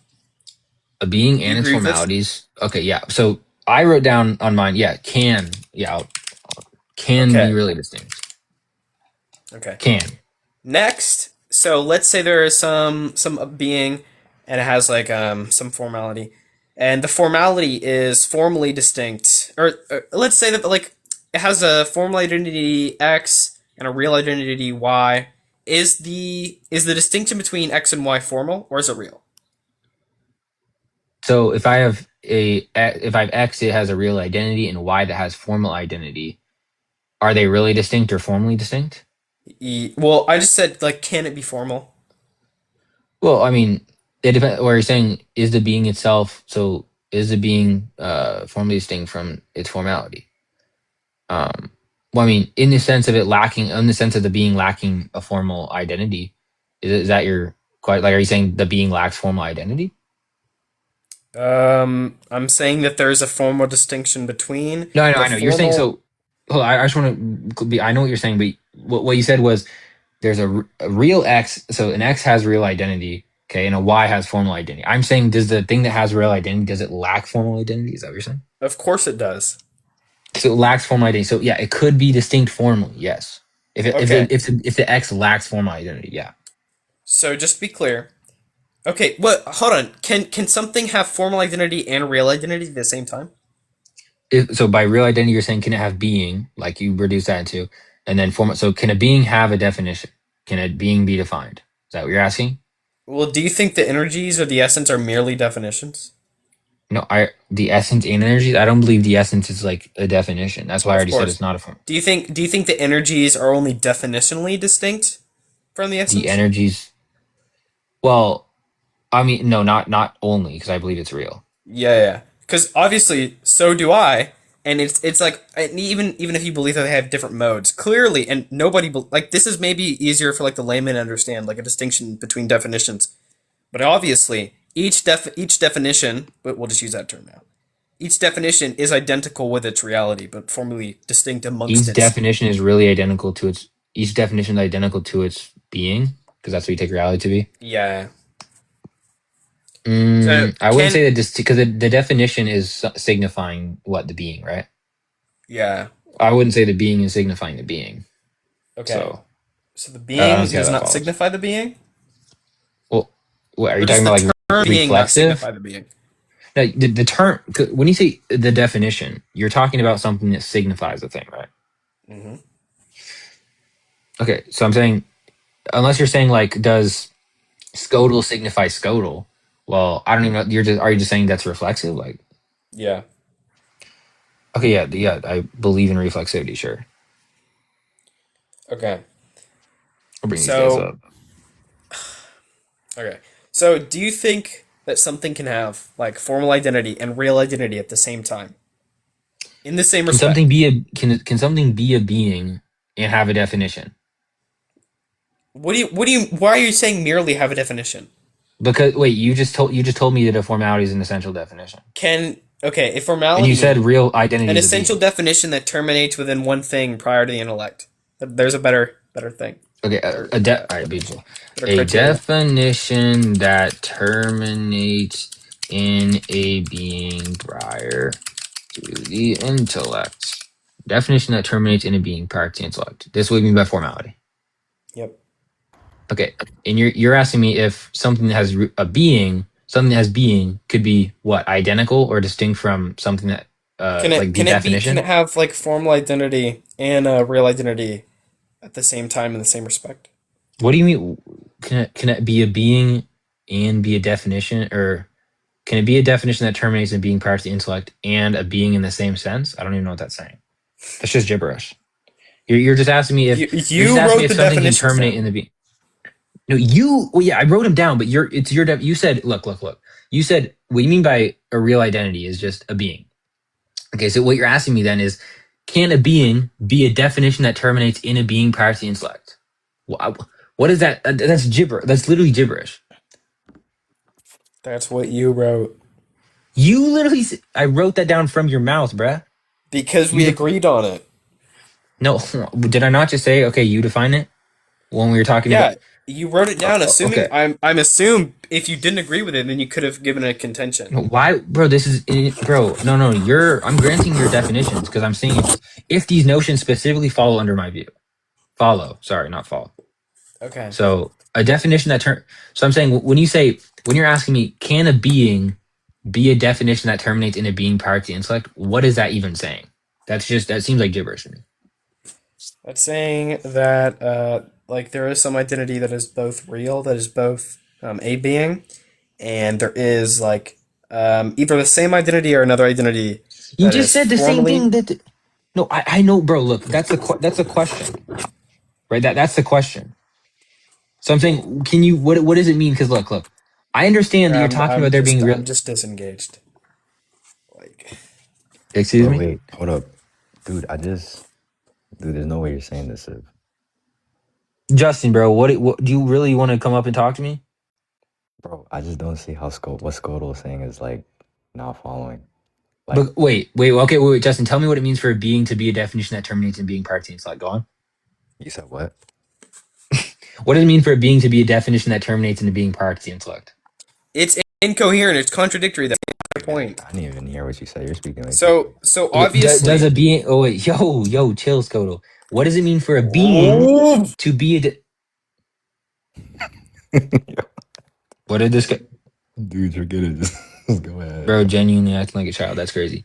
What does it mean for a being to be a definition that terminates in a being prior to the intellect? What is that saying? But that's gibberish as fuck. That's not what he's saying though.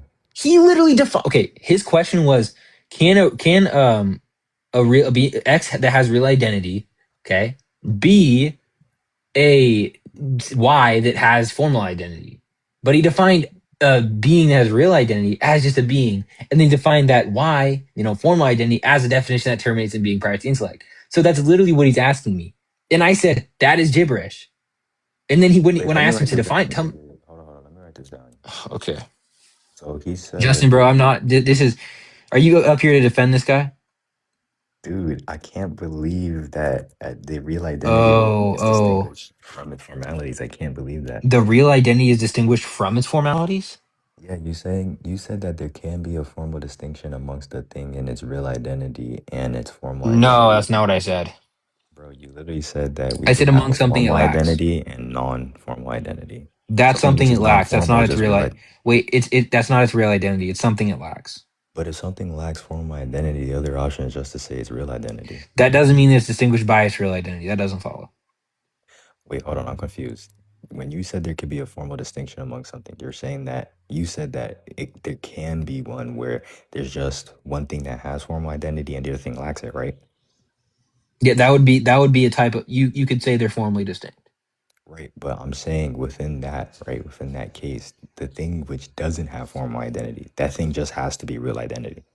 That doesn't mean that therefore it maps to it being distinct insofar as its real identity. That's what I'm saying doesn't follow. Because Wow. it's not saying that, because it's saying that it's lacking formal identity. That's what it's distinguishing. A lack. A real identity isn't a lack. Therefore, they're not distinguished in that sense. That's what I'm saying. In Okay, this, so you you're guys are just saying gibberating. so you're saying merely of the fact that the real thing, or sorry, the real identity lacks formal identity, it follows that there's a formal distinction amongst the formal The thing, real and thing, therefore sorry, it's the not real real. thing lacks formal. Sorry, repeat that. Okay, you're saying that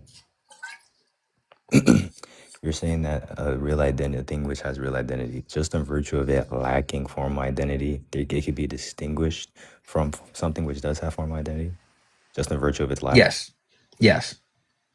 Okay, so then how isn't this to say then that when the catness or the, I guess, dogness of a certain item, its formality and its real identity, due to, Do you think dogness is a formality of a dog?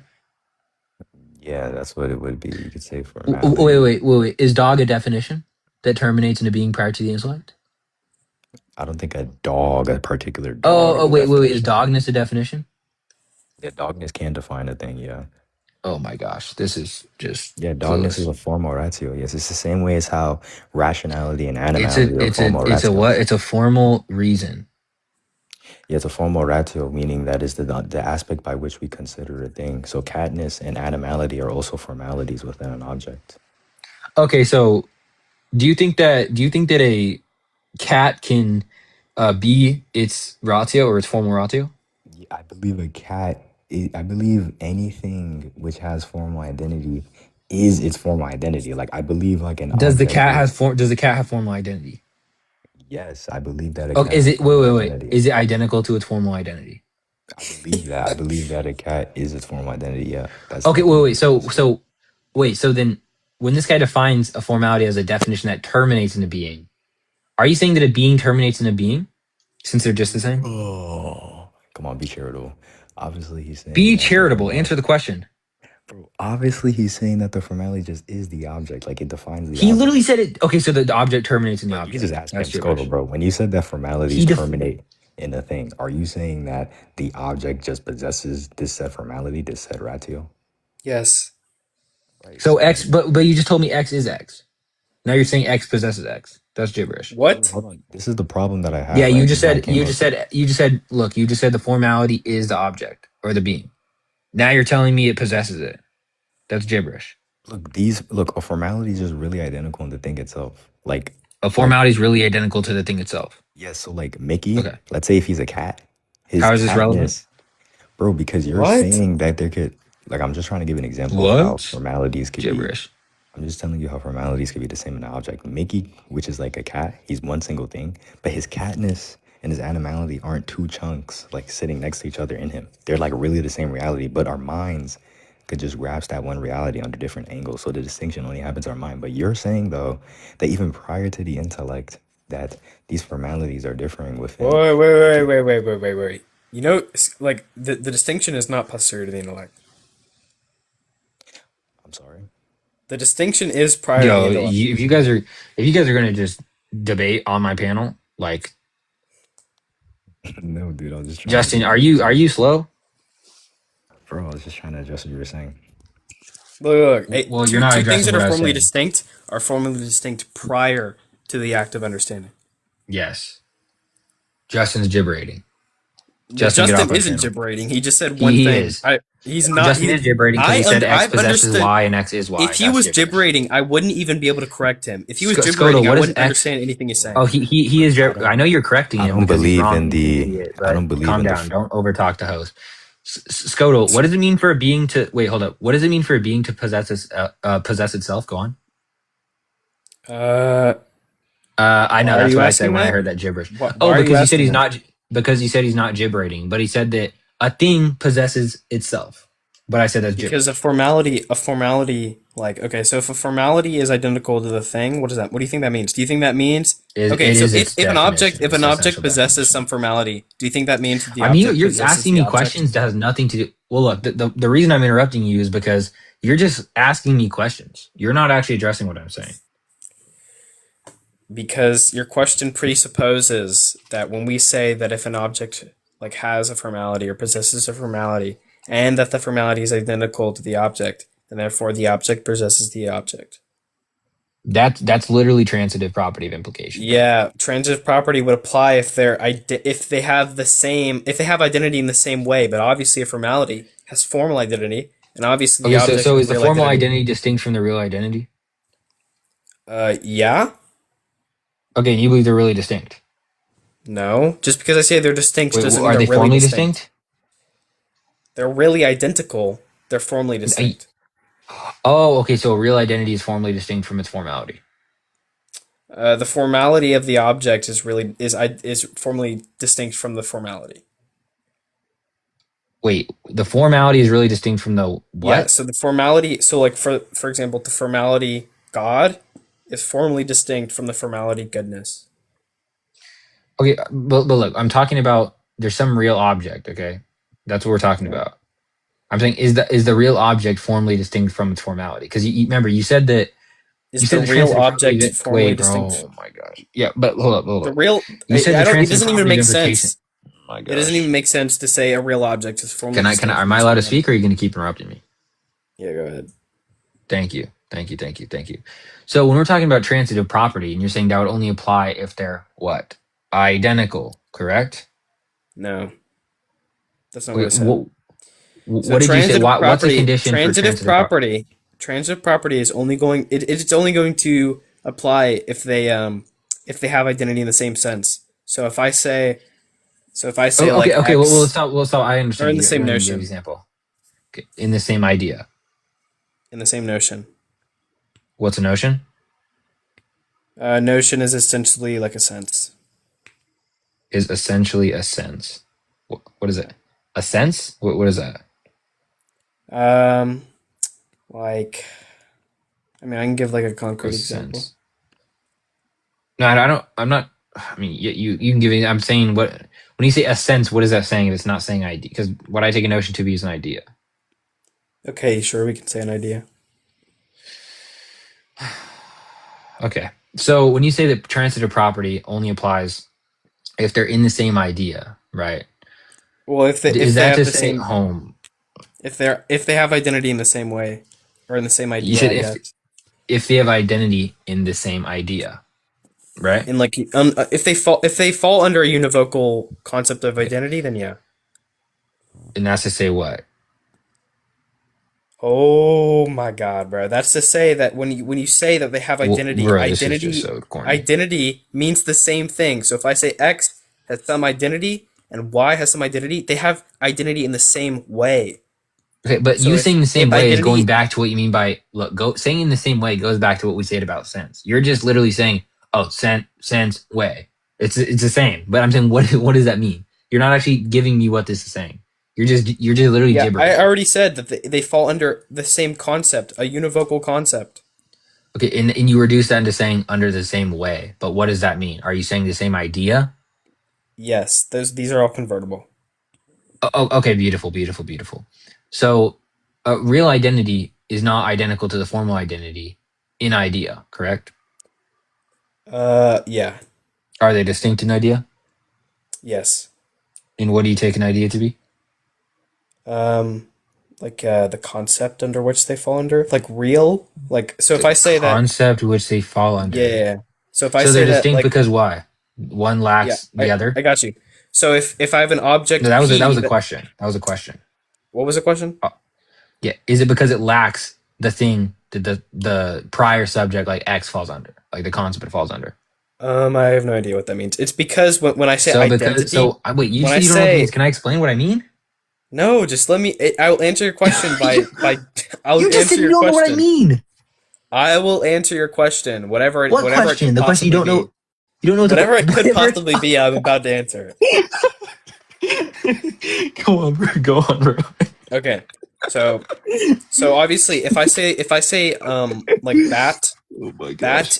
bat can be Mhm. equivocal. So I could say bat as in like something you swing and bat as in something that flies, right? That's Yeah. equivocal. Yeah, they differ in So the. if I They say differ in the. yeah, they differ in their concept, right? That's essentially what I'm saying.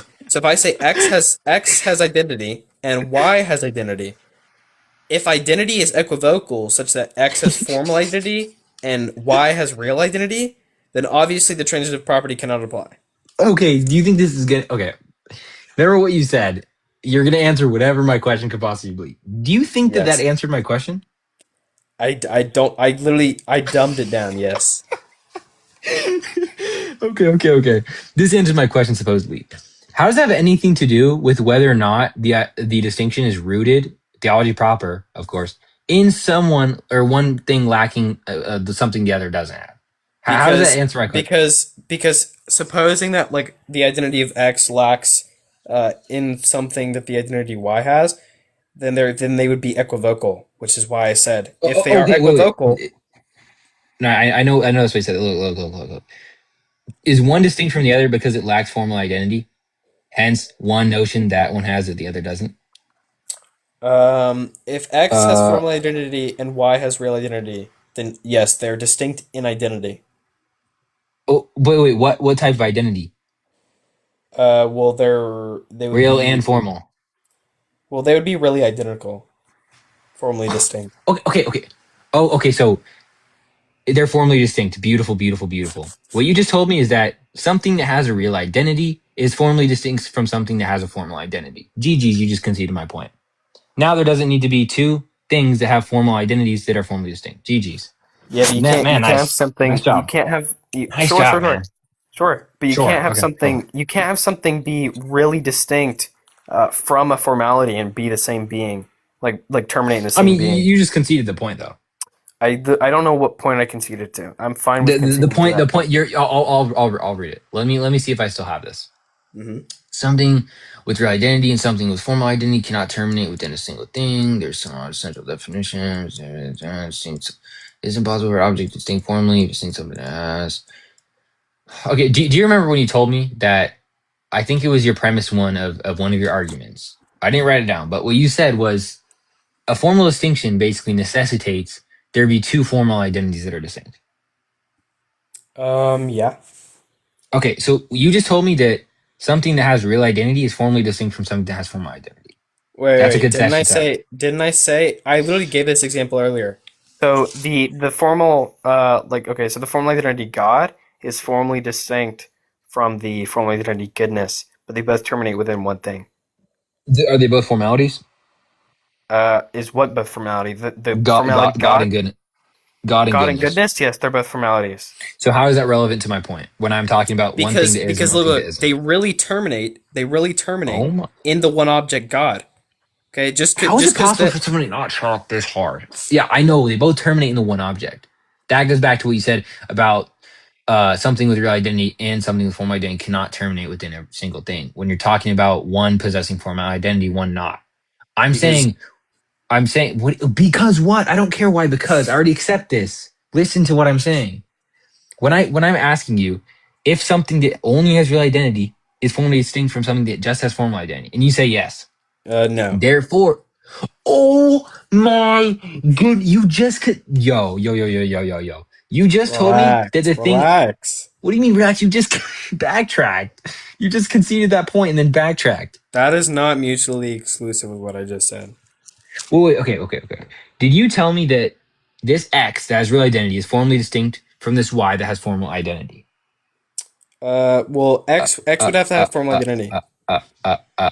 So no. No. Okay. Yo, Justin, tell me you're I just want just 1 second. Justin, are you tracking this? Yo, son, I'm not even gonna hold you, bro. Oh my, he's not tracking. No, I'm This tracking. is I'm tracking. No. I'm okay. tracking. Did I'm he? tracking. Did he say that the X that has real identity? This is about to go. Okay. Did he say that the X that has real identity formally differs from the Y that has formal identity? Did he say that? Yes or no? Yeah.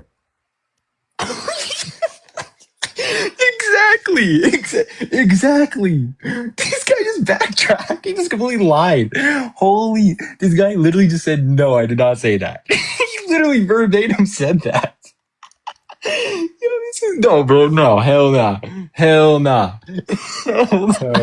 So what I actually said That was literally concedes. so, No, I have this on recording, bro. Okay. Wait, actually, yeah. So- tell me what you actually said. So what I actually Remember, it was a said response. what I actually said was, if there is something with False. real identity, You said yes. False. You said yes. That's what Okay. you said.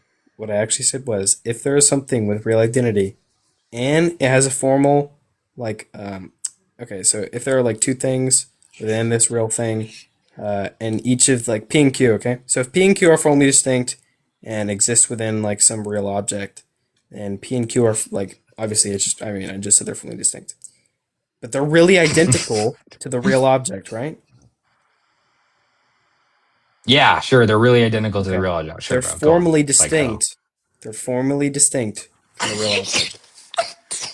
it's like the third time. Yeah, they're formally distinct. Yeah, bro.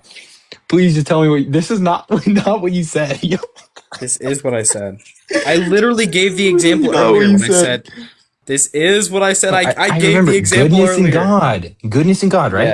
Yes. That has nothing to do with what I'm asking, because I'm asking about two things How does that both have do not nothing? share.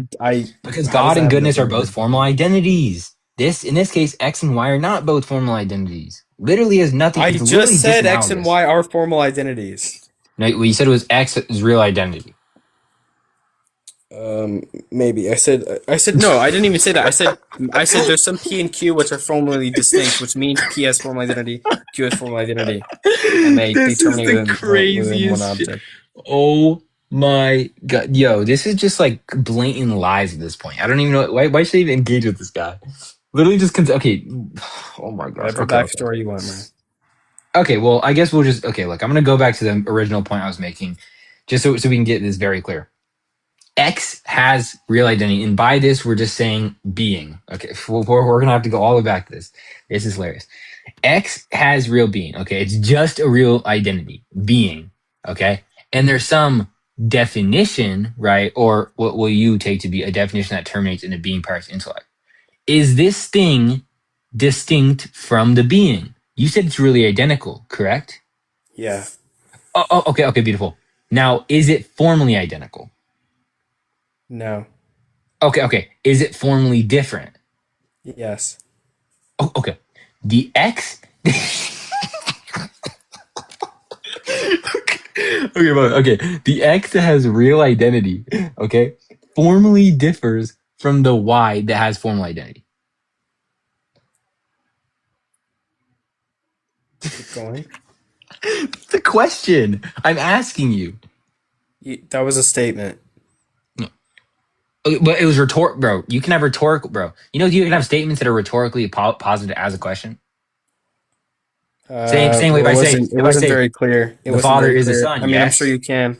That can be. Sure you can. The Father is the Son. Yes, that's obviously okay. Yeah, but yes in the question mark. Yeah, but in that you can end that It with would a be, question mark the with what Father I is the said. Son, comma, yes, question mark. Yeah, and I could pose what I just said as a question as well. And I have a No, question mark you said so blah blah blah X and Y. So X is really, or I don't know what you said. Just repeat what you said, and we'll see. I got you.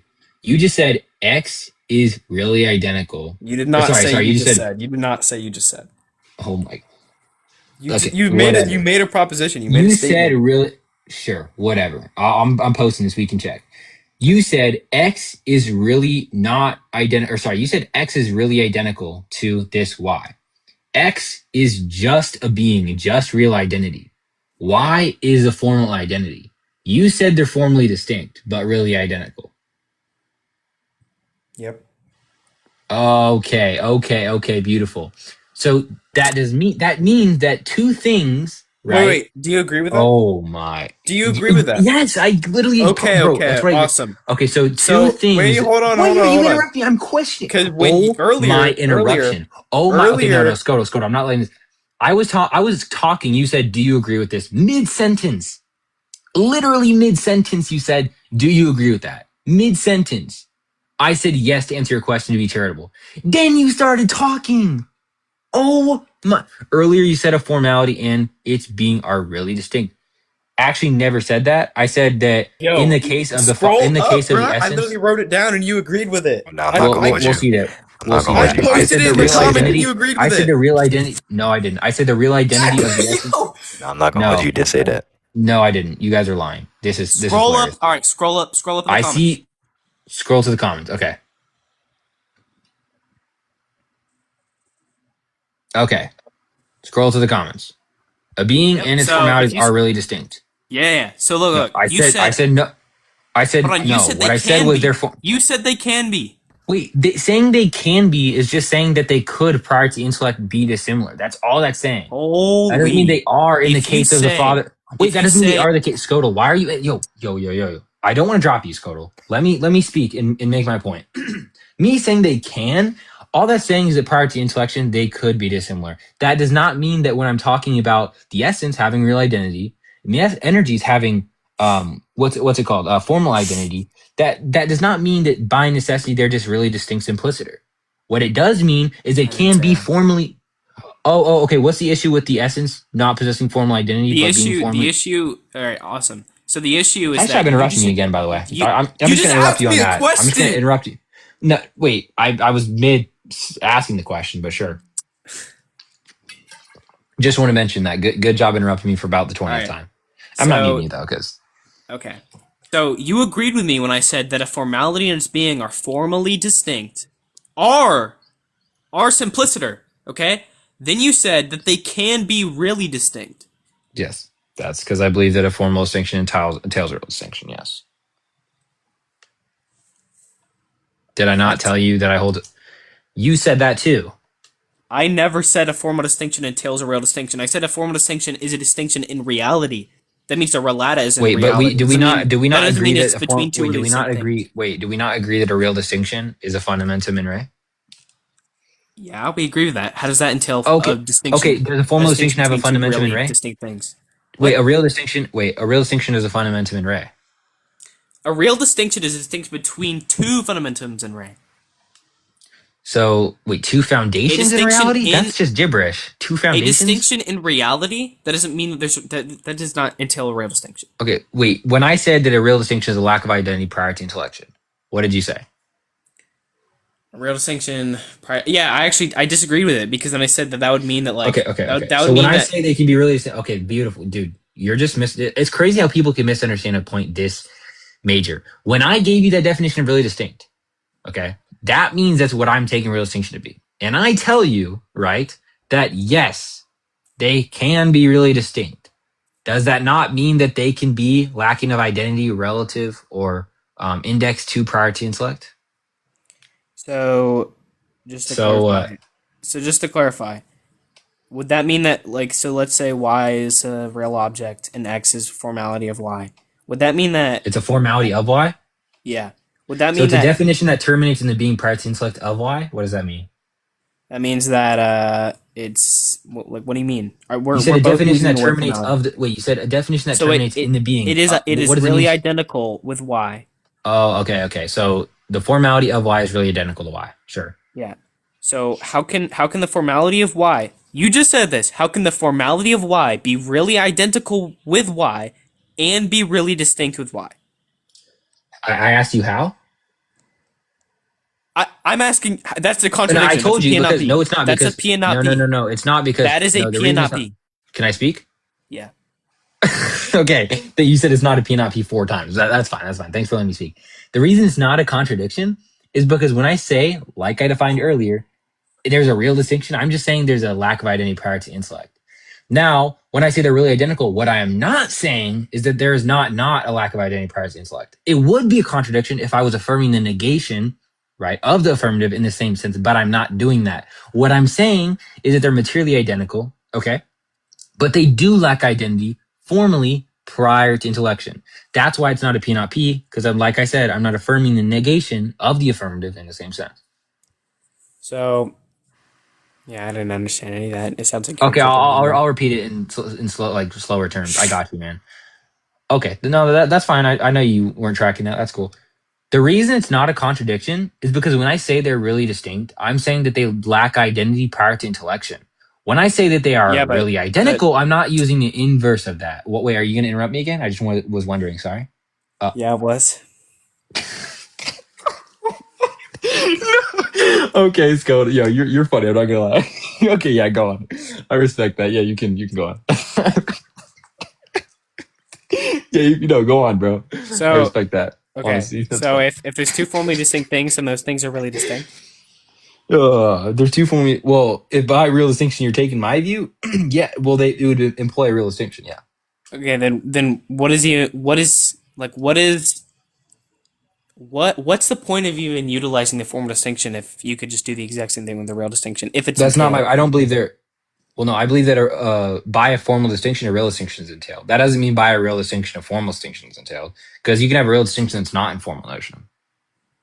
I can say X is really distinct from Y. That doesn't mean that they're distinct in formality. But when you say X is formally distinct from Y, that does entail its fundamentum in re. That's So is it like possible that you have like a being made up of really distinct things that and each like really distinct thing is identical with the thing it makes up? what thing that makes up. I don't like composition. Yeah. So, all right, so you're asking, is it possible? Because I just want to be very clear on this analogy. So you have some composite being, the parts are formally distinct from each other, formally distinct from the No, being. the parts are really distinct. Okay, the parts are really distinct from each other, not Yeah. the whole. Yeah. Okay, you're asking me if they can be identical to the whole. Yep. In what sense? As in the using the inverse of lacking of identity prior to intellection? Yeah. No, I don't believe that. That's why I clarified earlier. When I said, I'll repeat what I said earlier. When I'm saying that the essence and the energies lack identity prior to intellection, when I am saying that they're really identical, I am not saying that they lack identity prior to intellection. That's what I'm not saying. Okay. So you are saying that? No, I meant that's what I'm not saying. Sorry. The prior was the double negation. Yeah, I'm confused now. Okay, so when I say they're really distinct, I'm saying they lack identity prior to intellection. Okay. When I say that they are really identical, that's not what I'm not using the inverse of that. I'm not saying that they do not lack identity prior to intellection. That's not what I'm saying. That would be a contradiction. Okay. Okay. So what are you saying? Yeah, I'm saying that they're one res. Okay. So when I remember when your definition of real distinction, remember what you said. You're entailing that there are two distinctions in res. Like there's actual, like you said, two fundamentums in res, whatever. Okay, that means there's two res or two res. Okay, so if there's two res, right, that's what I'm. Okay, world notes, come on. When I'm saying that there is, they're really identical, I'm just saying there's one res. So it's the inverse of what you said So for real so distinction. What's up, world? if you say that like P and Q are formalities of Y, P and Q are formally distinct and they lack identity with Y, correct? Formally. Okay. So then if you say that P and Q are really distinct, do they still lack identity? But they're not distinct from To Y. the thing. Well, if you're not importing if you're importing the real distinction in the same sense as in the real distinctions being utilized with the same definition, then that wouldn't be possible. But I'm not, and also that's not even analogous to my view, anyways, because I don't believe there's two formalities. But yeah, so it really just depends. So, Yeah. no, look. The easiest way you can really just explain like the formal distinction is okay. I'm pretty Yo, sure hold on. better on that. I'm gonna go. Yo, I'm gonna take a piss real quick. I'll literally be back in like 10 seconds. Just give me Wait, one are you second. are you are you trying to explain the formal distinction to me? No, I'm just talking to Sid, but like you All right, here. talk. I have my AirPods in, but I'm I'm gonna go sure you've take it. read on I'm I'll be sure you've literally read on right Sunson back, bro. Just reference. speak. I'm sure you've read on Sunson reference, right? In regards to French semantics, like Yo, hold up, extension, bro. I intension. like. Did you hear what I said? Just you can just talk to Yes. me. Okay, I'm going to take a piss. Yeah. Just go ahead. So Did you really, did you say Kripkean semantics? What? no, I didn't say Kripkean. I said Okay. Phrygian. Yeah.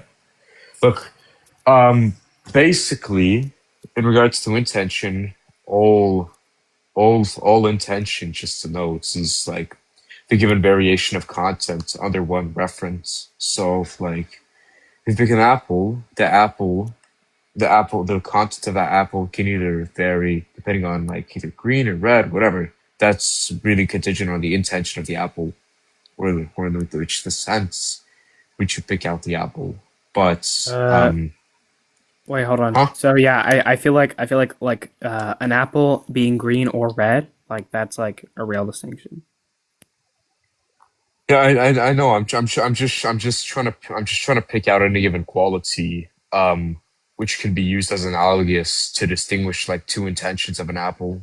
Although, if you want to go down like the scholastic route, which is like the way in which the formal distinction is cashed out, mainly, it would be between intellect. It would be between intellect and will, or just like understanding and Yeah. will in regards to the mind. So I follow like John Punch. So I think that he's like the best Scotist.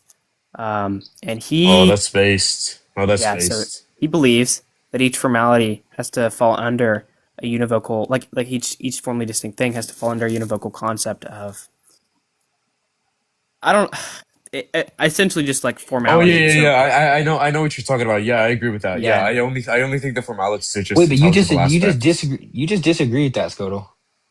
I did You just said that X. Wait, but Hold up. Scodel, That you doesn't even actually like follow. John Punch? Yes. Oh my gosh, dude, you're so Hold up, based. but that doesn't even follow. I don't know. Wait, I don't know that's how And that so based. hold follows on. because I was you said the arguing. X. Wait, Wait. No. wait, Scodel. Do you think the reason why these formalities exist is because the divine intellect picks out the like knows these intelligible aspects of itself to Oh self my god. knowledge? I don't know. I feel like they're prior even to like logically even to divine intellect. What? Yeah. I would say Hold that up. I would say that the divine intellect is really the constituent of the divine nature. Like no, not the constituent of the divine nature. No. Wait, but the divine intellect exists in virtue of the divine nature. That's like divine picks out the divine nature. Yeah, and Oh I my know. gosh. That's why I said I retracted it. So, Wait, anyways, dude, Scott, do you Scoto. what I take was radical? Do you take a Yo, radical infinity? world. bro, We were hold just on, having hold a on, conversation, hold on. bro. Oh, my fault, bro. So I was arguing for the univocity under which like all formalities must fall under. Not the univocity of being. Maybe you thought I was talking about that. So I was arguing for that position and saying that like Palimism doesn't hold to that, but it does hold to the formal distinction. Therefore, Palimism is false. Yeah, but I'm not committed to. I know you're I'm not not committed committed to that. to. I was How is arguing for that to be the case. Yeah, and I'm saying that doesn't follow because you just look. When you say there's two formalities, okay, is this necessary for them to be formally distinct? Yes. Okay, beautiful. Did you not just concede that if there's an X that is just a being, meaning it just has real identity, then it therefore is formally distinct from its formalities or its formal identity? Yeah, but like X Okay, would so be. but X isn't formal. X isn't a formality. It's just a real identity. Yeah, I disagree. It has real being, Okay, it and has real being. it's Does that mean it's a formally. wait? Can it be a formality absent of the thing making it a formality? Can it be a formality absent of like the truth maker? I'm talking about the formal identity. When you say a definition that terminates in a being, I'm talking about the thing that terminate. Because look. You would say the thing that terminates in the being is necessitating it being a formality. It's the thing that qualifies it to be a formality. That's your position. Yeah. Okay. Absent of this thing, couldn't it be a formality? No. Right. So when we say X and Y, we're talking about X as the real identity, absent of Y. So the point is, if you say that X is formally distinct from Y, that means that either X must be a formal identity, like a formality, absent of Y, of course, or it's just the case you concede to my position and agree that two things don't need to be a formality in order for them to be formally distinct. That's the position.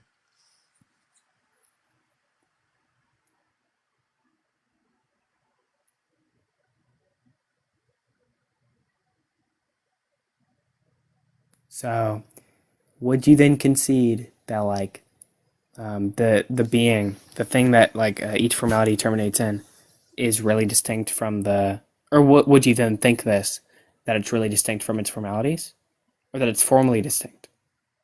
Well, it's prior to intellection that the identity is like being negated or the lack of identity is there. So under my look, Scoto, we have different views when we say a real distinction. Are you saying what I'm saying? As in No. a lack of no? You said no? Yeah. No. Let's Okay, if so all then no, they don't. There's not two res. If what you're asking is there two res, no, that's not my position. I'm saying they would be really identical. Like For example, when you asked me earlier and I said yes, that's because we're talking about my view. Okay? Just say entitative identity. It's easier to understand. Entitative identity? Yes, it's much easier for like some of the. Literally, entitatively is literally longer word than really. But it's easy. It's easier. It's easier to understand than like res or really, because then you have to explain like really. Oh, this doesn't fall under a higher principle. Oh, No, that's not what he's just saying. He's not contesting the point really. He's contesting the point distinction. He believes that when we say a real distinction, he just thinks that's talking about two res, right? oh Not so much. Yeah, but what I'm saying yeah is no no. yeah, no, we're not Maronists. Like we don't hold to When formal. Scholario says in his when Scholario says in his tome 3, the essence is really distinct from the energies. He is not saying there is two res. That is not what he's saying. Is they differ prior to the intellect or prior to apprehension. That's what he's saying. Is their composition? No, But it's an Compositions. hypostatic relation. what do you mean by hypostatic? Like in Like hypostasis? Like not hypostatic. That's what that means. not yeah. Well, again, I know, bro. I'm familiar with the crystallology, bro. When you say n hypostatic, what are you saying? Because obviously you're saying it's not hypostatic. The But distinction what is is that not saying? between two persons, so it's not relational. But the distinction is real and is not compositional. So it's disparate. Are you Yeah, talking about yeah, disparate because relation? we don't say that like the formalities are united under this higher principle. No, no, that's not what formal distinction picks out. I don't know. I don't think that either. Yeah, yeah, then it's not composition. Yeah, but he just said it's a real distinction. Because Yeah, they wait, differ wait. prior to the intellect, When that when you doesn't mean it's when two you say res. when we say real Oh distinction, all my we're just saying god. is that there exists some objective concept prior to the intellect within this thing or reference or being. Like no Objective content. nobody's saying that there is some union of these formalities by virtue of, for example, a higher principle, because that is what is called formal composition. Um, Now, on the contrary, what I told you earlier, and you brushed it off, was that like the reason why all of these formalities do indeed exist is because the divine intellect acknowledges that there exist subjective concepts. And even if you do say that, like, for example, oh, there exists logical priority, it doesn't mean that the divine intellect doesn't acknowledge that these perfections are indeed objective concepts within the divine nature. Like, Yeah. So Yeah, but like what like so the divine, right? If each formality of the divine is inseparable and the divine, just the nature is logically prior to the intellect and it's like recognition of these perfections, then obviously the formalities are logically prior to the intellect to the intellect's recognition.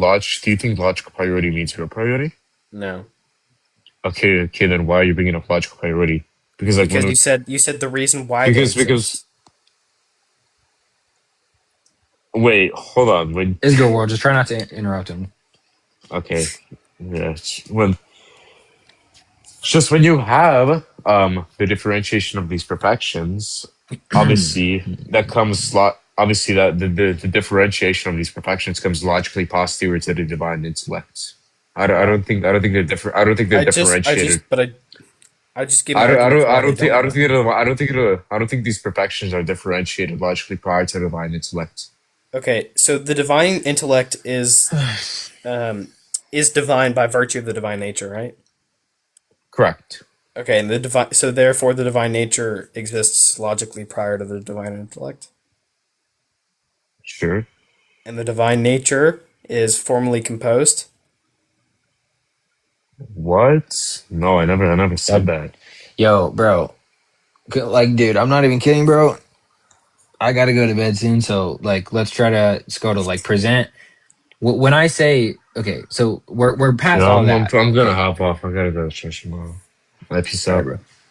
Yeah, peace God out. bless. Okay, yeah, God bless, God bless. Look, Scoto, when we already got past all that, okay, we agree that there can be a formal distinction when this X is not a formal identity. It is not a All formal right, identity. look, We already look, this what conversation, man. Hold on, I I'm want to cutting finish you this off because conversation. You're good, bro. okay. Okay, Finish your you're good. finish your thing.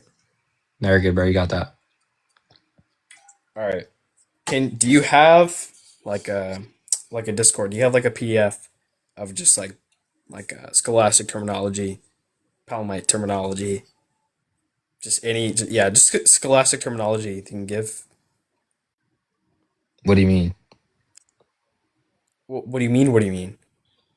Oh, I'm just asking, like, when you say, do you have a PDF that involves Palmite, Yeah, like do you scholastic have a terminology? Are you PDF asking from? that is about or has scholastic terminology? Oh, like a dictionary? That's what I was at. Like, are you talking about like a dictionary or like Oh, just? yeah, actually, a dictionary would be fine. Yeah. No, I don't. Okay. Are you Never asking? mind. I mean, are you asking for like somebody that defines the terms? Because that's what I was wondering. Like, when you say a Yeah. PDF, like, I mean, I don't have. Oh, I mean, Scholarius in his commentary pretty much cashes out real distinction, formal actual distinction, modal distinction. But if you're talking about scholastic terminology just in general, um, not like robustly, no. But I mean, he does define the distinctions if that's what you mean by scholastic terminology. And his commentaries on what? Is it just called commentaries? No, it's commentary on De Ente et Essentia. Okay. Yeah, I can send it to you. Yeah. What's your Discord? It's the exact same as my handle. I don't. Here, I got you. Dios. DSAOS. Dios. Oh, Dios. Yes. Hmm. Dios. Yes. Dios. Alright, you're SCOTUS, huh? Yeah. You be frying them Thomas, bro? Yeah. I'm anti-Thomas, anti-Palamite. I hate Thomism. You hate Palimism? Palimism? Yeah. Damn. You hate Thomism more though, yeah? Yeah. Yeah, maybe we could team up sometime, you know? Maybe team up with your enemy. Yeah. The All enemy of right, my bro. enemy is my friend. What? I said the enemy of my enemy is my friend. Hey, man, bro. No, you're funny. Okay, I just added you. All right, Oh I'll man, do that's that. funny. All right, all right, all right. You don't hold the apophatic theology, then, huh? Yeah, no, I hate it. Yeah, yeah, I can see. Okay, yeah, let's discuss about. I'll be live tomorrow. We can discuss about this if you want. All right. All right, all right, all right, all right. Up. You want me to up? All right. What's girl world? Yo, man. What's up, bro?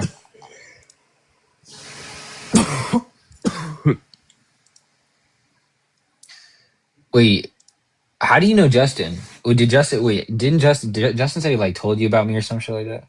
No, Me? I was just on Oh. yeah. I was just on live and I saw this and then I think I've commented on his videos or something. I don't know.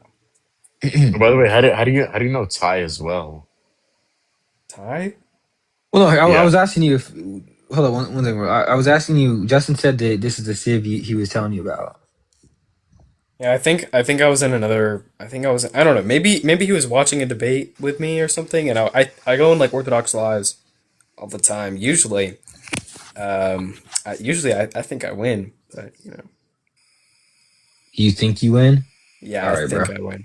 I think You this is think you like win? my first defeat so far. This is like 7-0 or like 7-1. 7-1. Yeah. Okay. Yeah, also, well, do you wait, so you think like the divine essence possesses logical priority over like do you think the divine essence possesses logical priority over like all of these other Bro, I perfections? Since the think, divine bro, yo, essence I'm not is gonna lie, like world. I don't think he wants to discuss it. Like I had him on Discord. I was gonna send him the PDS. Y'all can discuss this somewhere else. But like I said, bro, I gotta go yeah, to bed. I'm not even kidding. It's literally 12:41. I got liturgy It's at literally. 2:41. Yeah, it's 141 for me. yeah. All right. Well, I mean, if you guys want to discuss that somewhere else, y'all can. But All right, peace out. all Bye right. bye. God bless, bro. Peace out. God bless. God bless. Yeah, but yeah, no, that's fine. I've never seen you. I've pretty much, at least I think that your voice sounds familiar. Wait, But Scoto, do you ever watch this guy called like Heroes Lives or no? No. Oh, recognize your profile picture. I don't know why. To be honest, I this profile picture I just looked up scary, when I was like a little kid, and this is what came up. Mm. wait, how old are you, Scoto? 19. Okay. Oh shit! When I'm 18. Well, you're 18. Yeah. Yeah, You because it was you my just birthday turned. on a. Yeah, it was my That's birthday on the right. I, t- 22nd. I turned I turned 18 March. Oh shit! Yeah, so I'm a little older than you. Little Unk. Yes, sir, bro. All right, I'm out. I'm done, bro. I'm out. All right, Yeah, peace God out. bless, bro. Catch you later. God bless. God All right, bless. yo, Yeah, but world. Sif, one more thing. Yeah. I Go don't on, bro. know. Go on. I don't know what he was trying to say with like logical priority of like the divine intellect over the divine intellect of the divine It's cool. It's essence cool. It's cool. over Yeah, the yeah, intellect. yeah. Like I mean, I don't know why one could have just say like simultaneous, but it's Yeah, a we'll have to conversation for discuss with another them. day. Yeah, it's a conversation. For I literally was Yeah. planning to upload this, but I got like 3 pages left on distinction between divine essence and operation. So By Gennadius. yeah. So I gotta finish this real quick, go to bed because I'm planning to post on my YouTube. But I really don't want to. Damn, really, you're older than me. So. But I just like that was a long discussion with him. I'm planning to probably cut that out maybe, just because Yeah. it was at least a fruitful discussion toward the end, and like but I don't know. Yeah. I gotta Hey, finish this up real quick. you know what? You know what? You know that guy named like these girls really want me in Quattro Filioque? Or like the guy named Yeah, Daniels? yeah. Yeah, dude, him and Danny would be really good friends because Danny is also like a really big John Punch fan. Interesting. I'm gonna actually read up on him. But yeah. All right, bro. I'll I send you genuinely some fried. PDFs of John Punch later. All right, peace out. Cool. All right. God bless, bro. All right. God bless. All right. Let's go, chat. Let's read. We gotta go to bed soon, but it's cool. All right. Where was I? I believe I was on. To us, we attribute them with their true significance. Wait, did my? I thought my AirPod just died.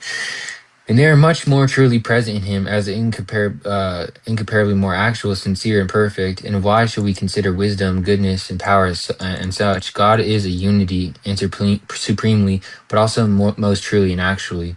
And the more supremely, the more truly. For this reason, he is one, existing, and named above all one. Or rather, he alone is truly and properly one, as most simple in nature and infinite. But he is also truly a trinity, a principle above and apart from all other trinities and beings. Therefore, if these were said about God by our conception alone, they would not be in him in reality and truth, but he would be a trinity and unity only by conception, which are the offspring of the madness of Arius and Sibelius. But as we place union and distinction in God in reality and truth, we recognize in him by the names of unity and trinity, the trinity and unity known to us in his works, applying the mode of their signification and existence, attributing their signification and existence to him, with the understanding that the truth of these names, fittingly and supremely for the Creator, exists in him and must be attributed by us in thought and word.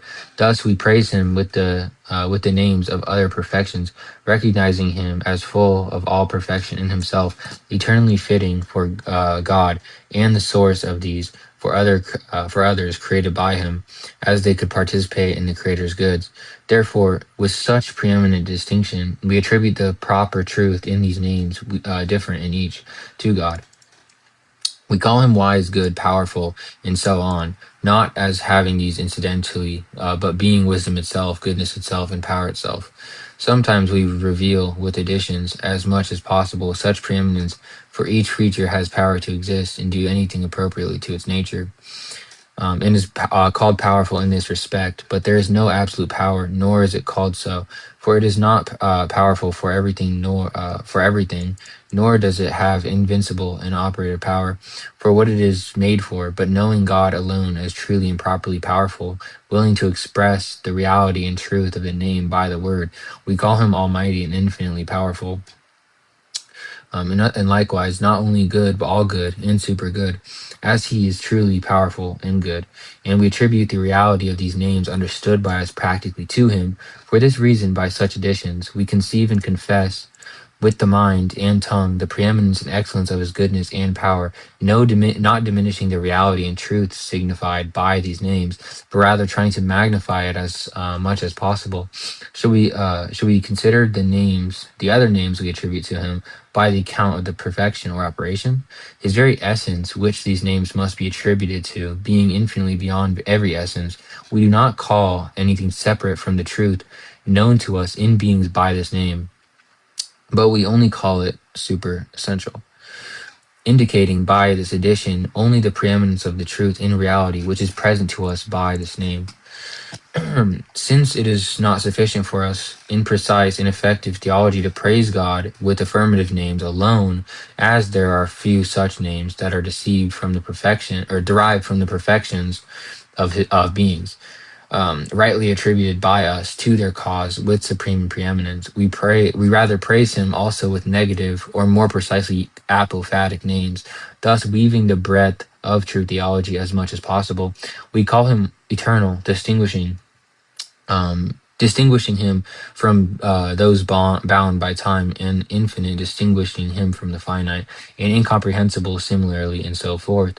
These names seem to be privations, but rather they are negations of what cannot be conceived or said about God. For we call him infinite as having no limit, and incomprehensible as not being grasped by created time or by the created mind. These are reasonably transferred to the names of perfections. For if he is entirely simple, then he is entirely unified, and if he is incorporeal and immaterial, then he is pure mind or a pure mind, and if he is infinite in activity and strength, then he is ultimately perfect, as fittingness or as finiteness belongs to the imperfect. Thus, such names seem to immediately negate and indicate only what God is not. But by negating what is unifying for him, or what is unfitting for him, they more effectively introduce affirmations of what is fitting. For God mingle. Oh, that's interesting. Actually, that's actually an interesting quote. Let me reread that. That's interesting actually. And if he is infinite in activity and strength, then he is ultimately perfect, as fittingness belong to the imperfect. Thus, such names seem to immediately negate and indicate only what God is not. But by negating what is unfitting for him, they more effectively introduce affirmations of what is fitting. Interesting. It's almost like in that conversation, I was literally saying, it's intelligible and unintelligible. That's crazy. W. Scholarius. For God mingled perfections with his works, different for different beings, and again, altogether with the with the deficiencies and imperfections fitting to creatures, as without the conjunction of both, these could neither subsist nor exist, while he shares in the perfections in creation, not as partaking from them, but as communicating from himself to others. He surpasses them in having greater and incomparable and supremely, and is entirely separate from the deficiencies. Therefore, we negate these of him, and by their negation attribute the opposite perfection to him. Thus, what is previously said about affirmations or affirmative names attributed to God also apply to these negative ones, if not directly, for they may immediately negate the foreign, but as affirmations follow appropriately, these should be applied to what was said. With these Hillary okay. With these premises moderately laid out, we now come to the question at hand. The divine perfections or energies indicated by these names are distinguished from each other and from the divine essence in which they exist. For if we are not to speak and think of these things about God vainly, we must conceive something different by the name of the essence, and something else by the name of the energy, and by the different names of the energies. We must conceive different energies. However, they are not distinguished completely in the same way as other distinctions of beings, nor solely by conception. For if they were so distinguished in reality, the divine for if they were so distinguished in reality, the divine would be composite, consisting of many distinct things. Furthermore, this real distinction in creatures, fitting their deficiencies, is not applicable to the divine, who is overflowing. Notice how he's distinguishing between real distinctions, just like in that conversation I had with him. I was telling him that in his definition of real distinction, where there's two res, it just simply wouldn't apply, which is exactly what Scholarius is saying here. Fitting their deficiencies is not applicable to the divine, who is overflowing and super perfect, and these perfections exist supremely in him as one by nature and most simple, and they are no more in him than he is them. If they were distinguished only by reason and conception, according to the precise definition of this distinction, the effort of the sacred theology concerning these names would be in vain, which everywhere extols God through such names, defining each with its unique significance, revealed and fitting to the divine works, and introduced God as attributing such names to himself in many places. A just one would never be both just and wise in other things said and glorified about him.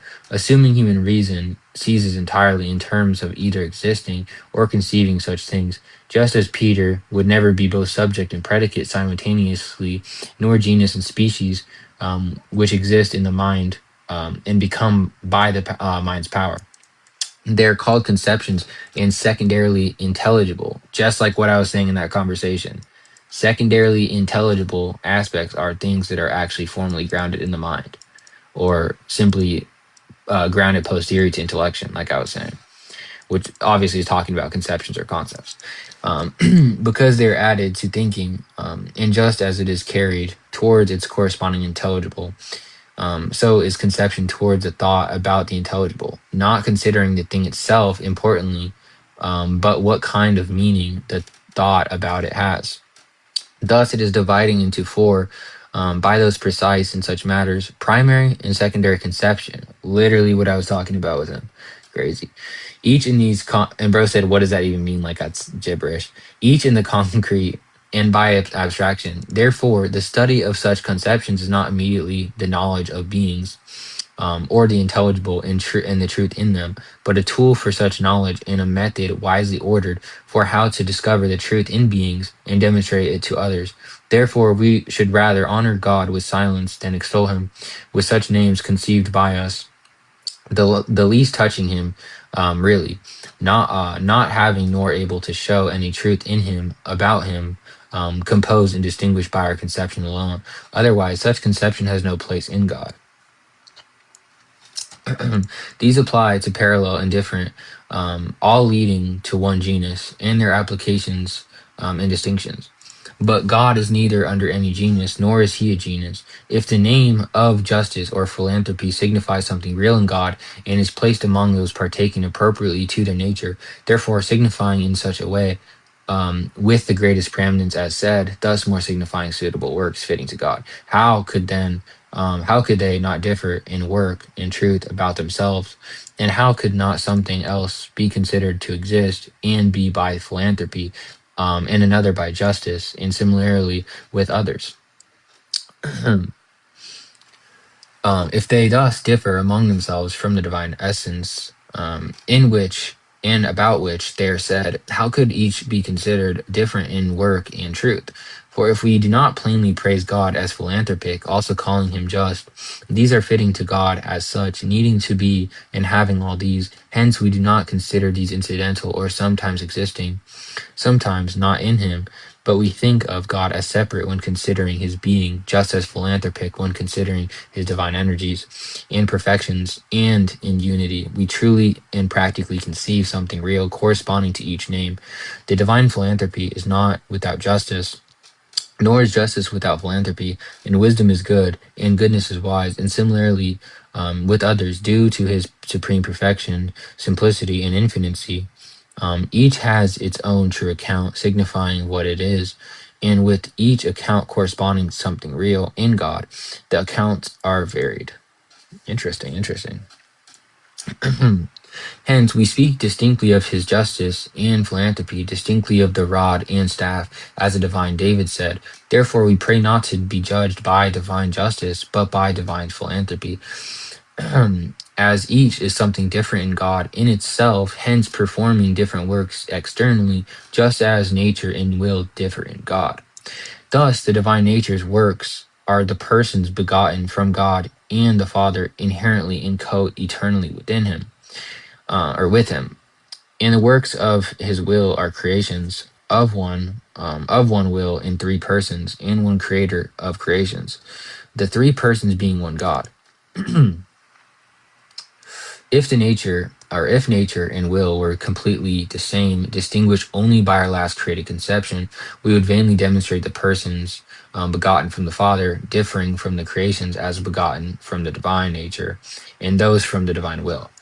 Therefore, the distinction is real. Literally, what I was telling that guy does not mean there's two res, like he was assuming. Bro, verbatim says, therefore, the distinction is not real. Okay. If the distinction does not cause composition in divine energies signified by these names, either among themselves or concerning divine essence, whose energies they are, it is due to the supreme simplicity and infinity of the divine. W. St. Gennadius Scholarius. However, this does not remove the real truth in divine energies or the true distinction, as they are rather distinguished by reason and conception, not by reality, just as the properties and relations are real, and thus distinguished by subsisting persons in God, yet he is one by nature. Though these are really distinguished in him, even if the divine persons are more distinguished by reality, then we now say divine energies differ from each other and from the divine nature. There they are distinguished antithetically or relationally, here without any antithesis.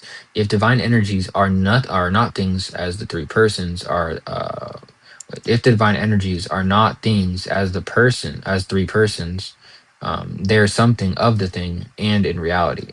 If the greater and stronger distinction does not harm the divine unity due to supreme simplicity and infinity, and infinity, how will the lesser distinction cause composition, having no place for any requirements of composition? Therefore, both distinctions are real against the conceptual alone, differing by antithesis and non-antithesis, which is literally what I was telling that guy as well. That's crazy. That's crazy. They differ by positive x and not x. That's literally crazy, bros. Okay, anyways, concluding, we say that each of the divine energies, which are indicated by their proper names, is a reality in God, not in the sense that we say each of the divine hypostases is a reality, nor even more so as we say the divine essence is a reality, which is a stronger way of the thing, but according to a more subtle understanding of the thing, that it is a reality, in contrast to what are called secondary intelligible, which are concepts, which are conceptions, and are of the intellect and not the thing, being rather works of human and wise mind, and existing in it. If each of the divine energies is thus a reality in the one and most simple reality, the divine essence, and each has its own account signifying its being, then they are reasonably distinguished from each other, and not only from each other, but also from the divine essence itself, which is common to them, most simple, and with them as a thing, both in work and specifically, to say the same, distinguished by what they are, and not by our conception alone, but by actual and defined truth, which corresponds to these names in God. Therefore, those who say these are distinguished only by reason, that is, by human conceptions, are mistaken. However, we understand the real distinction, or we must understand the real distinction, in these in the limited way previously explained, even in the moderate degree of the manifold distinctions of the thing. For most or stronger distinctions would not fit well with the divine simplicity believed in God. To him be glory forever. Amen. Glory to the Father, and to the Son, and to the Holy Spirit. Amen. Wow, that was actually very, very good. Man, I wish I could have read that whole entire. Oh, wow. I wish I could have read that whole thing without having that giant discussion with that guy. Just for at the end, bro, to literally say, yeah, I'm 7-1 now. That's like my only defeat. Just for him to say that he literally lost, bro. Oh, Just for him to say that, wow. I gotta do lives where I'm just literally reading the whole time. Oh, man. All right, bro. That's just, wow. Okay. Well, yeah, I guess I'm gonna end it there.